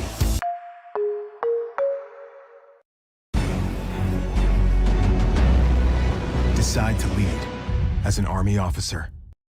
When paying with Cash App Card feels pro because you have roundups turned on. Give me 17 cents on Bitcoin. Wouldn't have been guarding them the way they was guarding them. You wouldn't have been going small, hypothetically. But at the end of the day, if he takes over and takes a double team, if they have to double him, now you got action. I like it. Draymond Green was asked if Steph Curry was good when he walked off the floor. Steph told him, "I'll be back." Draymond said the Warriors played several minutes without knowing Steph was out with a hamstring injury. He says Robin turned into Batman and Alfred turned into Robin. Who's Robin and who was Alfred? I think Jimmy was Robin that turned into Batman, and Draymond was Alfred that turned into Robin. Hey, let me ask y'all this, because this is such a unique thing that happened tonight, and I want y'all to understand this. As basketball players, we don't, unless we have something going from the summer or something weird, we don't get hamstring injuries. What do y'all expect out of a hamstring? It didn't look like maybe just a grade one. If I'm no medical expert, low level, but like how do y'all? Because y'all always have hamstring injuries. That was a low level grade one hamstring. You make a certain movement, and it pull and it grab you. Yep. And you catch it just in time where it doesn't pull bad, but it's bad. It's enough where okay, you know what? I got to go sit this one out. I got to sit this down. I got to get me an MRI in the morning, which is why the injury that I think, based on what I saw from Steph, that's 2 weeks. That's 2 weeks. They ain't got 2 weeks. Hopefully he was kind of dehydrated and it's just a cramp, and he get rehydrated. It's going to be a little sore. And hopefully, he, like you said, he'll miss one game and then he can come back. Now, they must run and get 2 games. Now, hey, I got an extra game I can play with. Yeah. I got an extra game I can play with. I just like the way they played without their big guy. And that's why you go get a Jimmy Butler. I'm not so sure if you don't have Jimmy Butler, you're even in this situation. I don't know if you get past Houston without Jimmy Butler. 100%. So with that being 100%. said, and when Jimmy goes down, Steph picks up. You get guys filling in, doing a little extra. Okay, fine, you can live with that. But it's going to be interesting to see how Minnesota responds, how they defend, knowing they don't have to worry about all eyes on Steph Curry and worried about him running up and down the court, sideline, baseline to baseline, coming off picks, hitting all those things. It's going to be interesting to see how they defend the Warriors moving forward without Steph. I'm going to tell you one thing. They're going to run Buddy Hield off the line. They're going to be able to keep size. They're going to keep size, and they're going to pack the paint on Jimmy Butler. And I think the physicality ramps up on the defensive end. And if I know anything about Chris Finch, defensively, he's a mastermind. He's an expert. So now you don't have to expend your help. And now the confidence is not going to be there. Now for Golden State, and I want to know how you guys feel about this. They're hard to play because they hold the ball. They To the take last their few seconds. time. Yeah. They like if they have a fast break, they'll throw it ahead. And it's similar to Denver. Denver will throw the ball ahead if they have a fast break. If not, they wait for Jokic. He gets up the court and they kind of take their time. But Golden State holds the ball. And if you're Anthony Edwards, what's Anthony Edwards? He wants the ball. He's excited. And now you take him out of rrhythm. Ant-Man was out of rhythm in the first half. He was rusty because they got done with their series early. They ran through the Lakers. Sorry, Unc. I know you're taking heat for that. They went through the Lakers. I'm going to throw that out there. But they keep you out of rhythm. So Golden State is dangerous and frustrated to a young team that doesn't want to grind like that. And those are the problems that Minnesota has. So Minnesota is going to have to try to create turnovers and pace in transition. Football is somebody holding the ball. You know y'all prolific on offense. We're gonna hold the ball. We're not gonna let you get touches. Yeah. Well, that's what you have to do. If remember Ocho, the first Super Bowl the Eagles played against Patrick Mahomes. Right. They were snapping the ball each time under 5 seconds because I want to minimize Patrick Mahomes' TOP, time of possession. I don't want him to have all this time, so I'm going to run as much time off the clock. Everything is snapped under 5 seconds. So we score a touchdown. We want to eat 9-10 minutes off the clock. Right. But it worked the first time. This last Super Bowl, they just had the better team, and I'm not surprised they won. I'm surprised by how much they won by, not that they won. Draymond Green calls out Dylan Brooks for not shaking anyone's hand after the game. Draymond labels him a sucker and says nobody respects him. Ryan, that's your guy. You call the Rockets game. You got to defend this action. Man, I love Dylan Brooks. Dylan's going to do what he wants to do.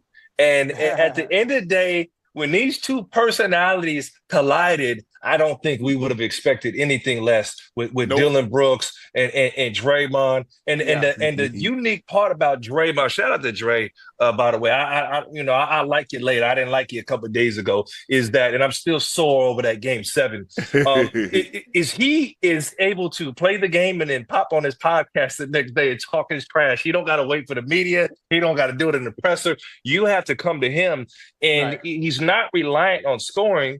So he can back it up with his defense. He can back it up with his defense. He can back it up with his IQ. Draymond, I played against you. I know your brother. All the flails and all the stuff, they're calculated. They're smart. When his team needs something, he brings it to the table. Tonight, he had 3 or 4 3-pointers as soon as Steph Curry stepped off the floor from a point total. So back to him and Dylan Brooks.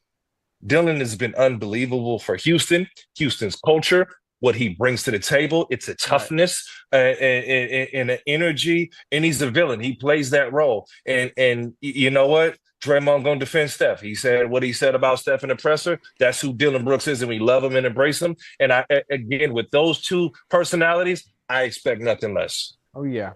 I agree. They're kind of alike, really. I mean, obviously, Draymond is more accomplished. He's asked and to do Draymond more. didn't play with Steph. Steph is the most likable person on the planet, man. Yeah, everybody, it's hard to dislike him because you know why, Ryan? I think everybody likes him because he's the common man. My bank is all digital. But where does your money go? It's here somewhere. This is whack. Way better. Where are we now? A credit union. They're on and offline. Fuera del horario, hora del Big Box por $6. Love that chicken from Popeyes.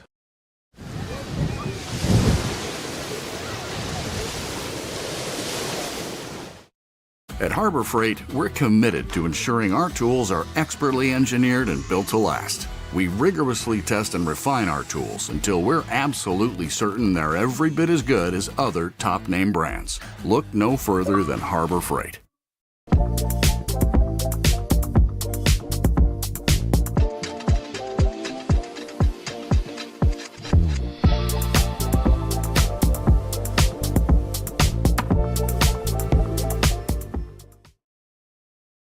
You can see, like, man, he ain't 6'9", he ain't 7 foot. He ain't got shoulders like Dwight Howard. He's just like a common man. Most guys, LeBron is 6'9". Most of the guys are hulking. 100%. And so I can't be him. Man, Steph Curry look like a guy walking down the street. And he's so likable. You saw him you saw his daughter. She was on his lap. Riley, we fell in love with Riley. Married Aisha, they do a great job. He got kids, everything. So it's just hard to dislike him. You like, man, I don't like. Now I like Golden State. I just don't like Draymond. I'm saying that's how people look at it. Man, I love Golden State. If they have Draymond, I really like him. Right. But I'm not so sure if they didn't have Draymond, they could be Golden State that we know of today. Ain't no way. Mm-mm. Oh, he's so smart. Listen, I think it was game 2, and it was game 2 of game 1, and our guys were going on the run. All of a sudden, man, he just pushed somebody to the floor. Our guys were like doing something, and we're building energy. The game had a flow. He just messed the flow up, dog. But he knows. Listen. And they're baiting them on the internet because they realize this is the craziest thing I've ever seen in a contest. Draymond does, forget what he does, he gets a technical foul, right? Whoop, whoop, tech. So now we're up there calling the game. We're going, he gets one more, he's gone. Tari Eason picks his pockets. Tari's about to go down and score. We start a fast break. Draymond leg kicks Tari Eason. Tari goes down, and Draymond pretends like his feet fall into Tari's head. And he loves Tari, by the way. So this is just basketball. And the refs look at him. We're like, he's gone finally. He's out. It's over. The referee came for the table and said, that's a flagrant 1. 2 technicals and you're gone. But if you have a flagrant and a technical, only Draymond would know that. Right. So the first one was unsportsmanlike. The second one was excessive contact. Right. But it wasn't the criteria to meet a flagrant 2. And only Draymond will go into a game knowing I got 2 mulligans to play with, and I'm going to do whatever it takes for my team to win. And that's the type of guy. You normally get that and Chad from the European players. Right. They grab you where they're not supposed to grab you. They elbow you. They spit in they do the dirty stuff. But Draymond had just figured that out from the standpoint of like, what do I need to do to be on the floor? There was nothing sexy about Draymond was a center in college. When he came into the league, we had 7 foot. Draymond got the worst name you can get from a draft report, a tweener. You remember that name? A tweener. Yeah. Tweener's a good name now because I was a tweener. You a tweener? Yeah. They said I was too big. I was too big to play wide receiver. I was too small to play tight end. No position. So Draymond he was a tweener. So that's a good thing now, but he wasn't 7 feet and he couldn't handle the ball per se well enough or shoot the ball to play on the wing. So he made a name for himself. You know what I'm saying? He made a name for himself and he's done enough, and it's unbelievable, honestly. Yeah, I was too big and too slow to play wide receiver, Ocho, but I was too small to play tight end. I did okay. I didn't put you only 6'2", huh? You only 6'2", 6'2", yeah. I played it like 228. Y'all football numbers be lying. Chad all about 5'11". No, I'm legit. You ain't 6 feet, Chad. I'm legit 6'2". Man, I'm 6'3", man. What you talking about? You ain't seen me in a while. Chad, you get on the court with me again, I'm putting them elbows in your face. I'm gonna tell you that, man. Man, listen. I went nice to you. Dunk on it, Ryan. Hey, listen. Everybody that has played in the NBA, including current players right now, everybody has tried to play me, and everybody has lost. Now, if you want me to add you to the hit list, I can add you to the hit list. He got Joe. Let me tell you something. We on the set of ESPN. And he talked crazy to me. And I'm like, man, whatever, we in the segment. Next thing I know, they done cleared the desk out. Me and him playing one-on-one. I turn it around. Chad just tackled me, bro. We can't play with football players. He grabbed my arm. He do. Chad, next time I'm giving you an elbow so you ain't got no trash to talk. And then, he gonna talk. Westbrook couldn't beat me. LeBron couldn't beat me. I said, Chad, come on, bro. Hey, Chad, come on. All of them. Nobody. None of them. Well, he and Joe got a bet too. He said he want Joe 1-on-1. Unbelievable. Yeah. Unbelievable. I'm playing football rules. I'm playing that's fine. That's fine. Hey, that's fine. I've been in the gym. Whatever you want to do. Elbows, it don't matter. I'm good. Jalen Green takes blame for the Rockets' playoff loss to the Warriors. Green said he played like ish in the playoffs. Beside that one game, straight ish. I got to be better. Lowest field goal percentage this playoffs, minimum 75 field goal attempts. Jalen Green, 37.2. Malik Beasley, 37.3. Shai Gilgeous-Alexander, 41.5. Jason Tatum, 41.7. He did. With the exception of game 2, when he had 38, he was awful. And he probably going to be the part of that package that get KD into Houston. Oh, you know why I love you asking me this right now? You know I love you asking me this right now. You know why I love you asking me this right now? Just do the Anthony Edwards. Man, a dog. No question. Ant-Man, a dog. Now, Jalen is behind Anthony Edwards, but he's comparable as far as the two guard, and hopefully you can see the progression be there. Golden State is really good defensively. Now, make no mistake, Jalen Green's got to get stronger.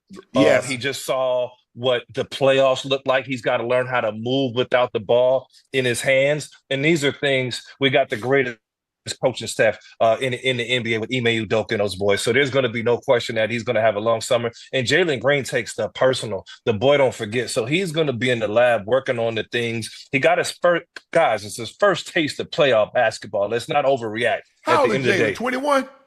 22, bro. 22 at most. 22 at most. So, and he playing against grown men. It was the worst matchup because they weren't more talented, with all due respect to Golden State, but they were smart and they were experienced. So they got physical with him. They forced him to his left hand. Oh, he's 23. And they pressed him. Okay. You saw what they did with Anthony Edwards. But you know what it is? I think the thing is for Jalen is that, like you said, it was a terrible matchup, and he has to understand to whom much is given, much is required. 100%. And I think the thing is that he has to understand that's unacceptable. That's unacceptable. Because if you want to be at that level, you got to be at that level. And I agree with you. I do believe he'll put that time in because you see the way, the jump that he made from 1 year to 2 year, 2 year to 3 year, he's only going to improve. Right. But that was if he plays like he plays in the regular season, y'all win that. You know y'all win that series, right? 100%. And you know what? You know what? I'm still sore right now. It was only Sunday. Our guys fought hard, and I didn't think they put their best foot forward. I thought we were much better. Even if we lost, I didn't think we put our best foot forward over here in Houston. But I wanted to sting. When you have that series that stings, you don't forget it. You go into an off season, you go to get better. And also, I don't know how y'all feel about this. For him, he's so athletic. Some guys got to dance to get like Brunson's small, and with all due respect, he's not a great athlete. So he got to dance and shoulder. Jalen can dribble to a spot and pull up, and there's nothing you're going to be able to do. And when he simplifies his game from the 2-pointer, from the 3, even going to the hole, maybe it's not a dunk, it's a floater, and he simplifies his game, that's going to be the difference. So you go, ain't no way Buddy Hield can guard me. Ain't no way Gary Payton II, because I'm going to get to a spot and I'm going to shoot right over him. That's Kobe. That was Jordan. Mm-hmm. That's where Jalen Green takes the next step. Right. I like. And let me say this too, real quick. And you guys know players like this, young guys like this in situations. What he has doesn't grow on trees. The way the boy moves and jumps and runs and he got the it factor where when he gets hot, the boy's red hot. Oh, yeah, he's streaky as hell. Yeah. But it don't grow on trees. When you have a guy who's that athletic, you're going to give more opportunities. You're going to see the value being there within him. And keep in mind, he did absolutely make strides, but the playoffs are a whole different beast. But if you get a chance to get Kevin Durant, you package him? I think the best thing with Houston right now, and this is above my pay grade, okay, first off, as we said, you have options where you can go in and you can say, guys, we're going to hold put with what we have. We have enough to where let's challenge and let everybody get a year older while we're still young in our 20s. We just played a bunch of 30-somethings and we're 20-something. So I'd say they're not going to be there for that long. Can y'all beat OKC in a 7-game series? because they're younger than you guys. OKC will be an excellent matchup. Did you see this year? Put them hands, feet, and paws on OKC. They did an excellent job about them. You say playoffs are different now. They just as young. They just as young as we are. They not. You saw they don't have the experience. It would have been. It would have been a game. Even Minnesota would have been better for Houston because you trying to out athletic us. You're not going to out athletic Houston. Now you might outthink. You might out experience. You might pull the antics like Draymond did. But athlete for athlete, you got him in Thompson going 1,000,000 miles per hour with Ant-Man sticking with him like glue. He's different. I like his game. He's gonna be special. He's different. But in terms of Houston, you can hold pat. Or if you go to get a guy, it's got to beat the right piece. So you have options in which you can play with. And for an organization, Rafael Stone done an unbelievable job because you don't want, like, Milwaukee's pressed. When Dame went down there pressed, they don't have moves they can make. Phoenix is pressed right now. The only thing they don't want to get rid of KD. You have to get rid of KD. Or if you get rid of Booker, you need the house to come back. Oh, Booker's not going anywhere. But another everything you could have everything else. What you think? You're not getting Book. But no. Book has a price. It's just the whole house. I need 4 draft picks. I need this guy. So very likely Booker's not going anywhere. But the reason I say that is the other organizations are pressed. Houston can sit back and chill. They don't have to make a move. They don't have to get Durant. They don't have to go after Giannis. You know what I'm saying? The asking price, they talk about Giannis on the block. It's going to be a high one. You know what I'm saying? Yeah. You don't need to do that. He don't want to come to y'all. Giannis is reportedly have a short list. Howard Beck, Giannis wants to play in Los Angeles, New York, or Miami if he lives in Milwaukee. Los Angeles is not the Lakers. He's not going to play with LeBron and Luka. So that means the Clippers. Do the Clippers have? I don't know if the Clippers have anything to give up. What can they give up to get him? What do Clippers have any first round draft picks? No. It might not be draft picks. Zubac just had an unbelievable year. He might be on the table. Norman Powell should have been an all-star. If LeBron hadn't pulled up lame, I think Norm would have been an all-star if he had reported that he wasn't going to play in that game before. They got pieces. Yeah. So maybe it's not. Hold on. You want me to give you a guy that's won 2 regular season MVPs, a finals MVP. He's about to be a first-team All-NBA for about the 7th or 8th straight year. And you talk about you got Norman Powell and Zubac?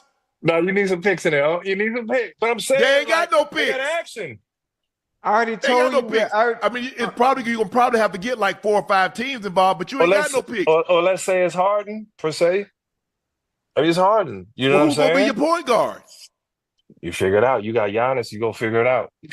Well, they got Giannis in Milwaukee. They can't figure it out. Well, I mean, you see what happened when you start giving up them pieces? When you gave up True Holiday. Think about the piece. Look at Phoenix. The team that Phoenix went to the NBA Finals with, they broke that team up. Mm-hmm. I mean, Chris Paul was old. Chris Paul was old now. They had to do something. Listen, I like y'all hypothetical. He can give 7-8 assists a game. That's all we need from Chris Paul. I understand the Clippers. I agree with you. It may possibly have to be a 3 or 4 team deal if it is the Clippers. So it wouldn't just be straight up. A lot of times those teams come with think about what you gave up to get what you had to give up to get Paul George, what you had to give up to get Jay. I think was James Harden traded or he went there? I think they traded James Harden. I almost want to say he was traded. I think he was traded to the Clippers.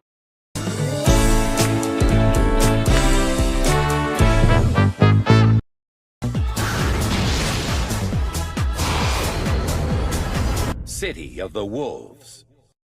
Clippers. Yeah, I almost want to say he's traded. I'm not 100%. Shout out big dog Eddie Curry, man. Eddie Curry said we doing a great job, man. Eddie was a monster. Eddie, get on the Madden, man. Chad, you play soccer. I play Madden. You play who? I play Madden. I'm cold. No, you ain't, man. You ain't cold. What you got your AC on? You probably cold because you got the AC. You ain't cold at the game. Chad, FIFA is your game, not that. You do realize I'm a part of Madden. I'm part of production, making the game being made, developing all that. Chad, Chad, do you know I did the Madden broadcast this year? I'm because you if did they the say, hold if on. they say, if you want to say compare, I'm a G League player. You're not beating a G Leaguer. I could beat the What are you average talking about? Joe. I'm a professional No, player. you're not, I'm a Chad. pro, No, I'm you're a not, streamer. Chad. You're great in FIFA. No, all right, Unbelievable. play me. Hey, matter of fact, let's What's make a bet. Let's make a bet in Madden. come on, come on, Let's play for 5,200. come on, Chad. 5,200 push-ups. Come on. No, not push up. 5,200. Come on, Chad. I'm gonna beat you. Thank you. All right. Easy money. Easy All money. right. Hey, All check right. this out, guys. Jason Pierre-Paul had his luxury Richard Mille watch stolen while attending F1 Formula One weekend party in Hollywood, Florida. JPP said he felt something fall off when a group of men boxed him while he tried to move through the packed club. Moments later, when a friend asked what time was it, he realized his 400 grand Richard Mille was gone.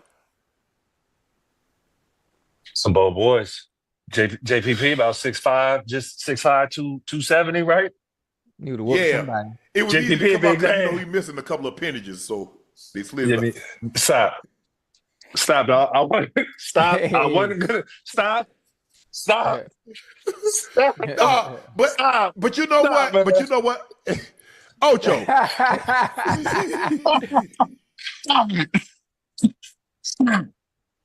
But you know what? But you know what, Ryan, in all seriousness, that's a strap-on watch. So it's easy to get off as opposed to, one like, what I'm saying, Ocho? It depends on which one you have. 60 my RM 6702 is the Velcro. Oh, well, that's easy to get off. Yeah, so it's easy to get off. Somebody touch you, and especially, but you would feel something like that coming off. He said he felt like something dropped off. So how could you not look? Oh, he felt something. Okay, okay. I know they ain't taking off. He felt something was off when a group of men boxed. It's a big man right there. I know they ain't boxed taking him off. in.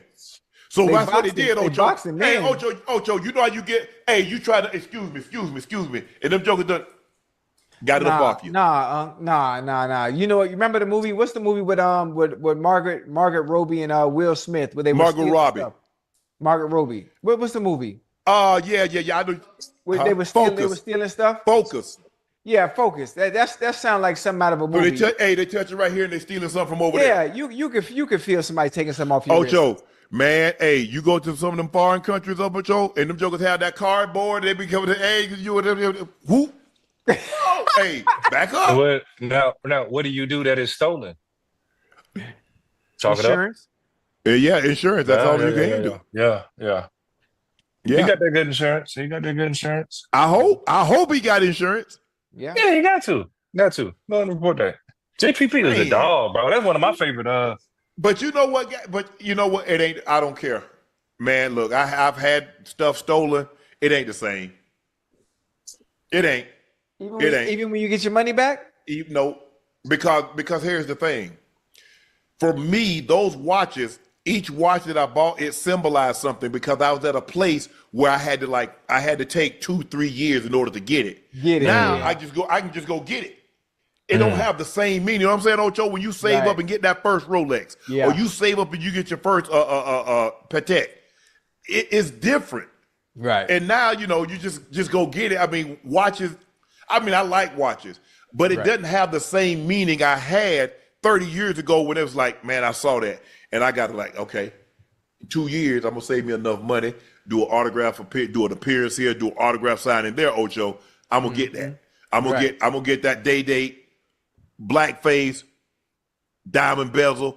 I'm going to get that. Now, you go just get a watch, because, you make good money. It ain't the same to me. Somebody like, hey, Patek, AP, Vacheron, FP Journe. No. Marlon Humphrey had a wild take this week. He tweeted, breakfast food is so weak. I've been skipping it and waiting until what restaurants open earliest for lunch. Nah, I'm a breakfast guy. Yeah, I'm a breakfast guy too. He tripping. every morning, I got 3 places. Either I'm going to McDonald's to get my usual, I'm going to IHOP to get my 2 for $2, or I go to First Watch. Oh, well, I got another one. Too, Uncle. If you ever come down here in Miami, you too, Ryan, y'all got to try Just Spoons. Okay. Hey man, answer your phone when I hit you, Chad. Don't tell me Oh, hit you. I got a new number. I got a new number. No, you don't. Hey, Answer hold your on. all right. Text No, me, I'm serious. I dog. do have Answer no. your phone when I hit you, Chad. I got you. I do have a new number. You hit Chad. What's up, man? What you need? Oh, okay. Nah, That's it. I got. I love All right, breakfast Chad. though. I love I love grits, right, eggs, bacon crispy. If it's gonna be sausage, it's gonna be sausage patties. Right. Pancakes, I take pancakes over French toast.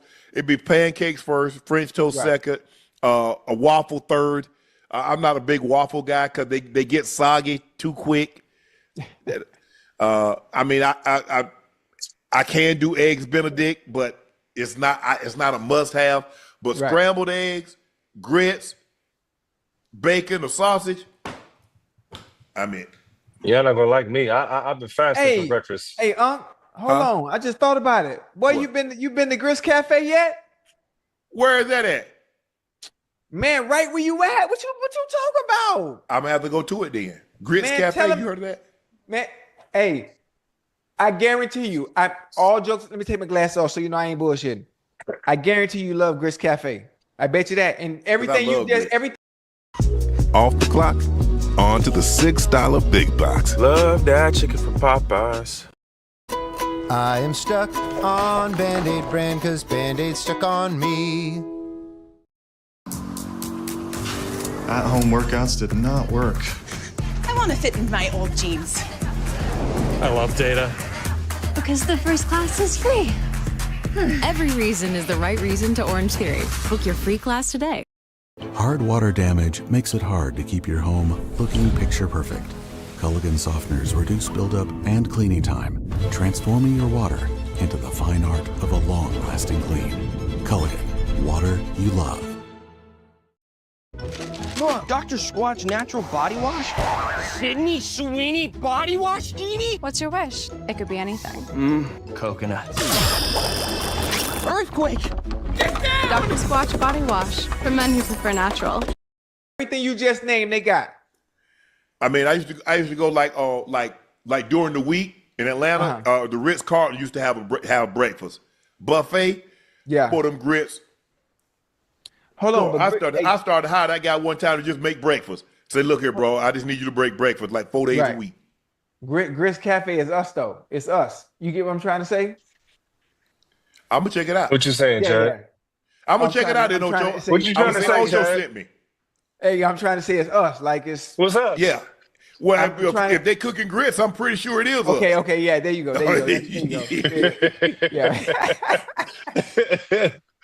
Because everybody can't cook grits now, Ocho. Oh no, absolutely not. Yeah. Hey, they give you these croissants to go with the before the breakfast come. Yeah. It's in LA. Nah. Now, I will tell y'all fair. We don't want everybody inundating it.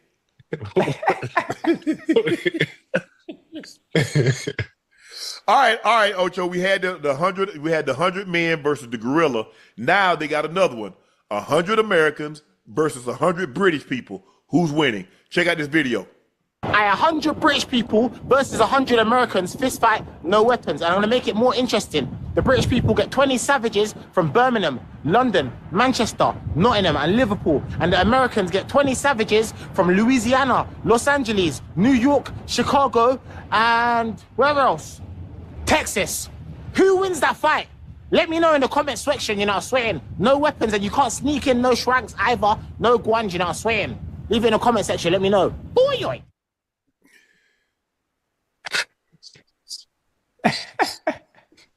I think the Americans gonna beat the hell out y'all. Who? I think the Americans gonna win. I mean, you know what? It's gonna be rowdy because you know a lot of them from Birmingham and where he named Ireland. They soccer fans, man. They be on one, Ocho. They don't play. They die about soccer. Yeah, they are willing to die. Anybody that's willing to die about a sport, they don't play. We already beat them, Ocho. How you think we became America? Ta-da! Yeah. I mean, damn. Hey, that's a good one. So we good. Hey, bro, we good. We already won up. That's a good one. All right, guys, it's time for our last segment of the evening. It's time for Q&A. Woo.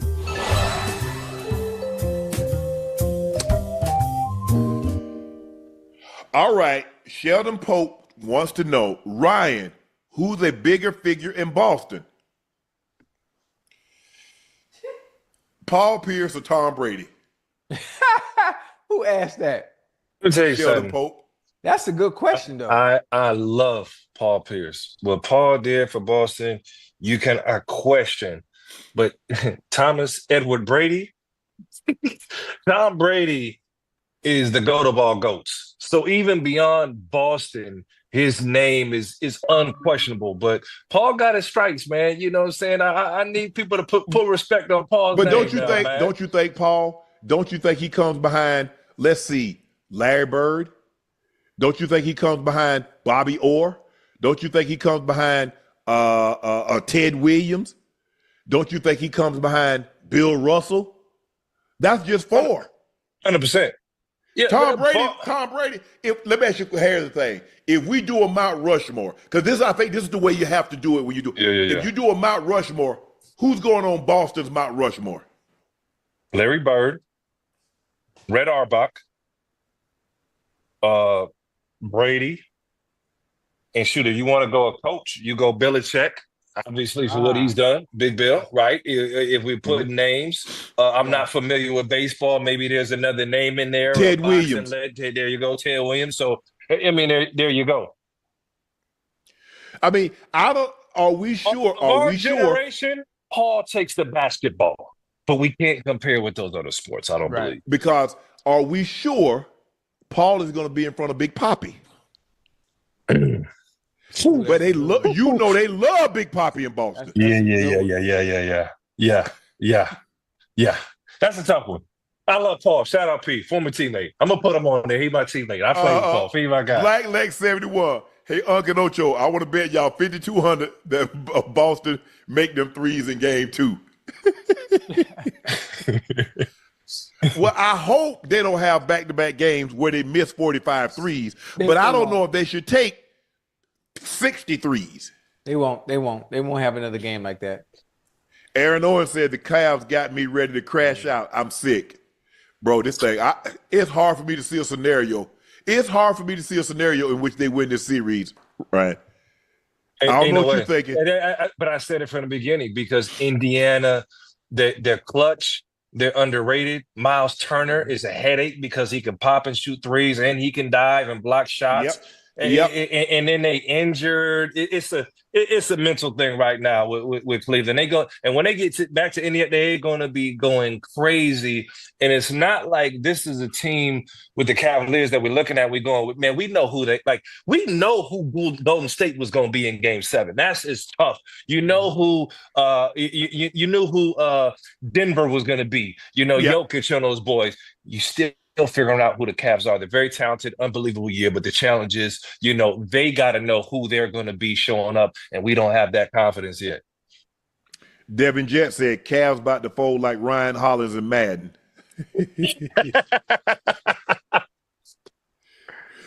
Miss Patrice said, "Ant this, Ant that." They got that whooped on with no Steph in the second half. Hell, they have Steph from midway through the second quarter on. The 6-foot Aquarius. Hey, before Sabonis, we had Bill Walton. True. Bill Walton was a great passing big man. Knees went, knee and foot and feet problems. And normally that's what happened with big guys. Feet. Yeah. Too injured. Hard. Josh R98, 45 threes. Ashy knees. Chaz don't sneeze. Warriors in 5. Man, that concludes this episode of Nightcap. Thank you guys for tuning in as we saw the Golden State Warriors go on the road and win Game 1. First time in NBA history, all 4 road teams won Game 1. And to make it matters worse, Indy went up on the road and won both games in dramatic fashion tonight.